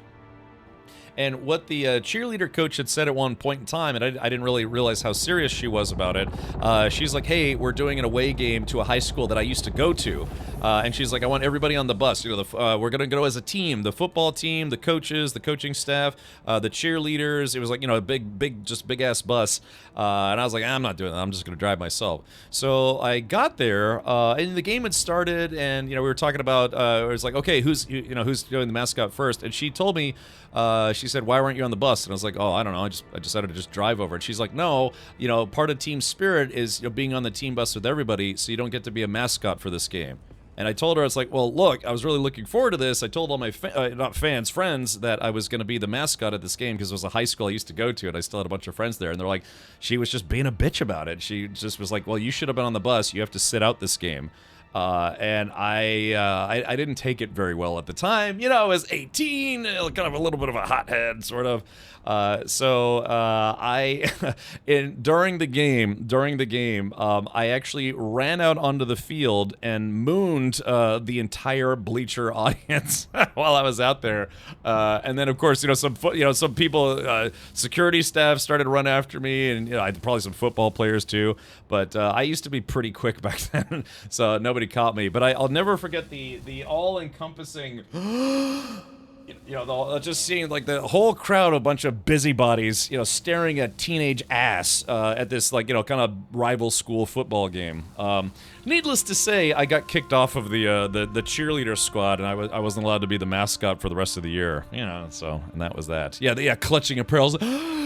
But yeah, that was my revenge for not getting. And, you know, my friends who actually went to the game, they saw me do that. That's kind of one of those, like, you know, senior prank things that gets you a bit of notoriety. Yeah, this was just a few years ago. I'm only 21. So, yeah, but to me, it was sucked because I actually genuinely enjoyed being the mascot, or a mascot. But yeah, like I said, that kind of almost like senior prankish type stuff. Just a lot of people, a lot of people ask me about that. Did you get in trouble for that? And I was like, no, not really. I just got kicked off the cheerleading team. So, well, anyways, but that's my story, and I'm sticking to it. Yeah. Alrighty, well, okay, so Victor, or I guess we're waiting on Victor? What are we waiting for? Also, I just realized I'm very low on bandages. I should probably make some bandages. Some spandages. Nowadays, you get put on the fun registry. Yeah, actually, I think I was 18. Might have been No, actually, I probably was only 17. You're right, because if I'd done that, they probably, a bunch of, like I said, busybody, awful people would have been like, that guy needs to be registered as a sex offender. I went to, I went to like 5 different high schools between 9th grade and 12th grade, and yeah, that whole district was, just, kind of well funded. You get a lot of Karens running things, and but well, it was just a few years ago. I'm only 21. I remember it vividly, as if it just happened a few years ago. Okay.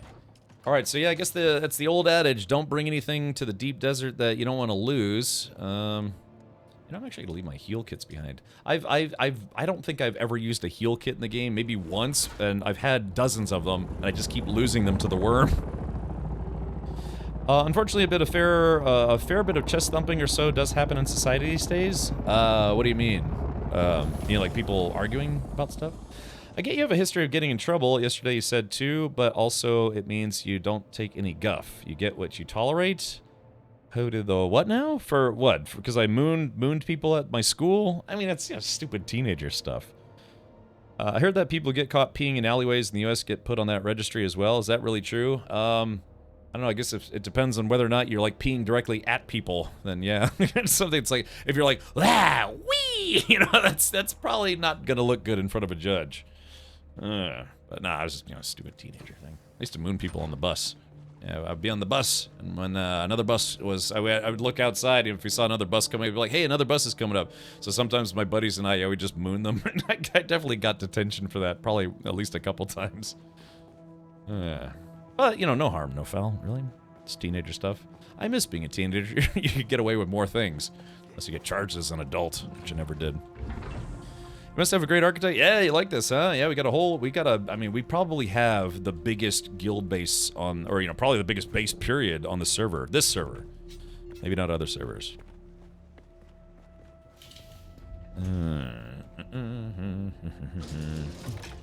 Okay, Matt says, be happy to be a collector. Yeah, Matt knows the drill. Came out with this yesterday. Okay, so there is... Oh, crap, I forgot one thing. There is something that we do need before we leave. Everybody needs to have a still tent and a vehicle backup tool. And I'll explain why here in just a second. I just now realized I just came from my office where my tent was, and I forgot to pick it up myself. Yeah, so, the still tents aren't too shabby to make. We should have a decent bit of microfiber sandwich. I went and got a bunch. Let's see. Still tents. Oh, it got used up already? Unless somebody used it to make some tents. Yeah, because I went and got a bunch of this stuff so people could build tents. Because you need them. They are not really meant for Haga Basin. They are meant for the deep desert. An empty, yeah, exactly. If you bring a backup tool, make sure you don't have a, like a sand bike or something stored in it already. Did you get water, gas, and all the stuff from base? Okay. Okay, where are these PPUs? They are in the box over this way. This box right here. The box rocks. So yeah, just take a stack of 100 rockets. That should be plenty. Because odds are good you're probably not... If you get into a firefight, you may not use all of them before you die or kill the other guy. Alright, so what am I doing? I am doing something. Oh yeah, I have to go get my tent. So, and yeah, I'll demonstrate why this is, it's important to have a still tent here in just a moment. It'll be easier to explain if I actually have mine on me. I need help with gear, please? I need to help with gear. I need to help with gear. Are you saying... Hi. Unfortunately, I lost everything last night, so... Oh, you haven't been back on since. Oh, yeah, okay. I haven't been on back since, so I haven't collected. So I do apologize. I'm the poor man with my hand out. Okay, all right. Then, yeah, that means we're going to need a lot... yeah, we can't go yet. We're going to have to get a lot more microfiber cloth, or micro sandwich fiber. Yeah, unless someone else can go. If they have the gear, go for it, Yeah, I guess, if we don't have any other volunteers... Well, let's see. Any other... volunteers for a DD run? I need a class 5 cutter, right? Yeah. Unless we go for spice specifically, then I will just give you my industrial compactor. Yeah, I mean, I guess if I'm just flying an attack chopper, I could just loan you my stuff for the time being. Yeah, because Mark III compactors are all we have here. The big thing is you're going to need to bring a lot of water with you. So I could bring you one of my decaliter Johns, or maybe just take a regular one. Let's see. Oh, you can't get into that box. Okay, sorry about that. All right. All right. Here, do this. Sorry, I'm juggling a couple things at once here. Let me get my tent first before I forget for the third time in a row. All right. Okay, so I got my tent, and you got to drop off this aluminum ore. Okay, because yeah, if you're flying a chopper, actually you kind of really don't really need anything as an attack chopper as long as you stay in your chopper, except for water and a tent and a storage tool. If that makes sense. J Grand, are you still? Oh, J Grand's flying. Okay, so you can't type at the moment. So yeah, I guess in the interest of expediency, we will need to go. Yeah, we'll just let's do this. There is a base north of us. If 4 people go to Shadrath's tomb, we should be able to get close to about 100 micro sandwich fabric, and that's enough to make at least a tier 1 still suit, and should be enough to make you a tent. And then what about a copter? A scout. Oh, okay. Oh, okay, gotcha. So you're basically just completely empty at this point. Yeah, I should be a nude. Okay, gotcha. Hamburger cheeseburger, Big Mac Whopper. Hamburger cheeseburger, Big Mac Whopper. Unless someone wants to take my place, absolutely. Yeah, we might have to do that for the time being. I would still recommend us going to Shadrath's tomb just to get more micro sandwich fabric because it has a lot and you're going to need a lot to rebuild your gear. I'm High. Thank you for subscribing with Twitch Prime. Yeah, welcome. Kickin' Chicken, I would suggest if you genuinely like survival games, especially survival games that have crafting, building, resource gathering, PvE, some PvP. I mean, it's really got the whole schmear. If you've never played a survival game and would like to try one, this is probably one of the better survival games I've ever played. I'm a big fan of Green Hell, but if you ever played like, Green Hell or Rust or Scum or what's that other one, Valheim, it's just kind of different form factors, but yeah. Rusty Trigger, thank you for the Prime sub as well. All right, yeah, let's do that, huh? To give before we leave, let's give Matt a hand, and if we get into a party and we all go, like, we could get into a multi-crew chopper. Yeah, I played Once Human. I wasn't as much into Once Human as I was into this game.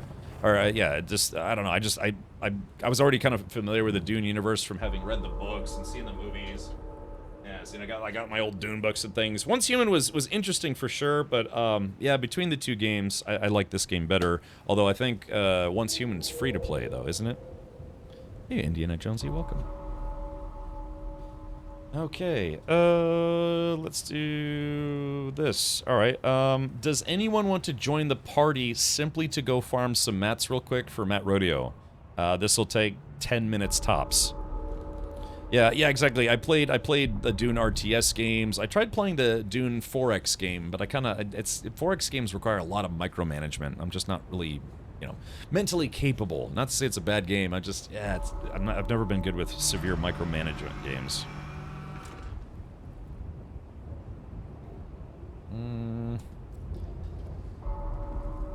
Compactor Mark IIIs for anyone that needs one. Yeah, I think, yeah, what is this one? This one, I think that's a Mark IV or Mark V?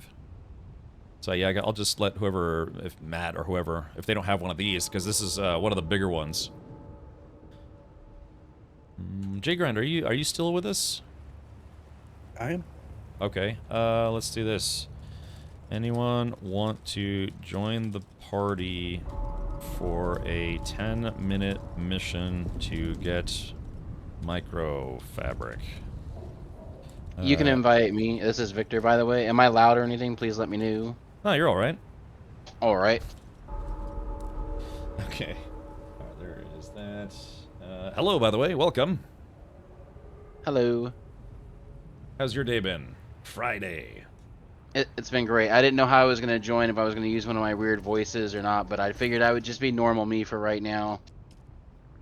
A travesty for sure. No, it's fine. All right. Let's see. All right, here we go. Let's go ahead and add you to the party. Yeah, because it's just the more of us who go, the more fabric. Because all the boxes that we're gonna loot are instanced. Yeah, I mean, I like the Dune RTS game, but 4X games are basically RTS games on steroids, and you really have to micromanage quite a lot. All right, well, if we're going on the fabric run, feel free to meet with me in the hangar.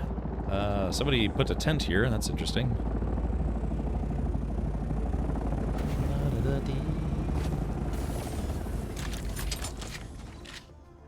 Yeah, like I said, I lost my tier 5 still suit, and so yeah, I'm back down to a tier 1 because it's just, you know, cheap and easy to make.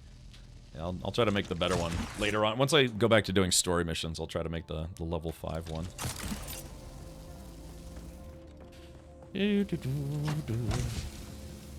Alright. Yeah, just, again, don't bring anything with you you're not willing to lose, including your life. Oh, that's the Mark III compactor. Interesting.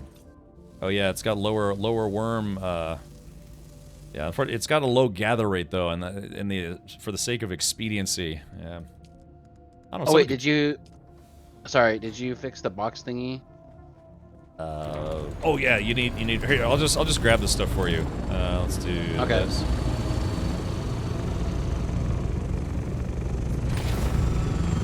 Alrighty, here we go. So here are the rocket pods. Boop.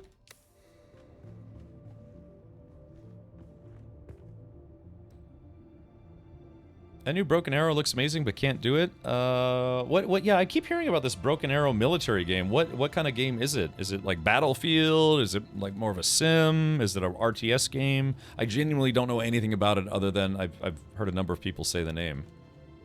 So there's Victor. Okay, Matt. Yeah, Matt, if you've got gear, yeah, I'll add you to the party. This will be at least enough to get you some microfabric business. Yes, thank you. Okay. All right. Yeah, this is going to be a really short mission. It's just to go get a resource that we're completely out of at the moment. All right. Yeah, we'll hit my place first, and then we'll go where you want to go. Oh, okay. Well, it's not ornithopter at the bottom. Oh, I was about to say, do we have an assault ornithopter? All right. Is everybody in?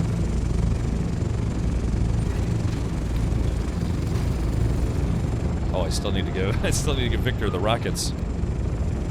Oh, it's a modern Battlefield RTS. Ah, I see. Okay. Full RTS, roger. Okay, I wasn't sure what kind of game it was.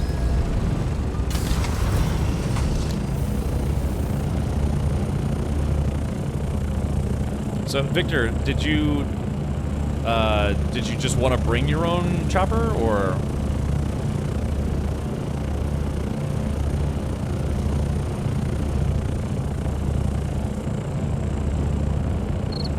Yeah, I'm just curious, because this is actually a 4-seater, and like I said, this is going to take 10 minutes tops, so it's just, the thing is, it's going to put, if you take your own chopper when you don't need it, unless you really just like to take your own chopper, it's just, you know, you're basically using fuel, adding more wear and tear, as opposed to just, you know, hopping in one. It's kind of one of those things like conserving resources, I guess you could say. But I bet, yeah, if you want to take your own chopper, that is your prerogative. I just didn't know if I had access or not. Oh, okay. Yeah, just let us know, and we will grant you access. Let's see. This place is completely on fire. What? Is this place supposed to be like this, where it's kind of looks like it's on fire or something? Yes, if you have a compactor, you can put it out. Oh, okay. That's the other heat waves everywhere. I don't think I've been in this one yet. Just if I have, I don't remember.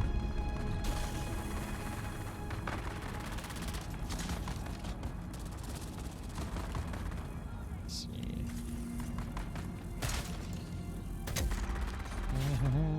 There's a big chest down here with 11 in them. Okay, yeah, I'm just checking all the corners and stuff.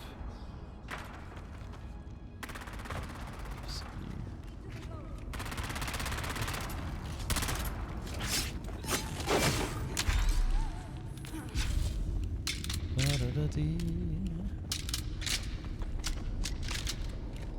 Let's take a look down here. There is that.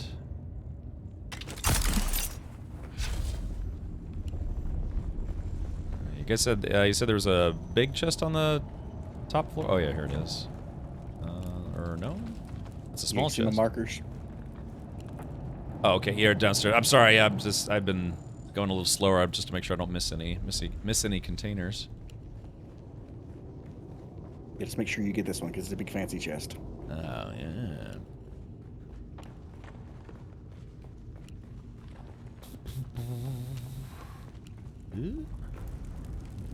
There it goes. Yeah, yeah. There we go. 16 micro fabrics. There we go. So yeah, there we go. Yeah, I got 27 sheets from this run alone, and I'm on fire now.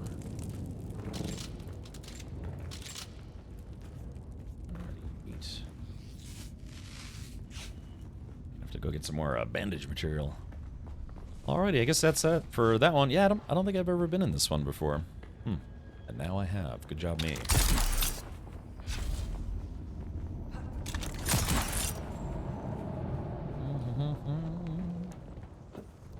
I've never watched or read Dune yet. I'm gonna get book 1 to read. Kickin' Chicken. Yeah, it will...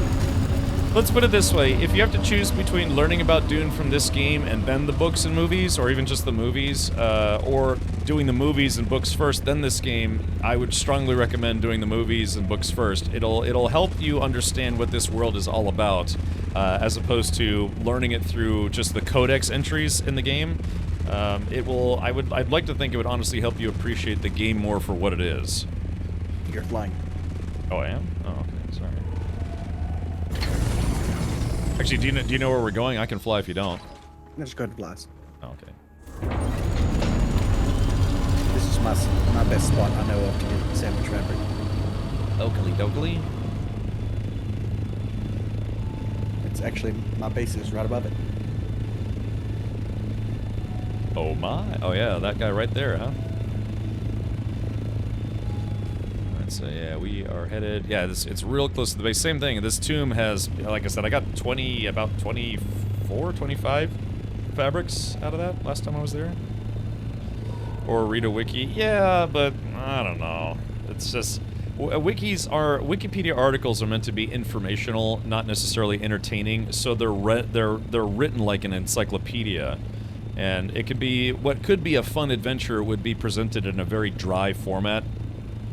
Your ornithopter, yeah, this is an assault thopter. The scouts have 4, assault have 6, and the carriers have 8 wings. So yeah, if you don't want to read books, or you never learned how to read, it's okay. But yeah, I strongly recommend watching either the 1984 Dune movie or the new Dune movies that came out in 2021 and 2023 or 24. And that will give you a rather firm understanding of why this game exists in the first place.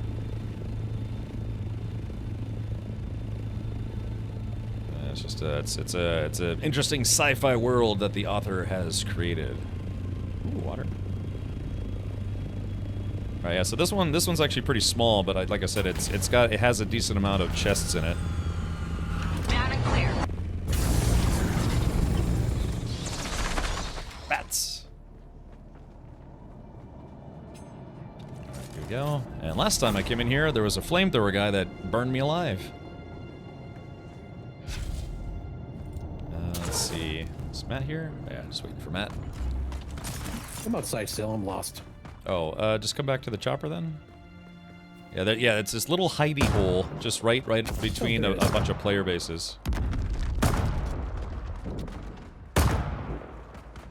Yeah,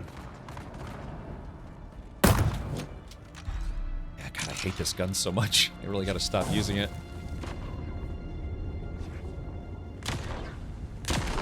Ooh. Let's see, there we go. Have you tried the snub-nosed pistol? No, do you like it? I actually do. Yeah, it's a lot of fun. You want to try it? I think I have one already, but here, you should try it. Okay, let's see. I think that's what I have. I have the house one. Heavy darts. Uses Yes. heavy. Does it cut through shields at all or no? Let's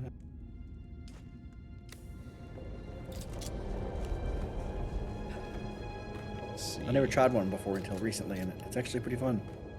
Oh, looks like everybody's dead. Okay, that's fine. All right, yoink, yoink, yoink, yoink. Yoink, yoink, yoink. I feel like I missed a chest somewhere. Oh, there it is. Yeah.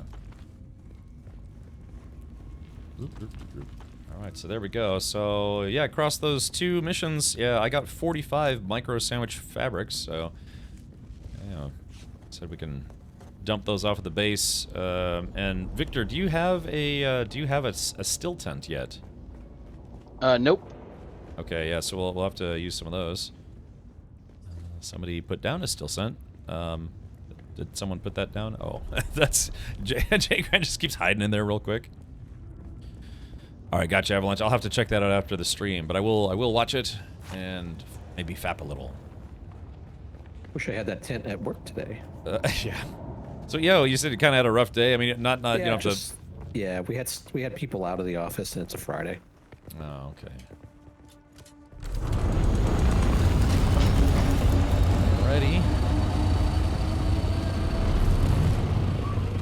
Yeah, I like this one for micro sandwich because it's just really close to the guild base. It's, just barely a 1-minute flight. 6.6 liters of ice cap melting, penguin killing goodness. Yeah, baby seal clubbing, frivolity. Okay, so yeah, so Jay Grind, myself, and Victor are going to be in combat choppers, and then we need a 4th that can run a cargo carrier. Either a scout or assault, but probably a scout. So yeah, I'd rather not lose this vehicle. You know what I mean? It's nice to have a multi-crew vehicle. This one's yours, isn't it, Jay Grind? This is the guild's. Oh, okay. Mine's on the 2nd level parked. Guild schmill, yeah. Down and clear. Down and clear, indeed. I'm just gonna dump these in the dump box. Let's see. No, actually, I'll go put them away properly. Yeah, you guys can just dump those in the dump box if you want. And take a nice big dump. Alrighty. I collected 41. Okay. 39. Yeah, that should be enough to make some serious doots. Let's see. Okay. Some stuff away. Yeah, I guess yeah, just dump whatever inventory you don't want to lose potentially. And so Victor, do you have the recipe for the tent? Did you do the ACL trial? No, I'm still I'm far behind on the questing stuff. Except for my class quest, I've done really well. But yeah, I'm far behind on the other stuff. Alrighty, then allow me to give you my tent. It may smell like used Taco Bell. Where are you at? Yummy. I'm outside attaching the rocket thingies really quick. I'll be right back. Okey dokey. Oh, don't forget the rockets, because that'd be awkward. Yeah, I've got them. I'm waiting in the garage for you. The hangar. I can't wait to die 2 more times in the game. Oh yeah, you want your snub nose back, Jay Grind? Your house Rafik? Yeah, you can have it. Oh. Guess I'll have to give that a whirl. I found a number of these. Old Sparky. Oh yeah, look at that. Sim found that if he crossed the wires in his power pack just so, he could create a unique power pack that recharged quickly but with a slightly reduced power pool. Sim's power pack became known as Old Sparky for its constant discharge of electrical sparks, but his technique was copied widely by those who value speed over duration. I see. Alright, here's Victor. Alright, Victor, I'm dropping 2 things. 1, a load, and then 2, some rockets. Here we go. There's that guy. There's the rockets. And here is the tent. And if you give me a minute, I will demonstrate why these tents are going to save your life. Well, maybe not your life, but definitely your gear. I'll be right back.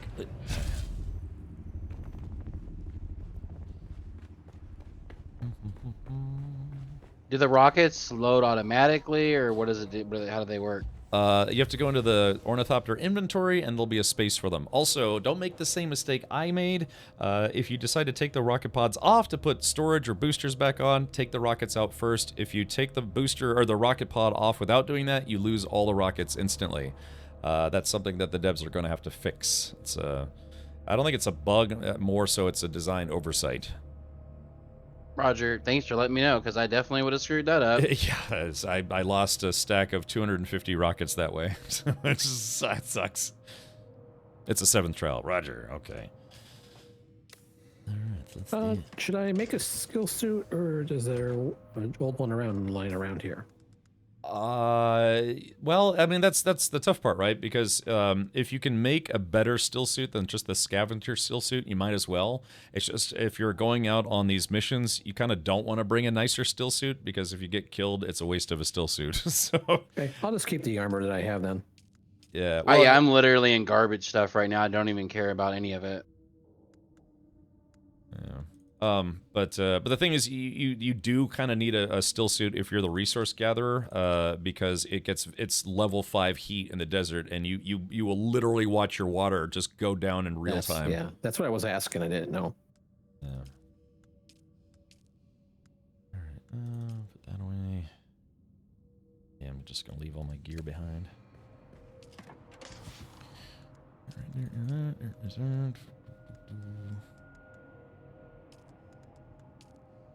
right. Let's see, yarf. Yeah, so all I'm gonna bring is a leader John. I bring binoculars because they're easy to make. And let's see, so I gotta go make a tent.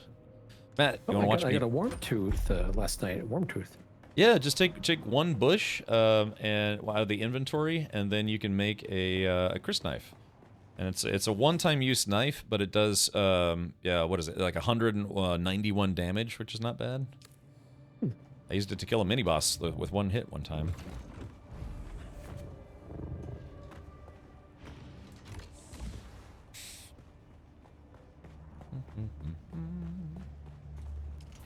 I'm just dumping this for now. Dumping that for now. I need to grab some agua. Some Wasser, bitte. These tier 1 still suits are terrible, but you know, it's better than nothing.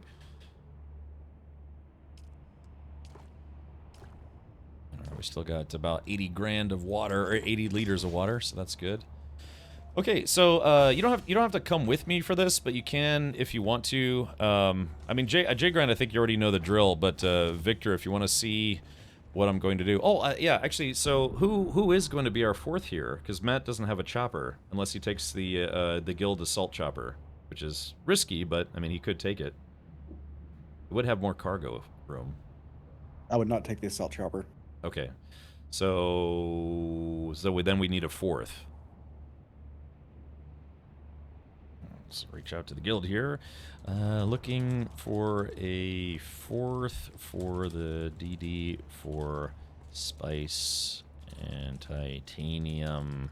Get blithering idiot. Let's see.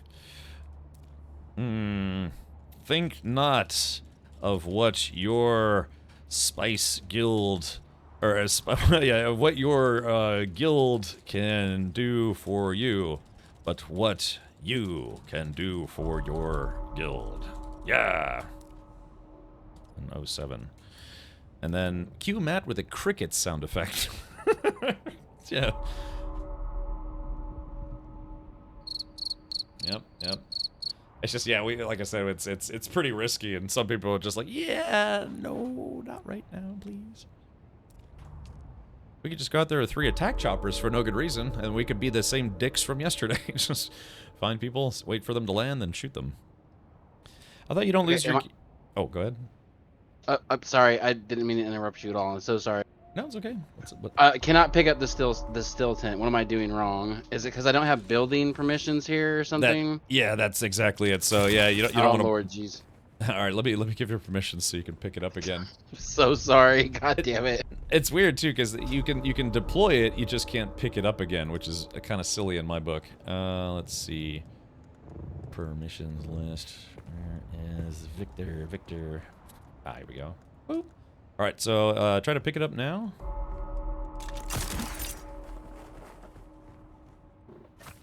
All right, all good. Thank you. Alrighty. Okay, alright, so yeah, Victor, you want to come with me? I want to show you something. All right. It's in the back room without the lights on. No, the person. All right, get my promotion. Yeah, glass ceiling, here we come. No,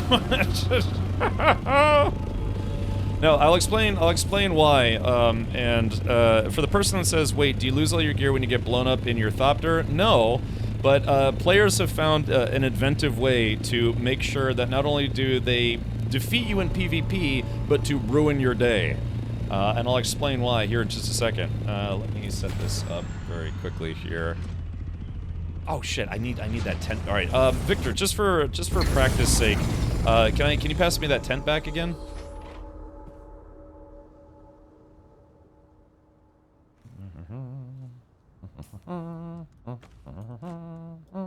Alright, let's see. Click on this. Click on this. Click on this. All right. Okay, so I will demonstrate what the problem is, and unfortunately, I say we, but I found out about this the hard way. Wait, oh, I must have took the... shit, I meant to take my chopper. Hold on, I'll be right back. I took the wrong chopper. Sorry about that.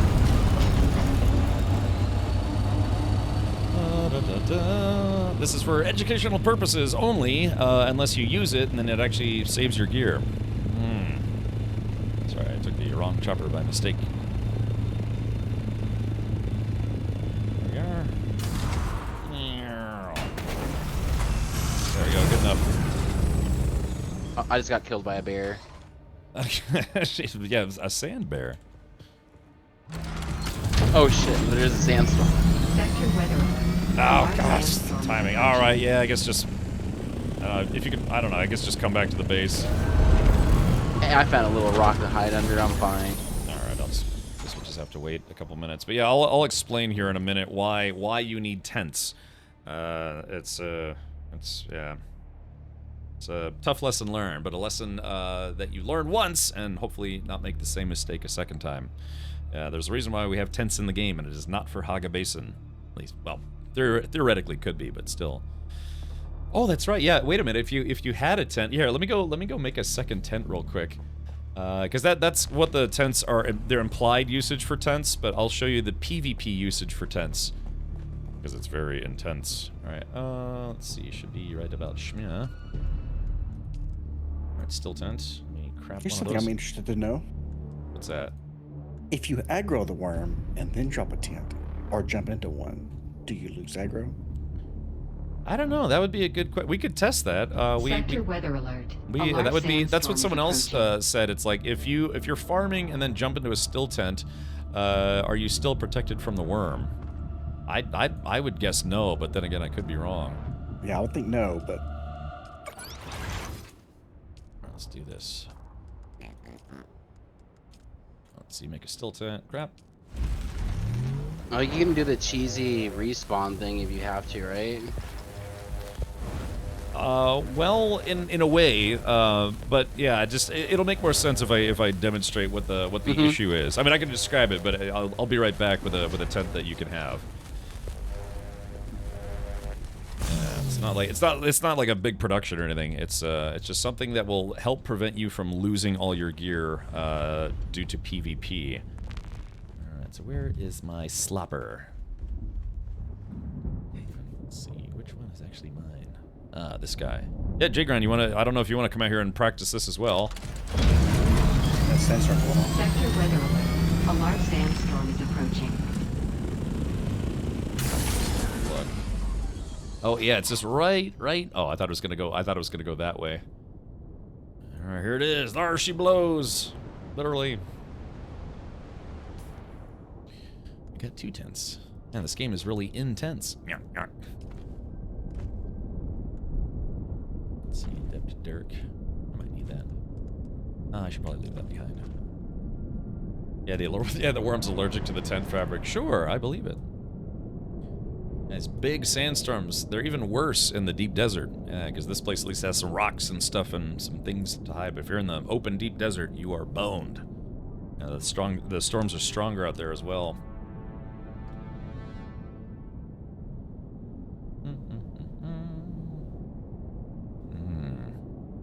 How you been, Spader? You been doing all right? Doing fun spader things. I just watched HQ get swallowed up by the storm. Yeah, it's kind of interesting. All right. That's my fault. Okay, so the reason why you need tents for PvP is because, like I said, players figured out a way to make it where it's not only that they destroy your ornithopter, but they will feed you to the worms, so to speak. So if you get shot down, you can stay in your ornithopter, but eventually a worm is going to eat you, and you lose everything. But what happened to me yesterday is I got shot down, and I got out, and, you know, I didn't have the tent with me at the time, but the player wouldn't kill me. I literally was shooting at the guy, I was trying to aggro him, I even got back inside my chopper, and the guy just would not kill me. And I was like, why is this guy not killing me? And then it hit me, it's like, he doesn't want to kill me, he wants me to get eaten by the worm. Like I said, it's basically pouring lemon juice on the wound. So, you know, I was trying to do anything I could think of to bait this guy into killing me, but he just wouldn't kill me, but he was making sure I couldn't leave. So, it's just a means for, you know, making sure that not only did he get me killed, he made sure that I lost all my gear. So it's, you know, it's debatable if you want to call that griefing or not. I think so, but now the actual PvP combat, you know, combat's combat. You know, I did not win that dogfight. But what you can do to prevent that from happening, and I'll just demonstrate as if this was say this is a dogfight, you know, that I lost. I'm just going to nosedive directly into the ground here. Once you've landed, get out, and then you store your chopper instantly, as soon as you can. Store it, and then break out your tent. Just place it. Oh, character's blocking it. And then get in your tent. What this does is, one, it'll make sure that the worm you don't summon the worm, and two, it forces that PvP player to kill you, and then you can respawn, and you don't lose any of your gear.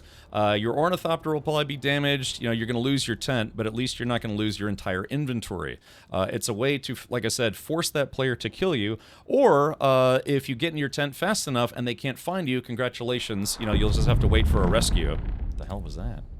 So anyways, you know, I don't know if like I said, how widespread that's going to be, but that happened to me last night, and I lost my ornithopter, I lost my tier 5 still suit, I lost everything, because like I said, the guy shot me down, but he wouldn't kill me, because he waited there until I got eaten by the worm.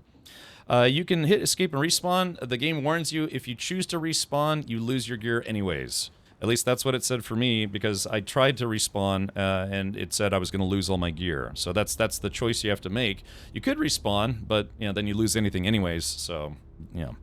How can they force the worm to eat you? Because if you don't have a tent and say you're just standing here, eventually worms will come by and eat you. Like I said, I think the game kind of cheats a little bit. Even if you're not moving, eventually the worm will come for you. It's just, I don't know, I can't tell you what the back-end programming is like for that, but like I said, my personal opinion is that the game cheats a little bit, and a worm will come for you eventually, even if you're not moving that much. So I remember being there being losing durability. Maybe they changed it. Oh, durability for what? But, yeah, so anyway, so like I said, yeah, one thing is to lose a dogfight, and yeah, I would have had to rebuild my ornithopter, but like I said, that guy, after he shot me down, he was taunting me, he wouldn't kill me, and just waited until the worm came. No, yeah, there's gear durability loss, so, which is still negligible. I mean, what would you rather have? Slightly damaged gear, or would you like to have your entire inventory wiped?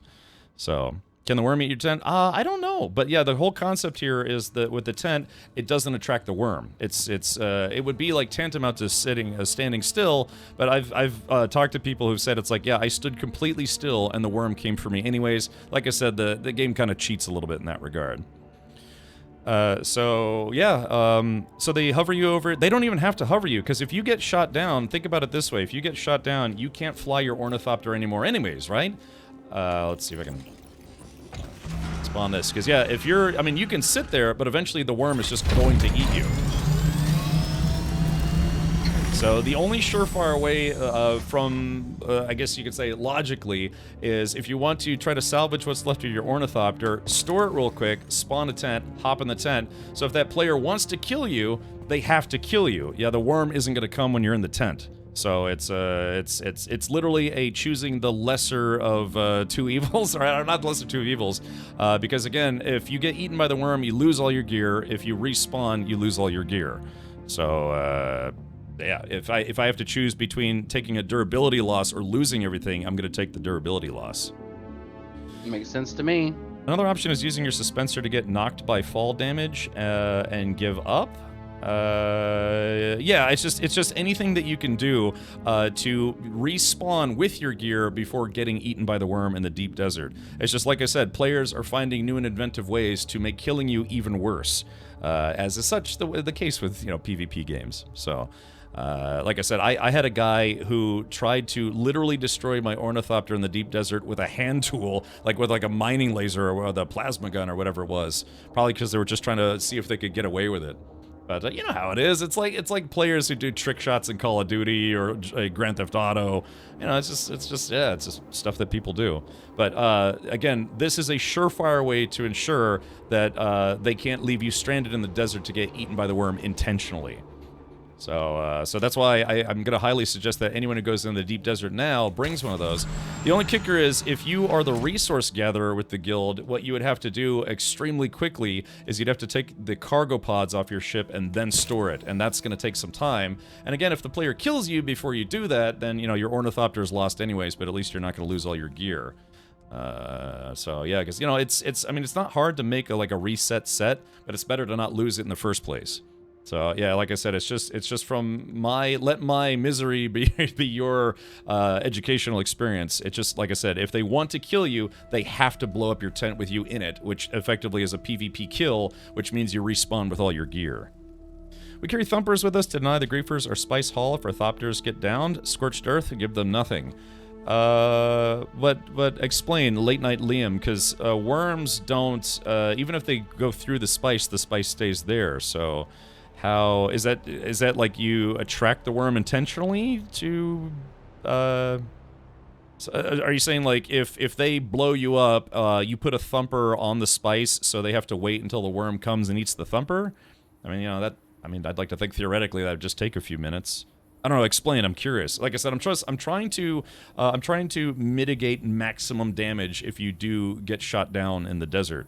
Again, the only thing that's difficult is if you're the cargo chopper, you either have to, dump your cargo really super fast, or just take the pods off and then store your chopper. But more than likely, if you get downed with your basically a heavy ornithopter full of stuff, it's probably going to get destroyed. But at least you can save your own butt by getting in a still tent and either waiting to be picked up or just let the player kill you. So I think he means call the worms, everybody loses. Yeah. Because I'd like to think that would be PvP on the ground. I'm talking about aerial combat. Yeah, because if you get shot to death, then you just respawn with your gear. For instance, if Victor shot me to death, then they would be able to take anything that's actually takeable or obtainable from my backpack. Players can't take your gear, they can't take your suspensor belts, your weapons, none of that stuff. A lot of people have said it's like they think that's unfair because they want full looting. When you kill somebody, you take all their stuff, but for the time being, unless Funcom changes it, if you get shot to death, just ground-based combat, then you don't lose your gear. This is a very specific scenario where if you get shot down, the player doesn't want to kill you, and they wait until a worm comes to make sure you get eaten. So yeah, it's again, it's just one of those things. I know, Cosmo, it's kind of a debatable situation, but that's a really dick thing to do. It's like the guy already beat me. He just wanted to twist the knife a little deeper by making sure I lost all my stuff. So anyways, that's my suggestion. You don't have to use that method if you don't want, but I highly recommend it, because if you are in the same exact scenario I was last night, you're gonna be pissed pissed at yourself that you didn't listen to me. So, alright, well, anyways, that's my spiel, and I'm sticking to it. The other thing is, being full of adrenaline and just remembering that, let's see if I can do this again. Oh yeah, let me drop this tent for Victor. Here we go. Boom. Yeah, so it's just like I said, practice makes perfect. But it's like, what do they say? No plan survives contact with the enemy. So you would just have to remember that when you get shot down, you have to get out of your ornithopter, store it as quickly as possible, spawn a tent, and then get into the tent. So yep. So storing the ornithopter, getting into a tent. Well, nobody. I'd like to think nobody would be literally right next to you. And then presto, doing this, you are guaranteed to not lose your gear unless for somehow, some way that player somehow can also get a worm. Like if you're hiding in your tent, they get out of their chopper, put a thumper right next to your tent, and then leave. Then sure, you're boned. I mean, that's like I said, that's like that's asshole level over 9,000. It's just it's basically just making people as miserable as possible. It's not just defeating them at that point. Yeah. The tent in theory, they could just do this, right? Just fly over you like this and then just take off. No, it doesn't attract the worm. Yeah, ornithopters don't attract worms.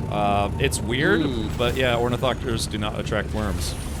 Yeah, I mean, you can land right now. Hold on, let's do this. Let me pick this up.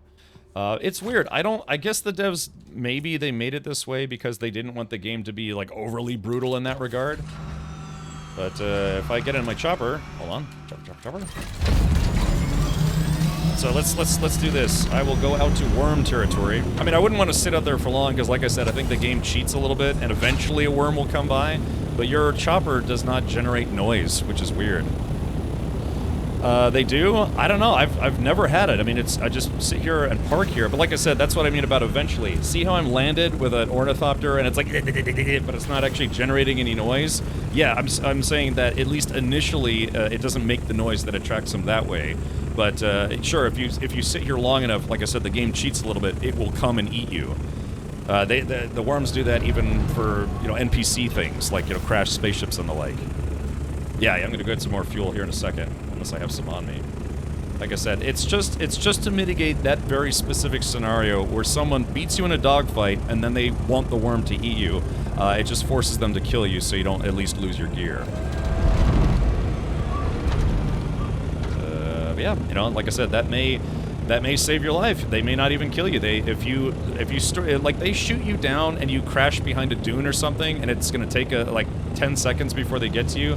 That could be enough time for you to store your chopper, pitch a tent, hide in it, and tents are kind of hard to see. It's just like if you see it at night, it just looks like a little dark shadow. I mean, it's actually genuinely hard to see while you're flying around. So yeah, worms are attracted to vibrations, not noise specifically. Yeah, but I mean, come on, dude, it's a helicopter. It should be causing vibrations and things, but I guess they probably play tested it, and it probably just didn't play test very well. So, anyways, yeah, but like I said, I am now and forevermore going to bring a tent with me to the desert for that scenario and other potential scenarios. Again, I got killed by a camper in a tent who was hiding in a spice field in a tent. They waited until I landed, and I was farming spice. They got out of their tent and then started attacking me. So it's just, like I said, there's some people that all they want is PvP, and want to try and find new and inventive ways to kill people in the game. Something for their YouTube reel. Let me see if I can get inside this guy. Oops, wrong button. So I'm just gonna turn this if I can.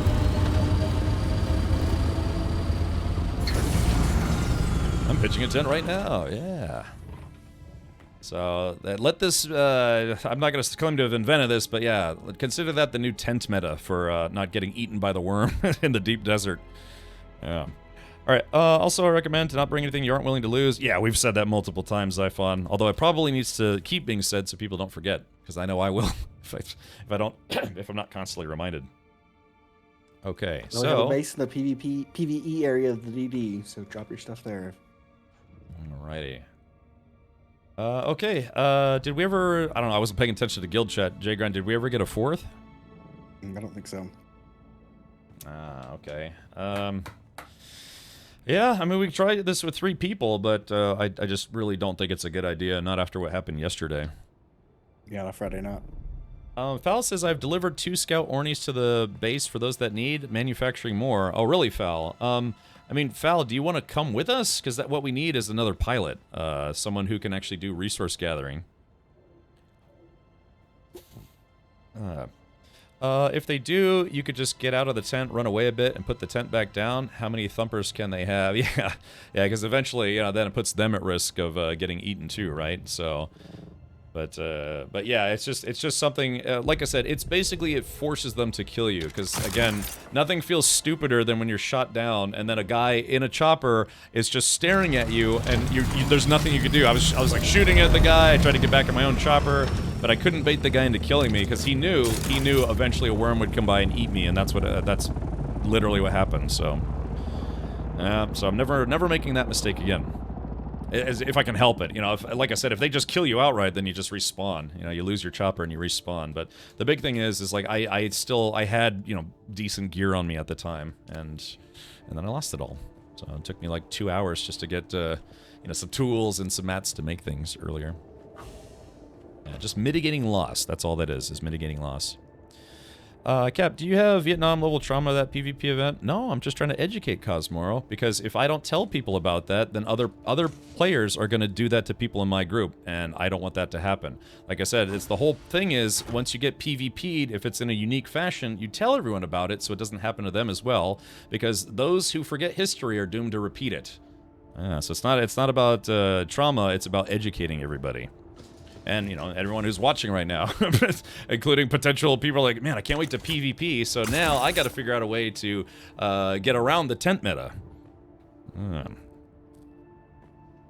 Yeah, Zalright, and so Zalright brings up a good point, is the other thing is, if I'd at least had a missile launcher, which I didn't have at the time, then I could have still fought back, and either that guy would have been forced to kill me or would have been forced to leave. You can do a lot of damage to ornithopters with this this rocket launcher. I don't have one of these yet, because we need more. Each one of these is 30 spice melange, but yeah, you know, it's my ornithopter, when I had a different one, took a lot of damage from a guy just spamming rockets at me while I was trying to shoot him with my rockets. It's easier to hit an ornithopter with a shoulder-mounted missile launcher than it is to kill somebody flying with a rocket launcher, I guess you could say. 'Cause yeah, you have to almost like go up and then down, go up and then go down again, in order to shoot people on the ground. So yeah, just like I said, it's all a learning experience. Which brings up another good point, is if we get to a spice field, if you get to a spice field, look for tents. Yeah, because again, that's another thing. People are camping spice spots now in tents, waiting for people to land so they can kill them. So yeah.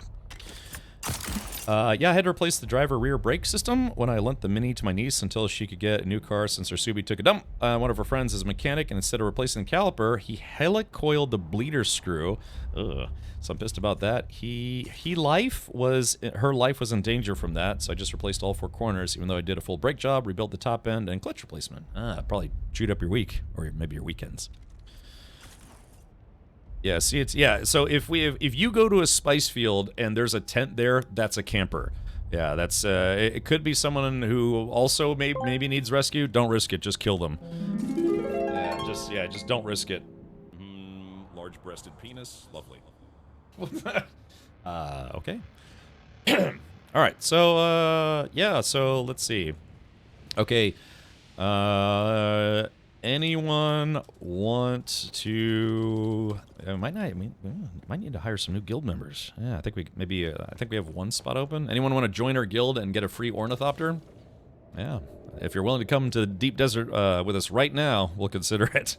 Want to come to the DD? We will provide a chopper so you don't have to use your own. I will only join if I can get a pornithopter. Not bad.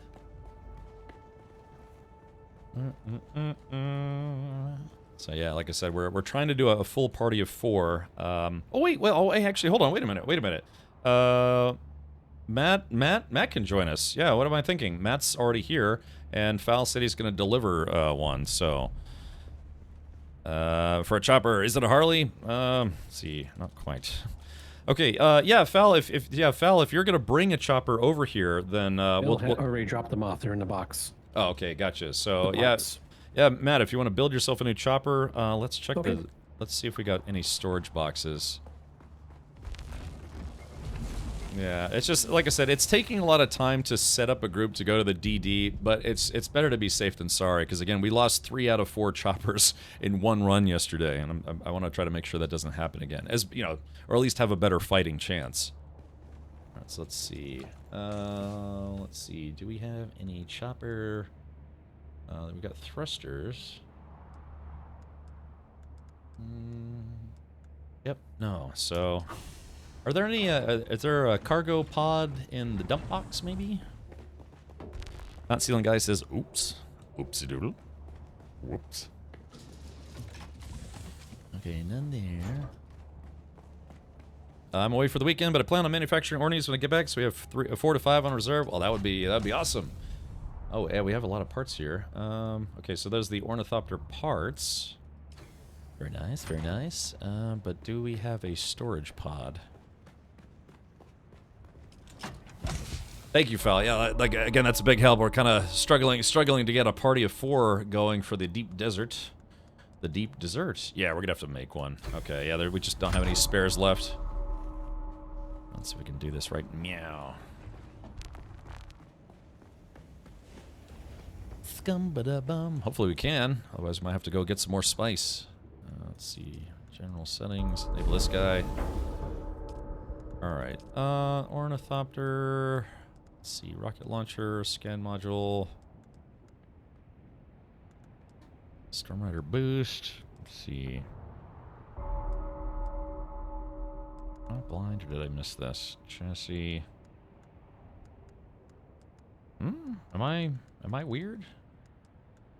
Did I not actually research this? Hold on, I gotta see if I actually researched it or not. Let's see. Ornithopter, buggy, sandbag booster. Oh, I haven't yet. Oh yeah, look at that. All right, there we go. Research. Boom shakalaka. Yeah, other people kept making them, so I hadn't researched it just yet. Thought I was going nuts there for a second. All right, here we go. Yeah, storage. Thankfully, it doesn't take any spice or anything like that. Just aluminum, Servox, and paste. The deep desert with whipped cream. Delicious.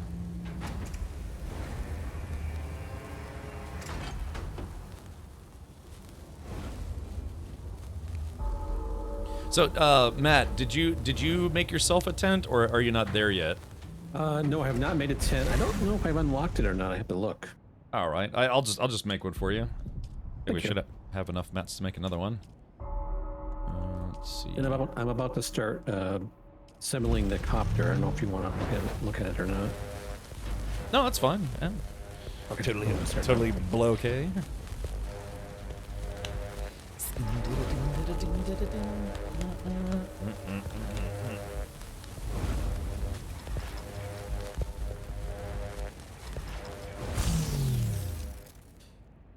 Alright, we're getting all the supplies we need to get more spice. We need 250 spice, about 250 spice to finish the harvester. And then we're gonna need a lot more attack choppers after that. So I guess this is the drill. Alright, there we go. Oops, wrong button. Alright. Okay, Matt, so right here is the storage pod. And then right here is the tent. Can you drop... I guess you can drop more than one thing in a box, right? Interact. And here's the tent. I don't know if you were busy at the time, but did you catch what I was talking about outside? Again, you're going to have a bit of a tougher go should you get shot down, because again, you'll either have to dump your cargo super quick, which is not going to be quick, or you'll have to bring a welding tool and simply remove the module. You'll instantly lose the cargo, but it's better than losing the whole ornithopter. And then yeah, you just spawn a tent. Make sure you put the tent on a hotbar, and yeah, that's basically it. Oh yeah, do you have the storage tool, the vehicle storage tool? Look into my eye. I will take that as a no. Yeah, like I said, everybody needs you need to bring water, a storage tool, and a tent. That should be part of your deep desert kit every time you go out now. At least in my opinion. Gas. Oh yeah, gas as well. Yeah, 4 things. 4 things. Don't forget the batteries. Don't forget condoms. Maybe a little bit of lotion. Gets dry out there. Sunscreen. Yeah, Sonnencreme.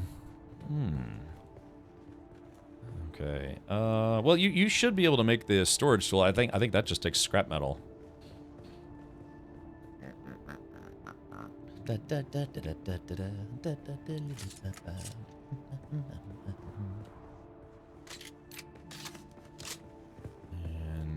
So let's see. Victor, have you ever fired rockets before? Nope. I guess while we're waiting, you want to go outside and just pick a target. Like, just pick anything. Pick a target, and then try to hit it with your rocket pods. And then be amazed at how hard it is to hit something with the rocket pods. Because, yeah, if you're shooting straight, it's easy. But if you're trying to shoot down or up or whatever, it's actually considerably difficult. Except So for it's easier to shoot straight, or is it easier? Because from what it looked like from other people who were shooting, it looked like it was easier to shoot from above down below, but maybe I'm wrong. No, that's what I'm saying. It's you want to be over your enemy, because if you're aiming down, you're going to be going forward, right? So it's a thing that real helicopter attack pilots have to practice, because if you're trying to aim down at somebody or aim at ground targets or whatever, you have to tilt forward, which makes your helicopter go forward.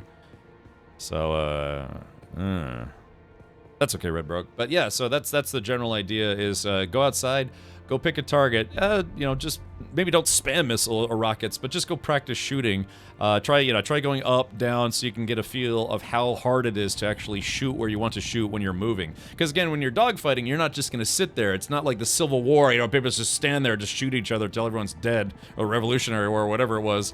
Yeah, you're going to be engaging around, and you'll notice that rockets are like, you know, they don't go where you want them to go.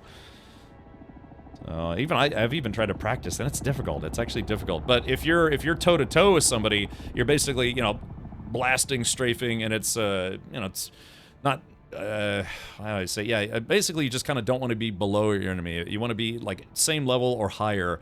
You can shoot up, but just know when you tilt up, you're flying backwards, and you'll be going a little slower. I don't know. It's just dogfighting, man. It takes some practice, I suppose.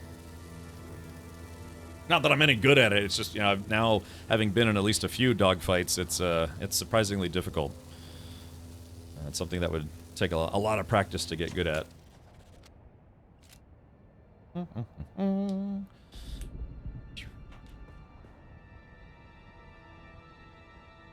Alrighty, there you go. Matt's got the right idea. Yep. If you get shot down, store your chopper, pitch a tent, and hide in it.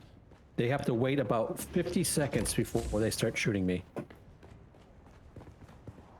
yeah. So I don't know, man. If you can find like a rocky area, you know, try to, if you can, crash land behind that, and it may actually take them, you know, 15, 20 seconds. It just depends on how far behind you they are. I almost outran the guy who shot me down, but yeah, I had too much damage. Just too much damage. I was trying to fly away, and I just see these rockets flying by. But it's yeah, the time to take the storage off. Yeah. That's gonna wait take a minute. I have a class 1 welder. There should be. Oh, that's not good. Yeah. No. I lost can all make my gear you the last other night, one. so I haven't got a chance. I just got on and I don't have anything back up. That's okay. Yeah, it looks like we're out of welders in the middle box, so if you could make it like a tier 3 or 4, would probably be good let me enough. go take a look. So McSummer, if you gift, oh no, I guess, you know, no, that should be good. Yeah, if you subscribed and then gift a sub, that should be enough to get you the Atreides outfit. So thank you for subscribing.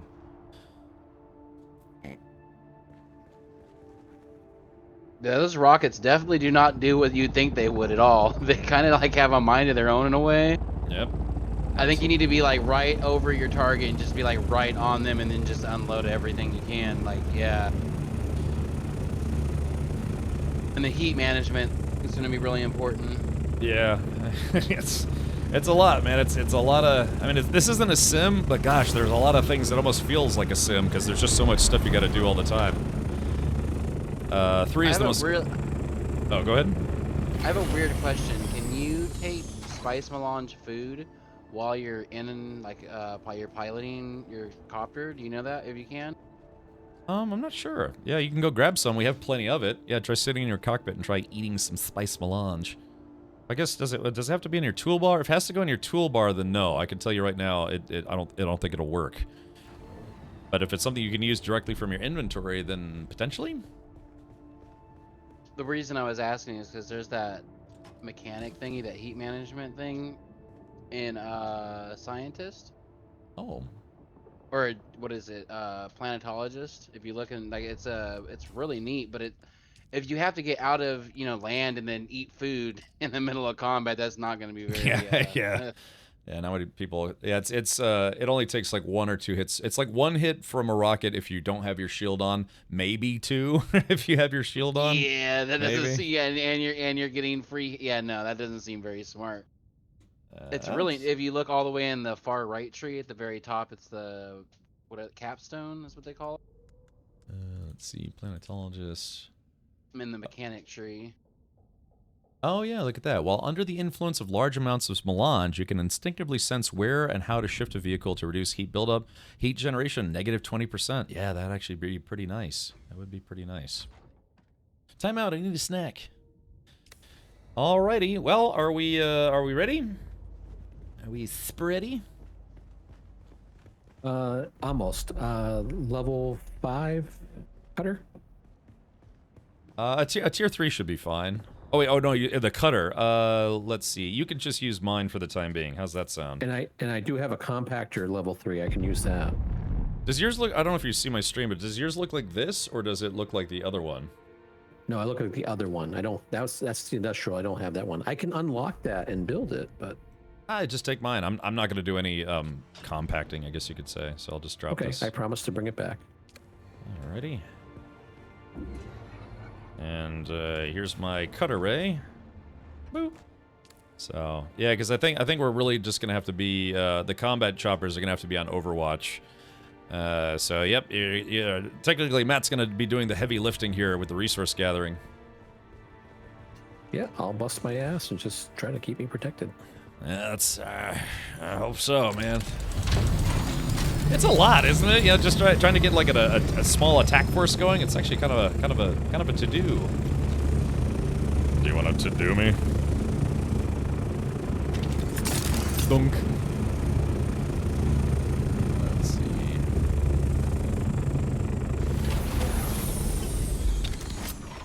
Just gotta take the stairs. Hold on. Bonk. I just bash my skull every time. Alright, so everyone, again, you need 4 things. You need your tent, your ship putter awayer tool, you need water, and you need fuel. So everyone got all that? And then Matt needs the compactor. You gave me one.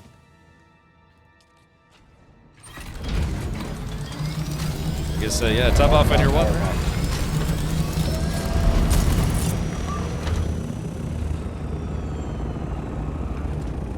You have a Mark 5 power pack.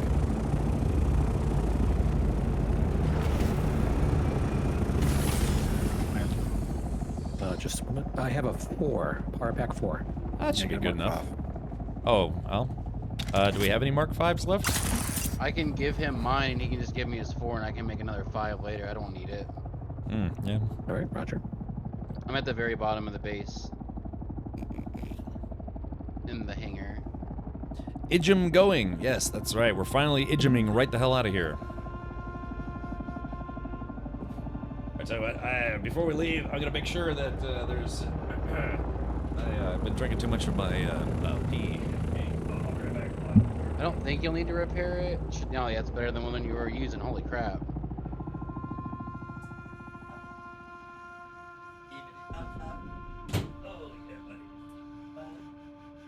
Yeah, that will work. Thank you.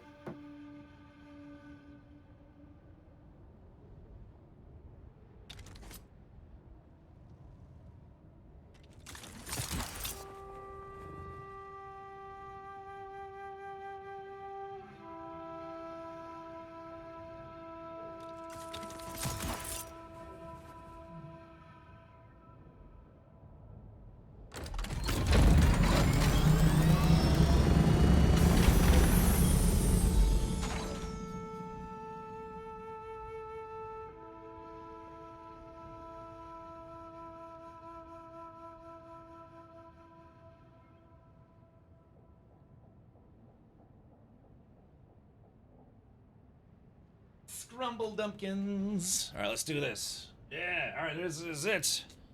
Drake, we are leaving. Are we? I guess we're leaving. All right, here we go. Let's do this. Boop.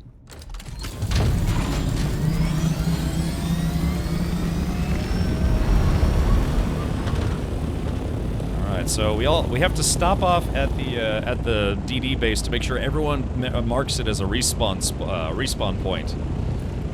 Let's do that. Sorry, it's a little loud out there. All right.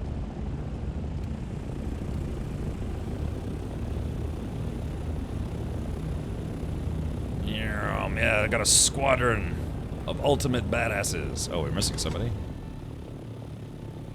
Coming.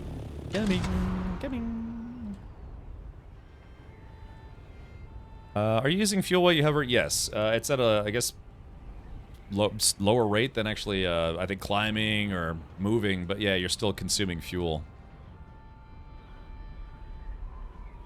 I should do. Yeah, I could do that, but maybe not when I'm at a full tank. We'd probably be sitting here for 30 minutes. It does last a pretty long while, but you're right. I'd probably just eventually drop out of the sky.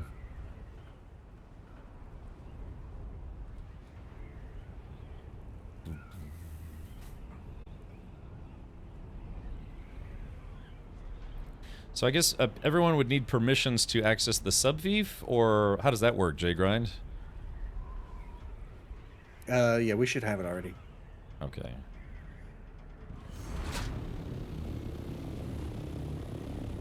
Dougson, what's the tent for? Normally, if you're in Haga Basin, hiding from sandstorms. If you're in deep deserts, hiding from players. Yeah, if you have to, if you have to hide from them for whatever reason. And like I said, it's a way to mitigate getting eaten by the worm as well.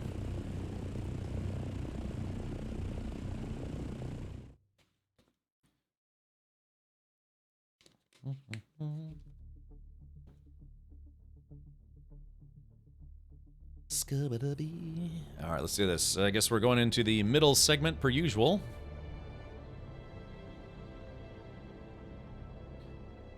Making love to female Fremen.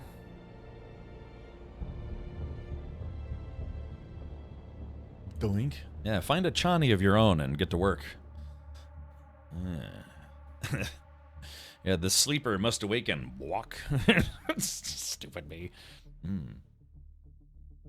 Alright, so what do you think, Jigron? Should we try to focus purely on spice this time, or should we pick up titanium if we can find it?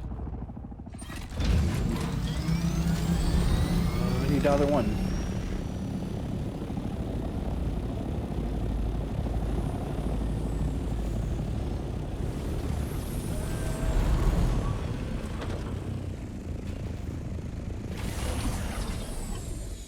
So let's see. I'm assuming the sub thief is down. I landed right on the stairs.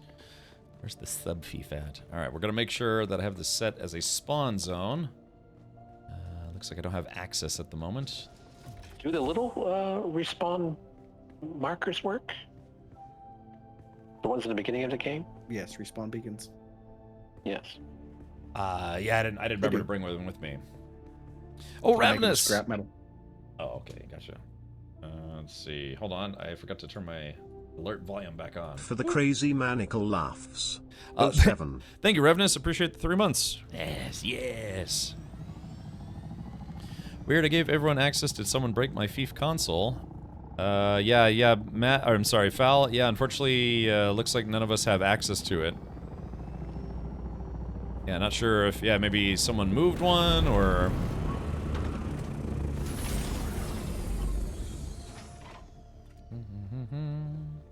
Yeah, because we absolutely need a place to respawn. The whole concept of, you know, storing your chopper and hiding in a tent, either hiding from a player or just getting killed by a player, forcing them to kill you so you don't get eaten by the worm. It's so you can respawn at this base instead of you know, trying to respawn back in Haga Basin. Because if you try to respawn across zones, you automatically lose all your inventory. It's interesting we're allowed inside. Yeah, I guess we don't have access to the console itself. You have to be co-owner to access the console. Roger. Or you can set the access level on the console to guild, associate, or co-owner or owner. Yes, I remember doing that. How do you pay taxes? Cushy, you go to one of the 2 main social zones, either Harko Village or Arakeen, and there's a tax collector there. You can open your map and then find them that way. It's, yeah, just a guy. I think they're in the, like, very back of a long hallway. But yeah, it's in one of the social zones. I can't show you on the map what they look like because I'm in the Haga Basin. I have to be in the overworld map to show you where they are. Can I punch you right in your lunchbox? I placed down a respawn beacon outside, so. Yeah, I guess that would be, you know, just about the same. It's just, yeah, it's just to make sure that you can respawn in the DD and not, you know, not have to respawn in Haga Basin. Yeah, there's scrap metal in these chests over here. Let's see, already. Yeah, I guess that should be sufficient. Doodle Boop, thank you for gifting 2 subs. Enjoy your Trades officer outfit. Snapficer. See, how much scrap metal is it per doot? Is it like 10 or something? Like 50, around there, like 34, I think, but it's take 50. Alright. Then whatever I don't use, I will put back. Okay, so here we go. B. Crapping our respawn bacon. Oh yeah, it's only 20. It's only 20 for a respawn beacon. Nope, I didn't know. I guessed. I'm sorry. No, it's alright. It's all good. It's all a learning experience. I haven't used a respawn beacon since I started the game. I didn't know you wanted to get involved with the discussion, Mr. Helper. Still. So I guess we have to place it outside of a sub-fief. Alright, so I'll put mine right about shmeow. Okay, there it is. That's one of my favorite movies ever, Matt. Is that Billy Madison, or what movie is that? Back to School. Oh, Back to School, gotcha. Fantastic movie. That's a Rodney Dangerfield movie? It is. Oh.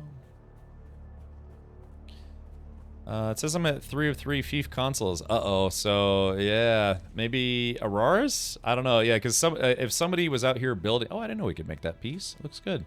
Yeah, maybe somebody maybe removed the console and then maybe deleted it by mistake and then ended up rebuilding it, and they probably forgot to add permissions to everybody. That's okay. The spawn beacons here should be the same thing. I don't know. Yeah, if I had to guess, I'd say maybe Auroras, because Auroras basically, you know, he built most of the guild base, so maybe he was doing stuff while he was here. Good boy. That's what I should be, a good boy. Oh, it was not Auroras. Huh, so... Yeah, I wonder... I don't know, I guess we'll have to ask around. Because, yeah, we have a guild outpost, and now we've lost access to it. Well, not access. It's, yeah, because if somebody had done something malicious, then we wouldn't have access to it, period, right? But we all have access to it, we just can't access the sub-fief. There's the Fremkin. Kind of our frenemy guild. They're friends in real life, well, they're technically enemies in game.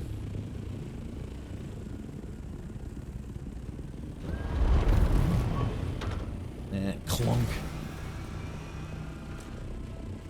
Alrighty. So Jake, you want to run point on this since you know the deep desert better than anybody?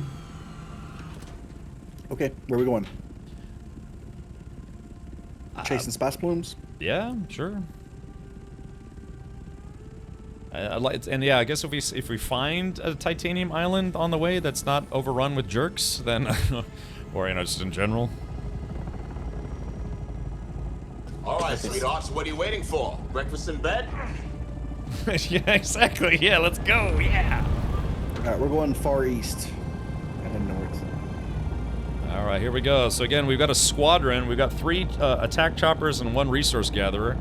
Yesterday we tried to do 2 and 2, but unfortunately, yeah, we got killed by a group. So there it is. Yeah. This is like just fighter squadrons. 8,000 years in the future.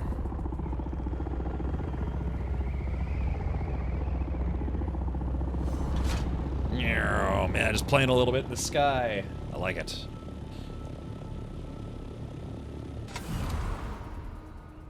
Love Deep Desert more than anyone? Really, Dovkin?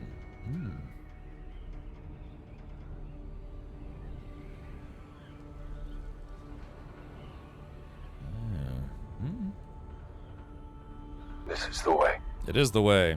It's the way out to the deep desert. Looks like it's gonna be daytime soon. Ow, flunk. So that should make things a little easier to see. Unfortunately, that makes you easier to see as well.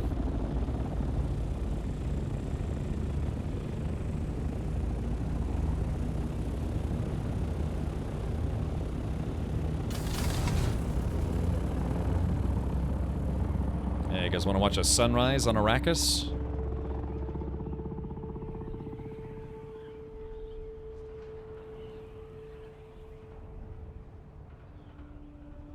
Can you remake the party? I only have one marker. Oh, yeah. Okay, hold on, give me a sec. Alright, bloop, bloop, and bloop, and then bloop. Let's see, where's everybody? Bloop. Victor, Victor, Victor, Victor, Victor, Victor, Victor, Victor. Okay. Alright, there it is. The sun also rises.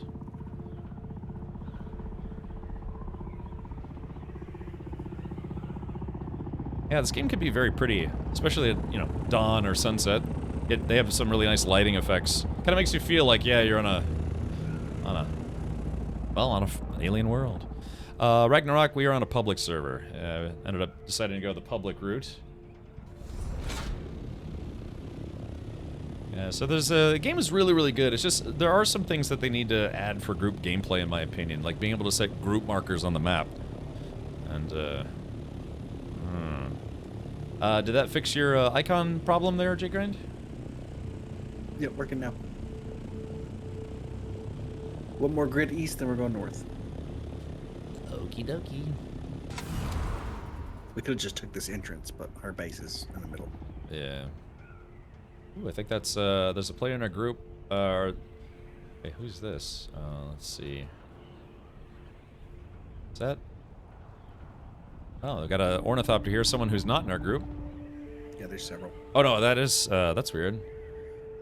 There's several just coming in from the desert. That's weird. I wonder why the compass marker is showing Matt being behind me when he's in front of me. That's strange. Hopefully the markers aren't being laggy right now.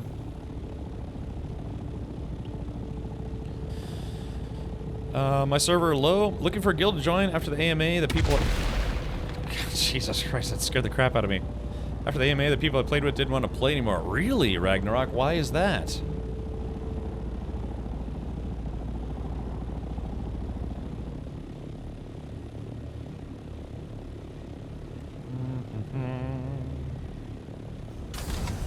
Okay, gather up. We turn north. Alrighty.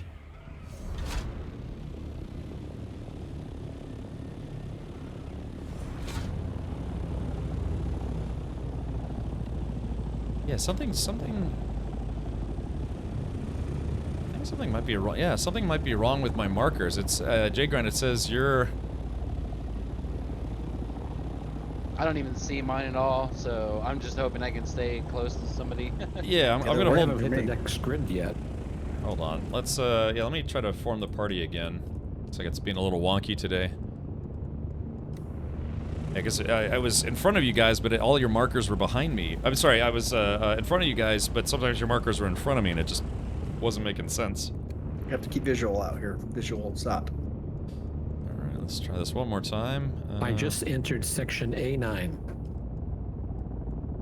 Let's see, Matt, I'm sending you another party invite. Oh, let's see, I guess we got... or J-Grind, I mean. That's just filthy. Thank you for subscribing outright. Welcome, buddy. Turning north. Alright, I think maybe that fixed it.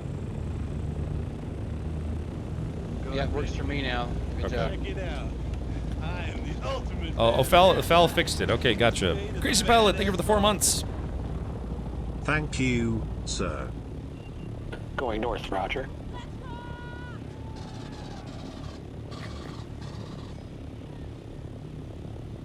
Yeah, I mean, let's see.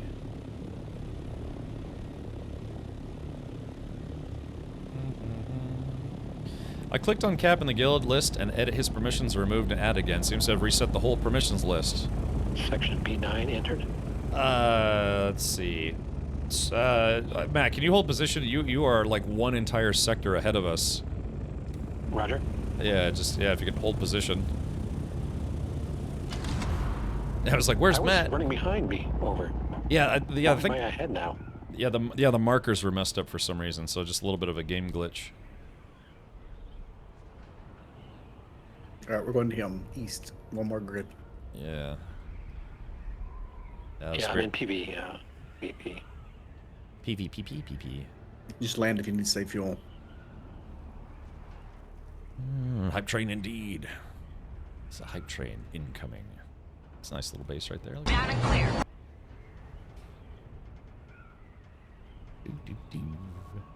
Let's go.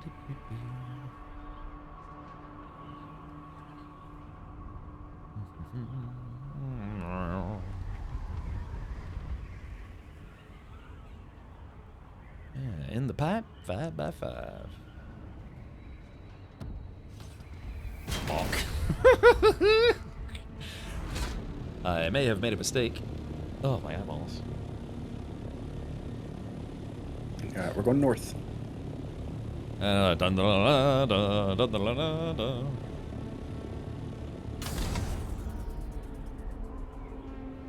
Alright, yeah, we're officially in PvP zone. Yeah, it looks like the markers are working properly now. At least for me. Yeah, it works for me.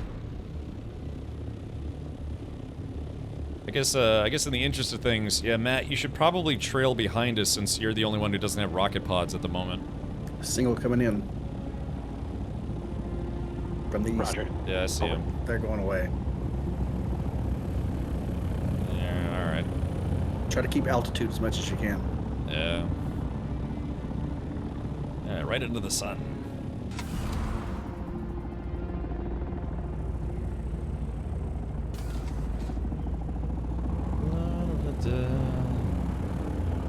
So yeah, we'll try to spot for you, Matt, since we're kind of cruising in a line here. Are you excited for the Aliens TV show? I am, Crazy Pilot. Yeah, it should be coming out, what, in about a month from now? Yeah, it comes out in August, I think mid-August. I think it's, what, August 20th? So it could be a month from today. So just FYI, there's nothing to the east of us. We are at the very edge of the grid. Okay, gotcha. Alexi Coyle, thank you so much for gifting a sub to Samila. And again, if you do give 2 subs, you will get an Atreides outfit. So if you're Atreides, you can pretend you're an officer. Or maybe not pretend. It depends on how your guild is set up. But if you're a Harkonnen, you can pretend that you're an Atreides spy. Just like Dr. Yue. Let's see. Oh, that's right. God, I think it was July already for some reason. Sorry, I got Dune on the brain. Wait, is it June? Or is it, I'm sorry, is it July or August? I think it's August, so you're right. Yeah, sorry, 2 months. Alright, thank you for gifting 2 subs. Enjoy your outfit. You will have to connect your accounts. Type in ! drops if you want just a quick link to go to accounts.funcom.com. Hey, looking back there, Matty boy. All clear. Over. Alrighty. I'm gaining altitude over the server lawn. Yep, same here.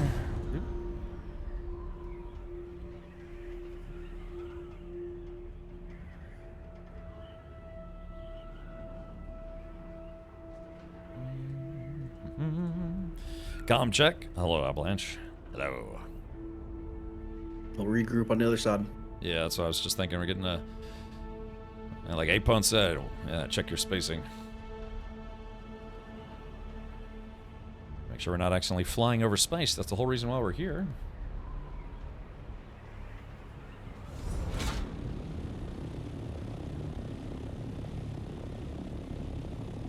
The Art of Canley. No idea there's going to be an alien show. What network? It's going to be Fox on Hulu?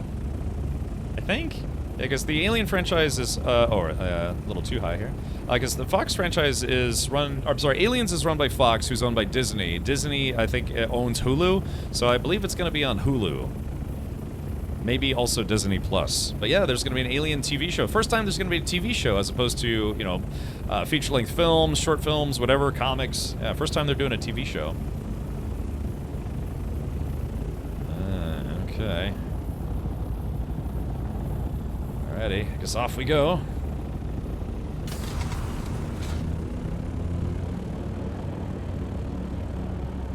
It almost feels like, yeah, like World War II squadrons. Looking for, doing recon, you know?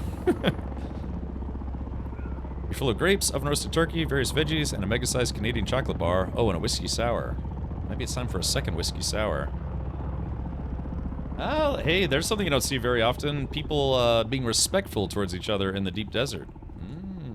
We've actually, let a lot of people go. You know, we had plenty of opportunity to beat up not harvesters, but people harvesting spice or other things. But yeah, we're kind of trying to take an amicable approach. But yeah, like I said, I've been shot down twice now. Let's not go for a three-peat.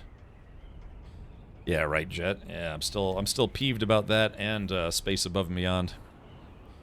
Yeah, Agent Spart. Now, like I said, if we find a tent though, if we find a tent by a spice field, that is more off. Well, oh wait, spice field. That's a spice plume.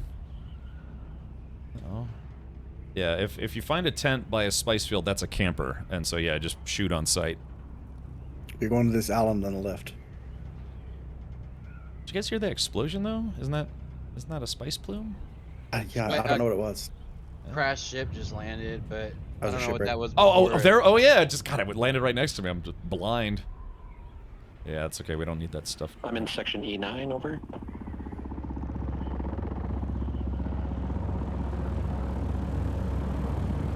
Stay frosty. Yeah, damn right. Guess you don't like the cornbread either. Mm-hmm. I love cornbread. Although I've never been a fan of cornbread with actual corn in it. You know, it's like these like chewy chunks and what is otherwise soft. Titanium. Ooh. We harvest here. Okay. Alrighty. Check those corners. Check those corners. Alright, Matt. This is all you, buddy. Coming down hot. I'll cover the north side. Heads on a swivel. Exactly. We're going to try to do what's called a tight 360. Kind of back up a little bit to each other. And, yeah, making sure, like, everybody's pointed in a different direction so people can't sneak up on us. Cornbread soaked in butter and honey is fantastic. It is.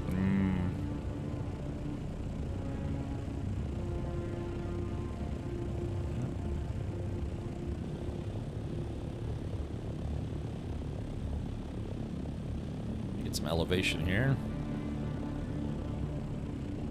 600 meters. Yeah, that's about what I'm doing. I'm at 580. Right about 580. Amicable except for share or die. Yeah, Magic Wand. Well, it's kind of a, you know, just kind of a friendly ultimatum. How's that sound?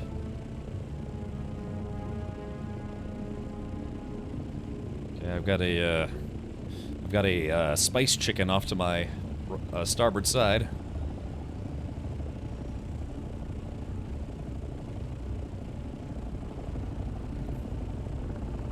Yeah, like I said, tight 360. So that way, yeah, they can't get the drop on us.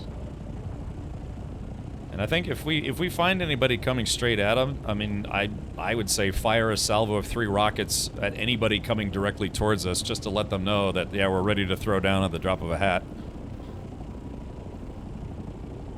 Yeah, so there we go. There's our busy bumblebee down there collecting resources or watching the skies. I got these spice chickens flying around. Cornbread, maple bacon, grits, and 2 sunny side ups. Mm-hmm. Oh, Spader, that sounds wonderful. I actually did just buy more bacon eggs today. I might do that. Maybe in Spader's honor tomorrow I'll have some eggs and bacon and some grits. I don't have any cornbread to mix though. I have biscuits though. I can make biscuits.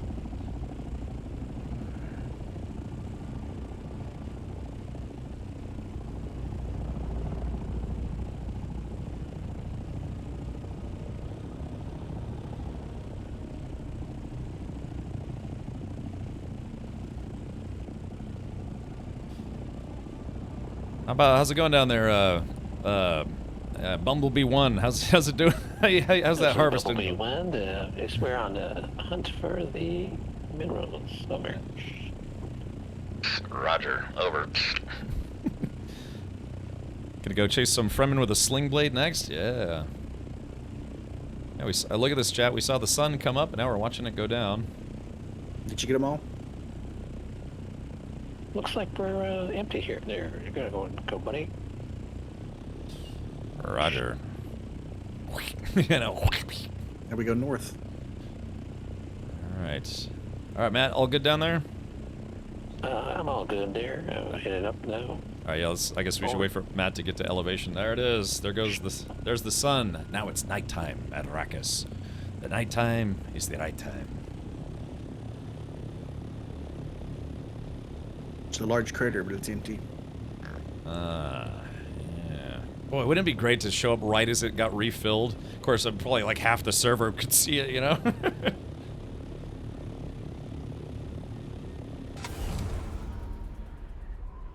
Biscuits are a solid substitute. So, man, I'd love to show them to you.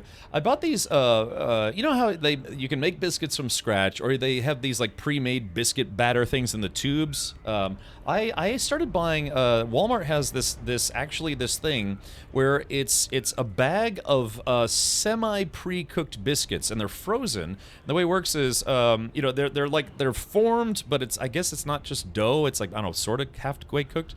But yeah, you just heat up your oven to 365 or 375 and stick some biscuits in there. 20 minutes later, you have freshly made biscuits, and to me, they taste better than the ones that come out of the cans. You know, like the biscuit batter in a can. Yeah, I read some reviews, and they actually had pretty good reviews. So I tried them. I was like, how good could frozen biscuits be? They're actually really good. Oh, that's called par baked. Oh, really? Okay, great. Yeah, it's. I was shocked. I was like, yeah, no, these are actually pretty good. Maybe not as good as you know, scratch made, homemade, but better than the tube biscuits. You know, like the Sara Lee or Hostess or whatever. Are we what's going on? Bonk. Just regrouping when we cross the server line. It's pretty close to home. Okay, gotcha. Yeah, it's they're good. Maybe after this I'll show them to you. And it's cheap too. You know, it comes in a bag of 20, and they're like, I don't know, $10 maybe, $8. I didn't think like half-cooked frozen biscuits would be good, but yeah, man, you just cook them in an oven. They're great. I like them. They're easy, you know, just a little bit of aluminum foil in the oven.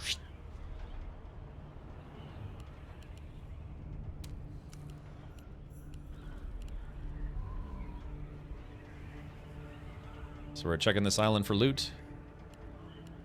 Yes.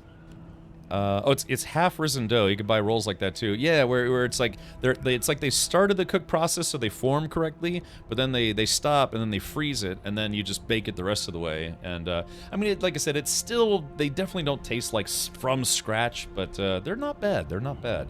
I've started making like almost like little mini breakfast sandwiches where, you know, you cook a couple, cut them in half, then put like, you know, some egg and some cheese, maybe some Spam or sausage. Yeah, little breakfast bites. They're yummy.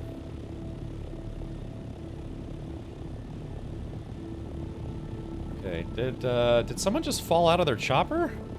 Do you need a lift? Mistakes happened. All right, everybody, let's look at Jay Grind as he runs back to the chopper he ejected out of. Put him on blast here.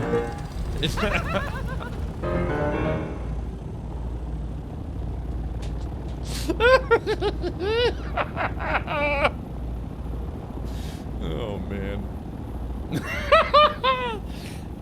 Spots to the west. Oh, pull up. Get on your guard. It's a medium one. There's probably people here. Okay, yeah. Someone has got to go low and check for. Spots just below the northwest. Do you want to go to the new one? No, I say we stay at this one. Okay, so people, yeah, maybe people go to the old one. Ah, man, this one's been mostly farmed, but it would be safer. I don't know, judgment call, guys. What do you want? Do you want the leftovers, or do you want the fresh one? The fresh one's gonna attract more people. All right, keep an eye out for tents or anything. Yeah, I'm looking. Down. Wait before you just go in there and land. Yeah, hold on. Let me do a quick scan. Just looking. Yeah, we just got to do a real quick sweep for tents, because again, I got killed because somebody was camping in a tent nearby. Low fuel. All right, go get it. Yeah, I think we're clear. I'm not seeing anything. Backpack's full. Putting it into the chopper. All right, take it easy, Glacier. Yeah, Glacier. Off. All right, there we go.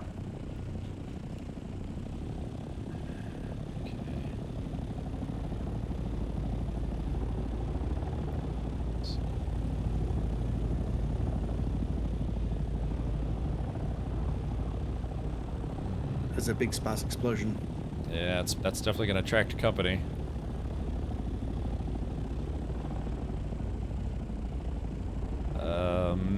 Matt, where are you right now? Over in this mountain. I just marked it.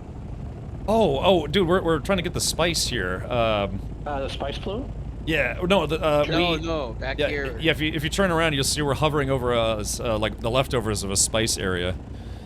Oh, right there, over. Yeah. On my way, sorry.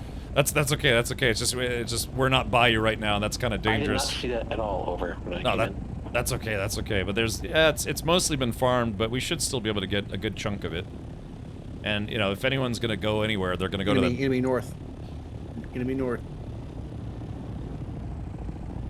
I have no visual. Or is that Matt? Yeah, I think that was Matt, because that's where he was. That's me coming in. I'm in here. I'm going down now. Shoot him anyways. Let's make sure. No. Yeah, there's coming from the north. Yeah, there's friendly fire out here, so. Okay. So Matt, or Jagon, you want to keep eyes on the plume, make sure nobody tries to come from that direction towards us? Yeah, I got eyes on the north. And I'll try to... Yeah, so Victor, if you can take a look at the plume and then turn right. And so, again, we're going to try to do a 360 here.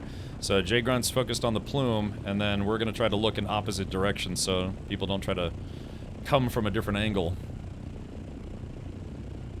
Yeah, maybe get some a little bit of elevation here. Yeah, I'm gonna aim at the spaceship here. Maybe we can get a little closer to each other too. Like I said, there's a declassified military tactic called the Tight 360. So if you needed to defend a zone and there's just a few of you, you just you back up to each other, and that way it's like you're effectively covering all the zones. You know, you're getting barrels in every direction if you have to like stop for a second. Tents not visible from a distance, they're just really hard to see. I mean, a big chopper is one thing, but, you know, to flying around a tent on the ground is like it's just a small speck.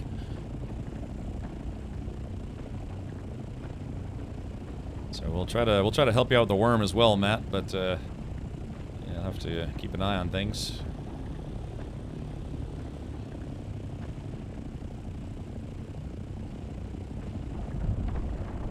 Yeah, that's worm sign.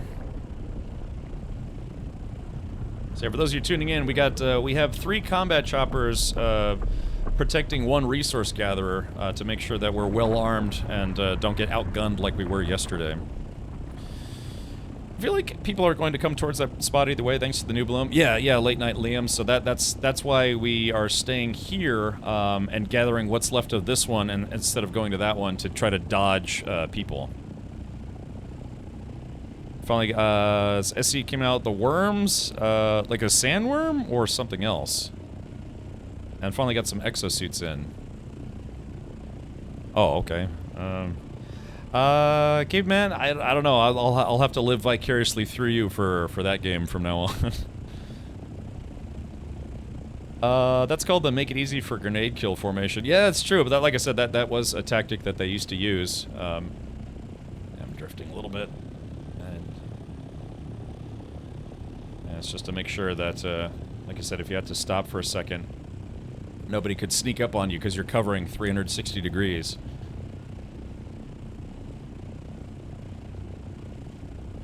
Which mod squatters in this round? We've got Hidden Character, that guy's a jerk, Matt Rodeo, Victor Cross, and J Grind.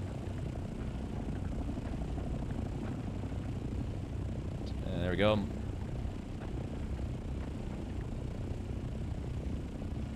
I thought that purple cloud was a cheeseburger fart, but that was the spice plume. Yeah. Yeah, there could be people there already. If they came from the opposite direction, you know, the render distance in this game isn't great, even when you set it up to the highest setting. So there could actually already be people there. But if that's a medium plume at least, and so that would take a while to farm. So that's the kind of thing that we would go after if we had the carrier and the harvester. We would, you know, hopefully a scout would find it, they would fly over to it and try to farm the whole thing. Cheeseburger, cheeseburger, cheeseburger, Big Mac, Big Mac, Big Mac, Big Mac, Whopper, Whopper, Whopper, Whopper, hamburger, cheeseburger, Big Mac, Whopper. Worm sign, we got worm sign. Big Mac, Whopper, hamburger, cheeseburger, Big Mac, Whopper, hamburger, cheeseburger, Big Mac, Whopper, and a side of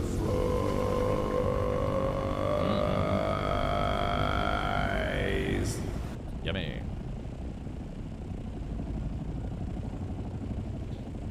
Oh look, it's Chani and Atreides in the in-game chat, the two protagonists from the hit movie Dune. Yeah! How you guys doing on fuel? You doing okay? Yeah, I got plenty. T-Tex, that's Matt. Yeah, so yesterday we had 2 gatherers and 2 escort fighters. This time we're going out with 3 fighters and 1 resource gatherer, so that way we don't get outgunned. So it would take, you know, if it was a squadron of another 3 fighters, then yeah, you know, we'd at least stand a chance, but yeah, just had some fighters. We had 3 fighters sneak up on us yesterday, and yeah, took out 3 out of 4 ornithopters. Is there a place you can get a good turkey burger? I don't know. You could make your own. You can get some frozen turkey patties, although I don't know if you can actually just buy ground turkey, make your own turkey burgers. Are we going to see action, or is this like a sightseeing tour? Agent Smart, that's the whole thing, is when you're in the deep desert, you don't want to see action, because that any kind of action means you're losing something. You're taking damage, you're getting shot down. So yeah, we're actually trying to avoid players, because we need the spice, not the combat. I mean, like I said, there are people that are more than likely playing this game just for PvP combat, like they want to do dogfighting and stuff. But yeah, so far I've been shot down twice while we were resource gathering, and I'd like to not make it a three-peat. Matt, how you doing? I'm good. How are you doing over? How much space you got? I just filled up to 175. I just uploaded. We got quite a bit left in the chopper. More room. Okay. Well, maybe we could check out that medium plume. But we'd have to expect company if there's nobody already there. No, we can fill up here. He's just 1 scout chopper. Okay. France literally called banned called anything other than meat burgers. Well, turkey is meat. I figure that. Oh. Let's see. Yeah, sorry, I heard chopper sounds getting close. Just wanted to do a quick check. If you get attacked, ganging up on one person if you can might be a good tactic. Yeah, you know, just yeah, because yesterday we tried to split up pretty quick, but yeah, there were three fighters and 4 of us, and 3 people got shot down out of the 4. So when you're stationary, they come up on you so fast, you can't coordinate. Yeah. We're sitting ducks here. That's what I'm saying. If we see anybody like coming in this general direction, I would say just fire a warning volley. You know, 3 rockets in their direction. If they keep coming, then we know why they're coming. They are coming for combat.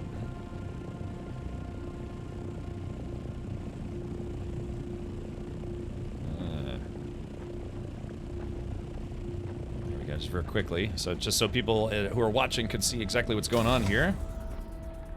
Yeah, so although this had been farmed, medium spice plumes are pretty big. Just a little show and tell before I get back into a defensive stance. Yeah, so that's all we're doing, is we're just farming this spice field.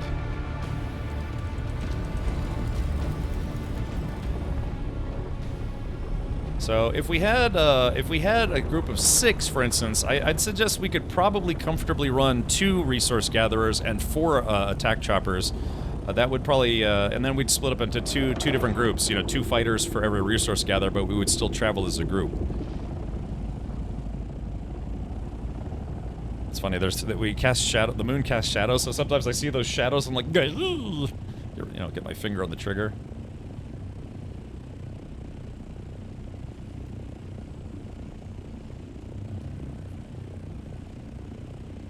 Guess no visible action at the plume, right? It's too far away.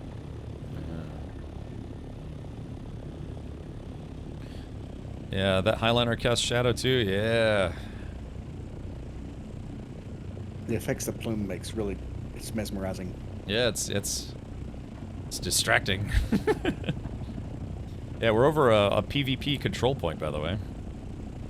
Not sure if you guys saw that. Yeah, the land thread. Yeah.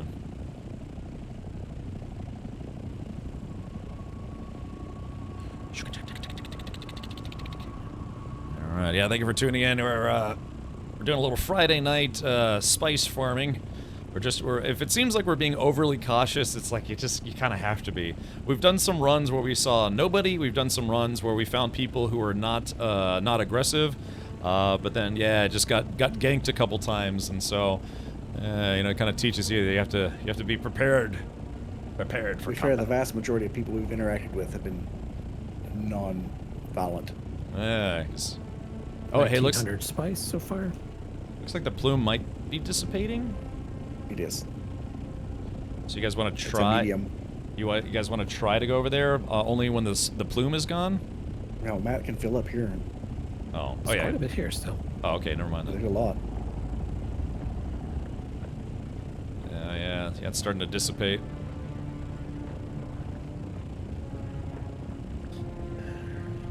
Yeah, we're basically lookouts. Yeah, we've got 3 lookouts covering all 3 directions. Well, more or less.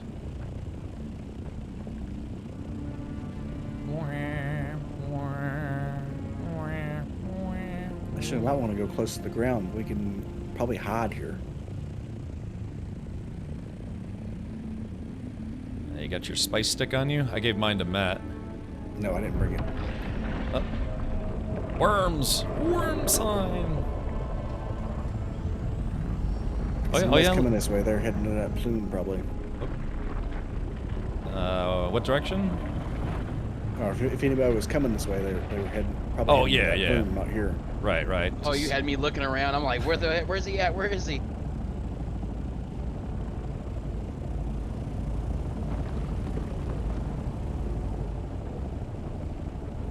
Yeah. Right, yeah, this is I mean, I guess the safer way to go about it. You get less Okay, heat. I'm gonna grab something to fill up. Okay. Alright, I'll keep an eye on the plume. If anyone's gonna come over here, it might be from that direction. Oops, something's going on. Oh. Yeah, I fell through the ground. Oh shit. Oh no. It's probably just it's probably just network lag. It should pop you back It up. was. Everybody I good jumped over? back in. I'm just gonna wait a second. Yeah, the server's been kind of That laggy was today. scary. Yeah, I bet. It was. I landed and I bounced right out. I thought the worm was waiting.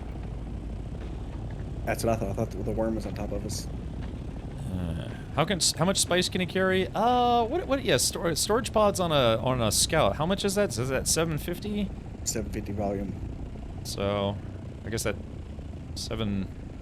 So I wonder what that translates to in spice sand. Quite a bit. Well, I can give you some math in just a second. 175 volume is, hold on. Math rodeo? No, not me. No math in my words. It's a shame Parrot Math couldn't join us. He's just said he's been very busy.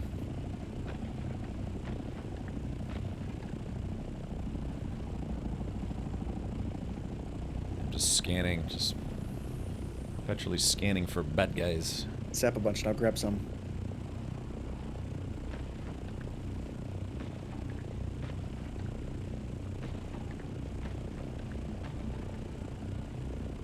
Yeah, it's like a radar, you know. We need a like a ship radar to beep. Come up here. Beep beep. Beep beep. There friendly fire to make it even more complicated? There is. T-Jax, yeah. We got worms, we got PvPers, we got friendly fire. We got, you know, we got the deep desert is the hottest. It's a heat level of 5. No radiation though, so that's good.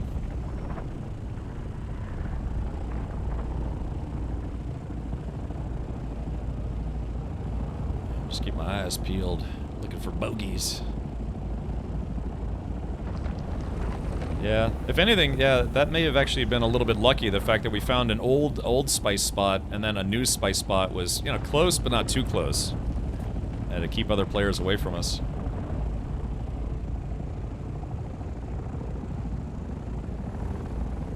Yeah, right, it's almost like a little valley in here, kinda hide a little bit. So yeah, those guys, they got us when we were, you know, too close to the ground.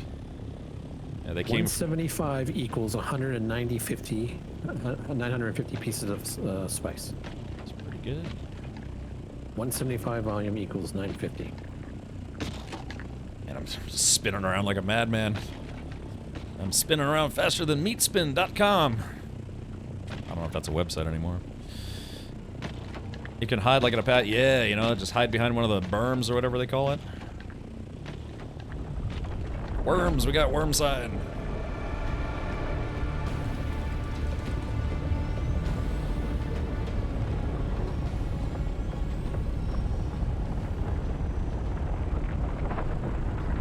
Yeah, spinning faster than the talent on helicopterdudes.com. Right. There's the worm. Yeah, there's still, yeah, you're right, there's still pretty good chunk of spice here. Hold on, Matt, the worm's still in the area.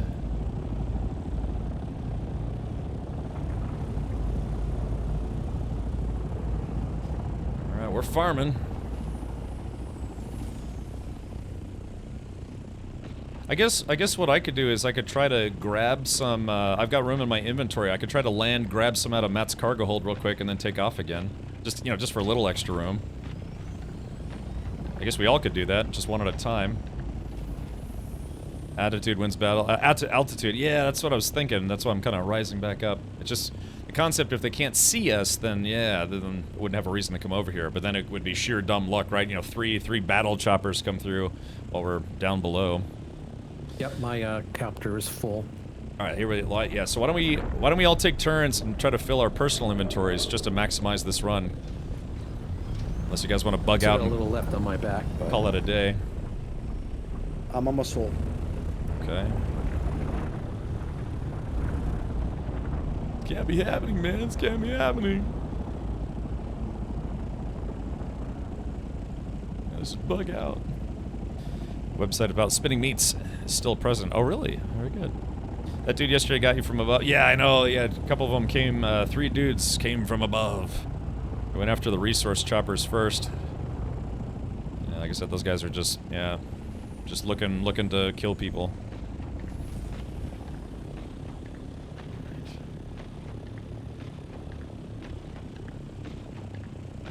Freaking out, man! Game over, man! Game over! I know. I gotta add all the alien sounds that I used to have. My static compactor's about to break. Oh, okay. Yeah, then that'll be game over spice-wise. Somebody else can land and grab this. Okay. All right. I'm back on Overwatch. Okay, here we go. Coming in. Ah, damn it! Damn worm. Stupid horse penis. Stupid worm penis.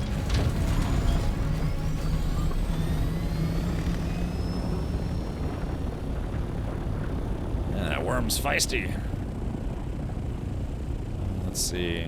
Yeah, I mean, I've got a lot of room in my inventory right now, so. Best worm that has ever wormed with server mashed potatoes. There goes the worm. Ole! You know, it's like bullfighting except worm fighting is whoosh.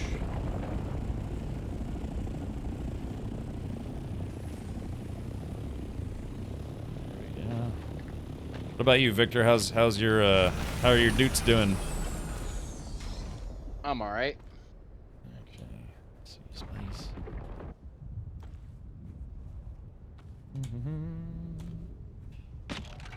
Worms sound far away. I think they're harvesting the medium plume now. Okay, gotcha. Here, a thumper. Oh, we got 2 coming in, 3 coming in. Oh, shit. All right. Get airborne. Which direction? Yeah, they're definite from the east. Northeast. Yeah, it looks like they're... Yep. I start heading out here. Let's go. Get south. Yeah, I'm just backing up. Yeah, they're eyeing all of us. They're moving on, but they were eyeing us. 2 at least had missiles. I couldn't see the 3rd guy. They pop in so quick, you know, it's crazy. Yeah, the view distance is really short. I see you guys. Get out to altitude. Yeah, I'm at 700 already. All right, Matt's going northeast. Go south, Matt. Oh, go south? Over? Thank you. Yeah, we're leaving. Yeah, we're getting out of here. I thought you said north. Oh. Yes. Yeah. North is death. South is PvE zone. I'm a little low on fuel. Over. I'm going to be stopping later on. Do you have any fuel in your inventory? Yes, I do. I have fuel in my inventory, so. So just all you have to do is hold down F and then mouse over to fuel, and then you can refuel while F, not flying. E. Yeah, not E. It's F. It's F. Not E. Yeah, not yet. F. Oh, it's E. Oh. I'm joking.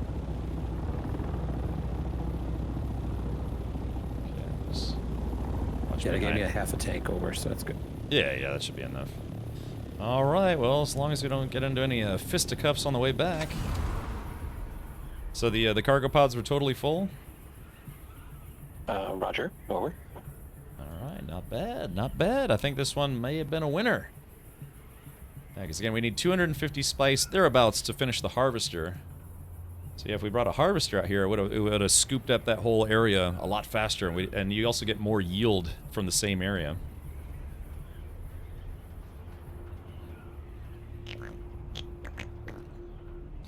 Well, Estegar, you know, there's still a pretty sizable gap between us and the exit, so we're not out of the woods just yet. Yeah, let's see. You guys want to exit on A7? We're just going straight south. Meat Shield, I wish I could, man. It's just, yeah, it really sucks about all the DMCA rules on Twitch. Want me to come to you, come out, meet you, offload, then you go back out? Well, it's actually, by the time we get back, probably gonna be about 10:30 my time. I've already been live for 6 hours. And I'll be streaming tomorrow, so if anyone feels like if this didn't look like it was that bad, tomorrow we will actually, or at least I'll be streaming tomorrow.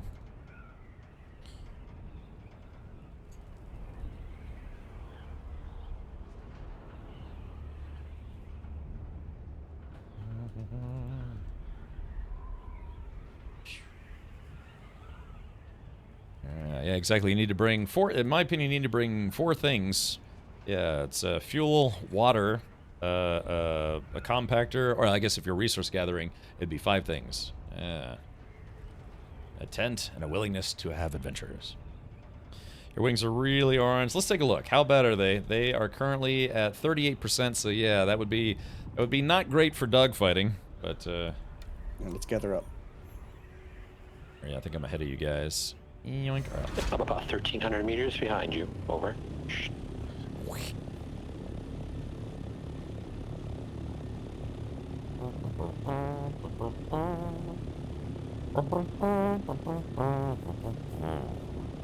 It's Alt F4 to refuel midair. Jeez.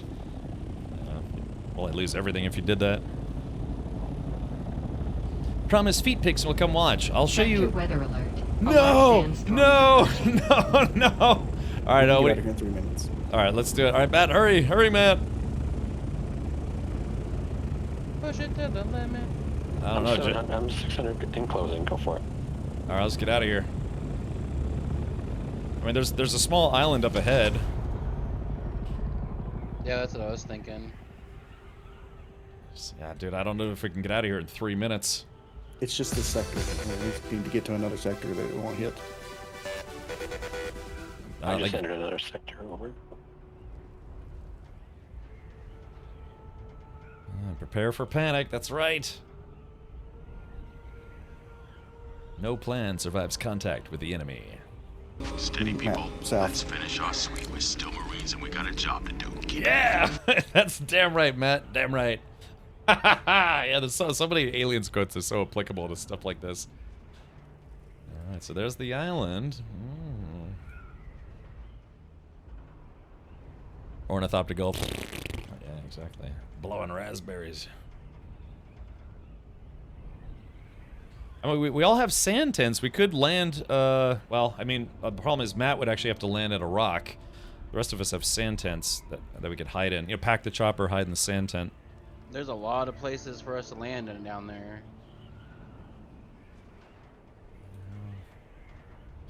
I mean, I'm 10,000 meters away from my marker at the exit of the PvE zone.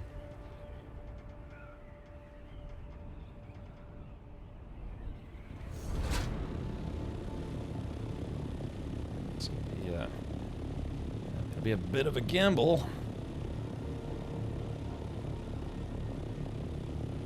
How you doing, Matt? You making Making good progress at speed? Yeah, Roger, I'm doing okay, and I understand how we're coming back now. I forgot. I'm sitting to the left of the marker. Over. I see. Can you absorb the Thopter fast inventory? No. Yeah, it would be so nice if you could. My goodness, but now if your chopper has cargo pods and they have anything in them, you can't store it with the storage tool. We're not even sandstorm warnings anymore. Yeah, we lost it as soon as we went to that new sector. Over. Alright, cool. Looks like we dodged the storm. Every time we dodge a storm, I should have this play in reverse.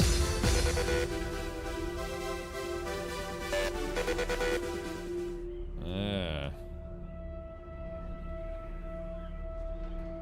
Alright, there we go. Just kind of grouping up here.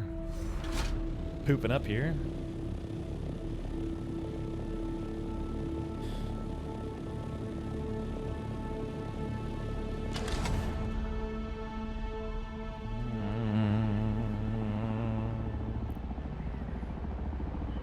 It's a long flight back to the edge.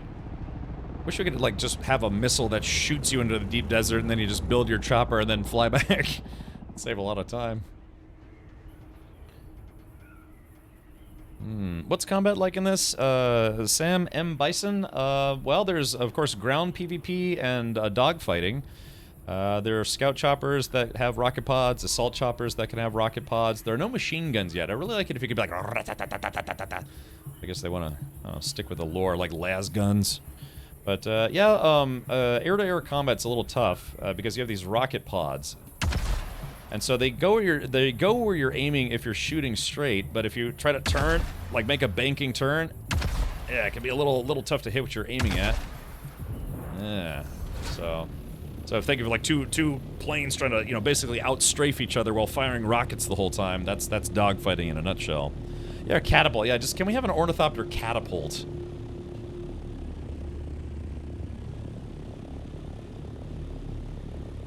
Ornithopter ahead of me, I think. Oh, that's true. Never mind. Yeah, we should show up in your compass. Can the Thopter and Buggy be on the same vehicle save tool? Stinky, unfortunately, no. Yeah, no. That would also be nice. It'd be good if they had like a tool that you could store 2 vehicles, but it would cost like, I don't know, 50 spice. Yeah, make it really expensive. You can't save the Buggy. But you can do, and you need to watch out for this in PvP, is the two Thopter trick. You can have 2 Thopters. Right, Have a scout and have one stored in your backup. Can you just make 2 backups? No, you can only have 1 vehicle in your backup. No, but if you make another... It doesn't matter about tools. You only have 1 backup slot, period, no matter how many tools you make. Yeah, that's what I think Henkin was talking about having, like, going double Thopter. Like, yes, literally... you can do that. You can watch out, because if you shoot somebody down and you think you got them, and then they pop out another Thopter. Yeah. I remember him talking about that, the double chopper meta.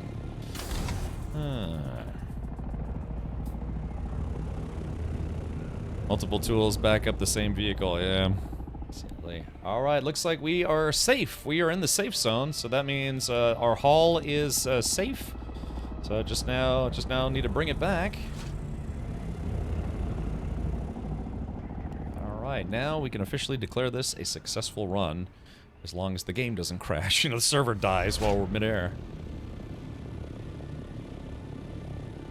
Hey Cap, you didn't want to try Chrono Odyssey? Chrono Odyssey. Is that a game? I'm guessing, yeah, Chrono Odyssey. Is that like Chrono Trigger, Chrono Cross, all those games? And we just need 8 million gallons of water to, process it. Yeah, they really got to tone down the water usage for everything. Yeah, it's just like I said. I have 1,000 spice sand. I have 272. That's enough for 2 spice melange. All right, confirm. Yeah. So Jay Grind got 2,000. I'm assuming Matt got around 1,000. Oh, Matt got 1,000? No, I got 1,000. Oh, 1,000. Okay, that's enough for 10 spice melange. The real haul is going to be what Matt got total. The real Hull before I play with your balls. Clunk. Confirm. Yes. I'm pleased that everything's full on my inventory. So that's good. Yeah. So like I said, I mean, it sucks because it was nice having two choppers, resource gatherers, but yeah, it just wasn't great losing 3 choppers out of 4 yesterday when PvPers caught up with us. Let's see. It's a third person. Oh yeah. No, that's right. I now that you mentioned that, I think I remember hearing about that. I don't know, man. I just got Dune on the brain. I so far, what is it? So far, I haven't finished Mind's Eye, haven't even really started the Altars. Death Stranding Part 2 comes out next week, and then there's just, yeah, it's like Dune or, you know, a handful of other games. Yes, we've been doing that. We do have a body juicer. You know, you can also use attack choppers against NPCs. So, for instance, there's some NPCs here. Yeah, exactly. Yeah, there we go. There's a kill. Yeah, I got it. There we go. I got a couple of kills. So as you can see, trying to hit small targets, it's not easy. It is not easy. Anyone got the body claimer or whatever it's called? I don't have the body claimer tool. So I just loot these guys real quick. They can. You don't need a tool to claim bodies. Oh, you don't? No, you just go up to them and hold F. Oh, really? Wait, you can... Oh, pick up body? I had no idea. I thought you had to have a special tool to do that. Oh. Oh, there's egg on my face. Yeah, but how many hours do I have in this game? 110 hours, and I'm just now learning that? I thought you had to have a tool to do that. Looks like I'm the tool. Oh, it's just a beta. Oh, okay. I might have signed up for that beta, actually.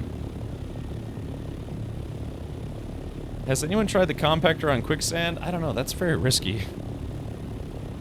I'm not sure I'm willing to try. Oops, wrong button. Alright, heading back to the base. The base of all bases. The ace of base. Question is, do I get a Pizza Hut pizza tonight? No, I'll wait till tomorrow. Saturdays are usually my pizza days. Even though I'm trying to go on a diet. I'm almost down to a 207. I was at 215 when I started. And I'm sure everyone else in the party is willing to share their weights right now. Probably not. 210. Oh, okay. Yeah. Yeah, you know, we should compete, J-Grind. See who can tickle who the hardest. But, I need to lose about 50. Oh. Yeah. I mean, yeah, I could get under 2. That's what I'm trying to do. I was under 200 last October. And I had some medical problems. I couldn't exercise. And, so hopefully I can get back on that wagon at some point. Sugary soft drinks are my Achilles heel. Yeah, dude, it's a lot of empty calories. I remember I lost a lot of weight when I stopped drinking sugary sodas. All right, so J-Grun got 1,000 sand. I got, you know, almost 300. Let's see, at 272.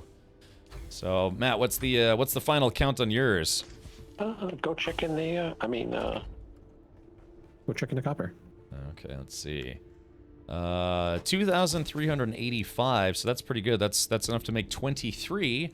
So and I have 581 on me. Okay. Oh, good. Gatos, thank you for gifting 5 subs.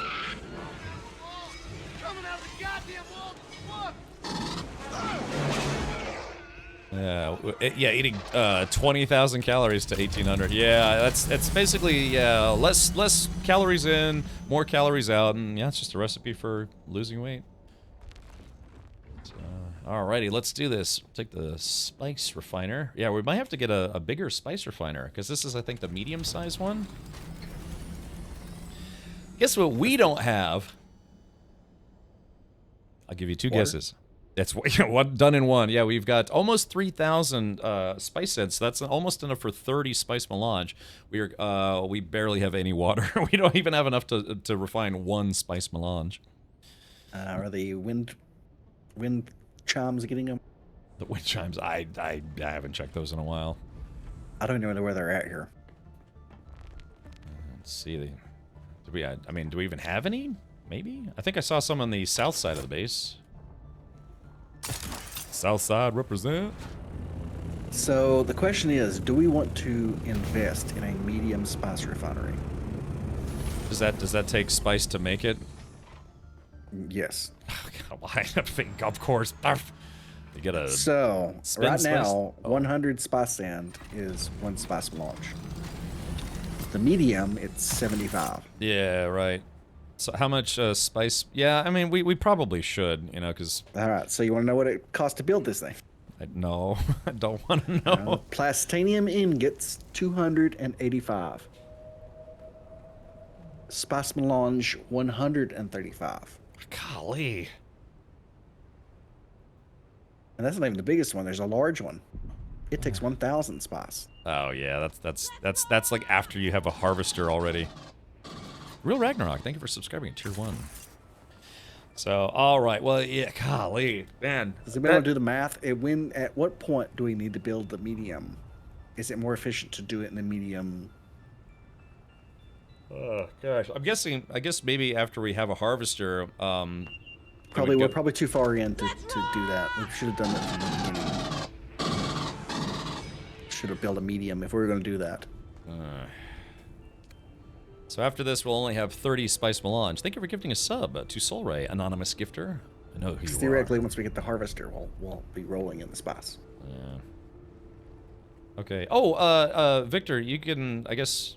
Well, I was gonna say maybe just keep the rocket pods for now, but well, let me ask you this, Victor. Do you think you'll be joining us tomorrow at some point? Yep, I will have a better ornithopter and everything too. Okay. I have all the stuff being made, built for, you know, the mats and everything being made for it, and yeah, I'm at a good point now where I will be able to like always have 1 or 2 available and everything. Okay. When you say a better one, you mean like a Mark 5 or Mark 6 or whatever? Mark 5. Yeah, I don't have a 6. If I had a 6, I would be giving all the spice melange to you guys before I'd make a 6. But no, it's a 5. Yeah. I found the wind harvesters or whatever it is. They're right outside the hangar.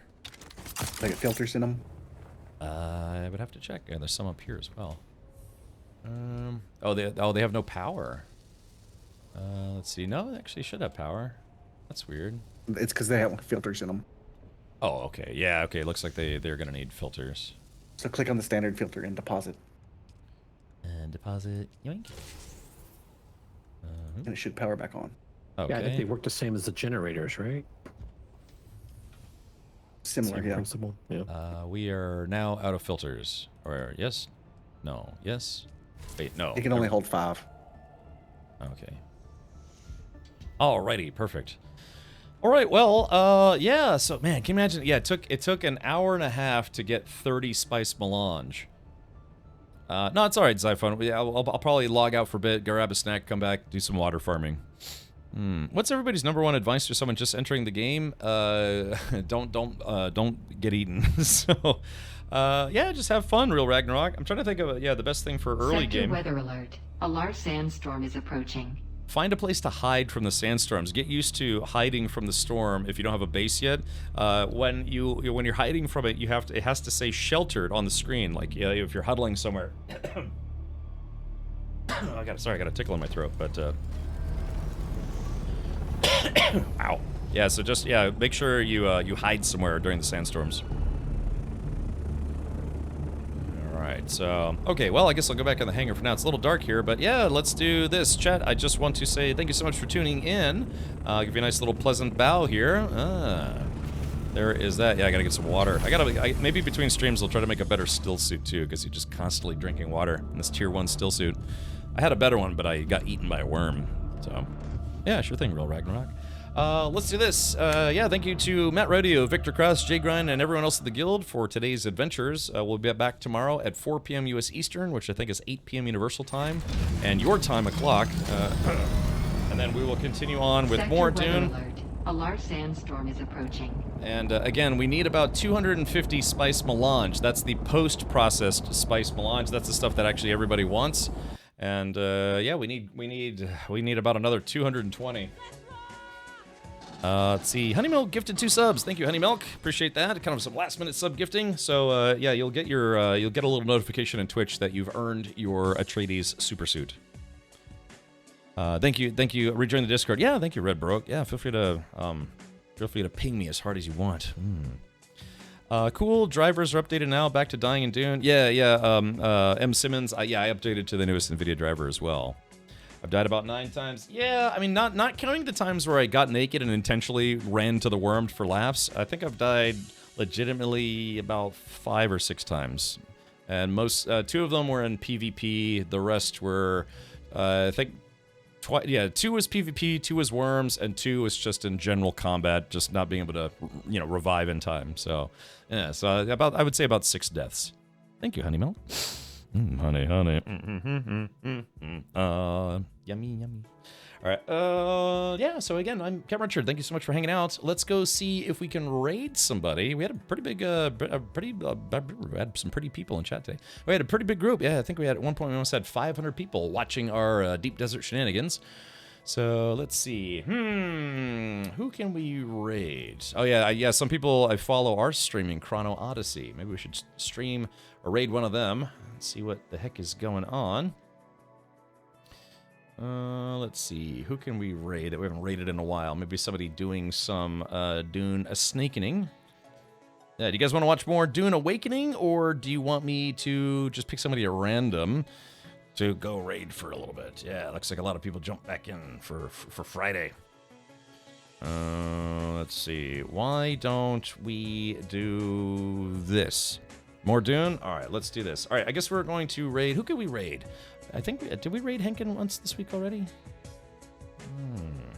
Chrono Odyssey. I'll have to see what's going on there. Oh, all right. Tell you what, why don't we do this? I guess we are going to raid. Let's raid Blink Blink. We haven't raided Blink Blink in a while. Sometimes they raid our channel.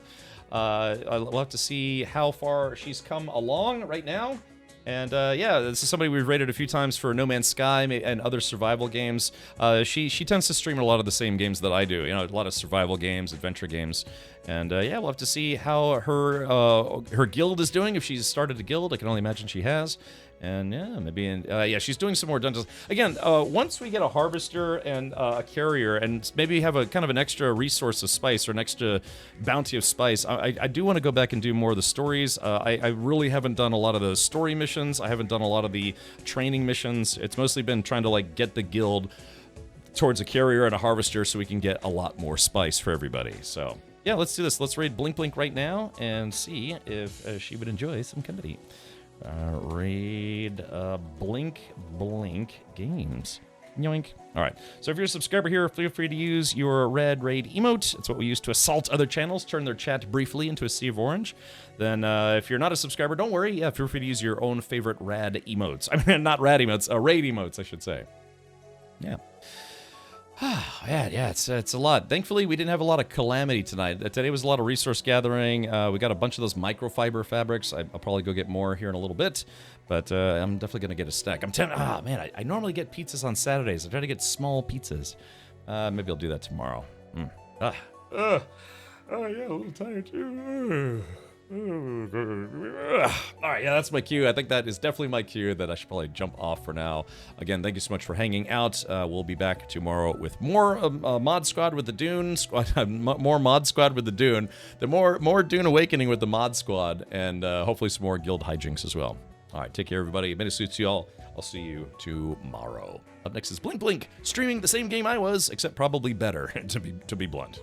Yes, good night.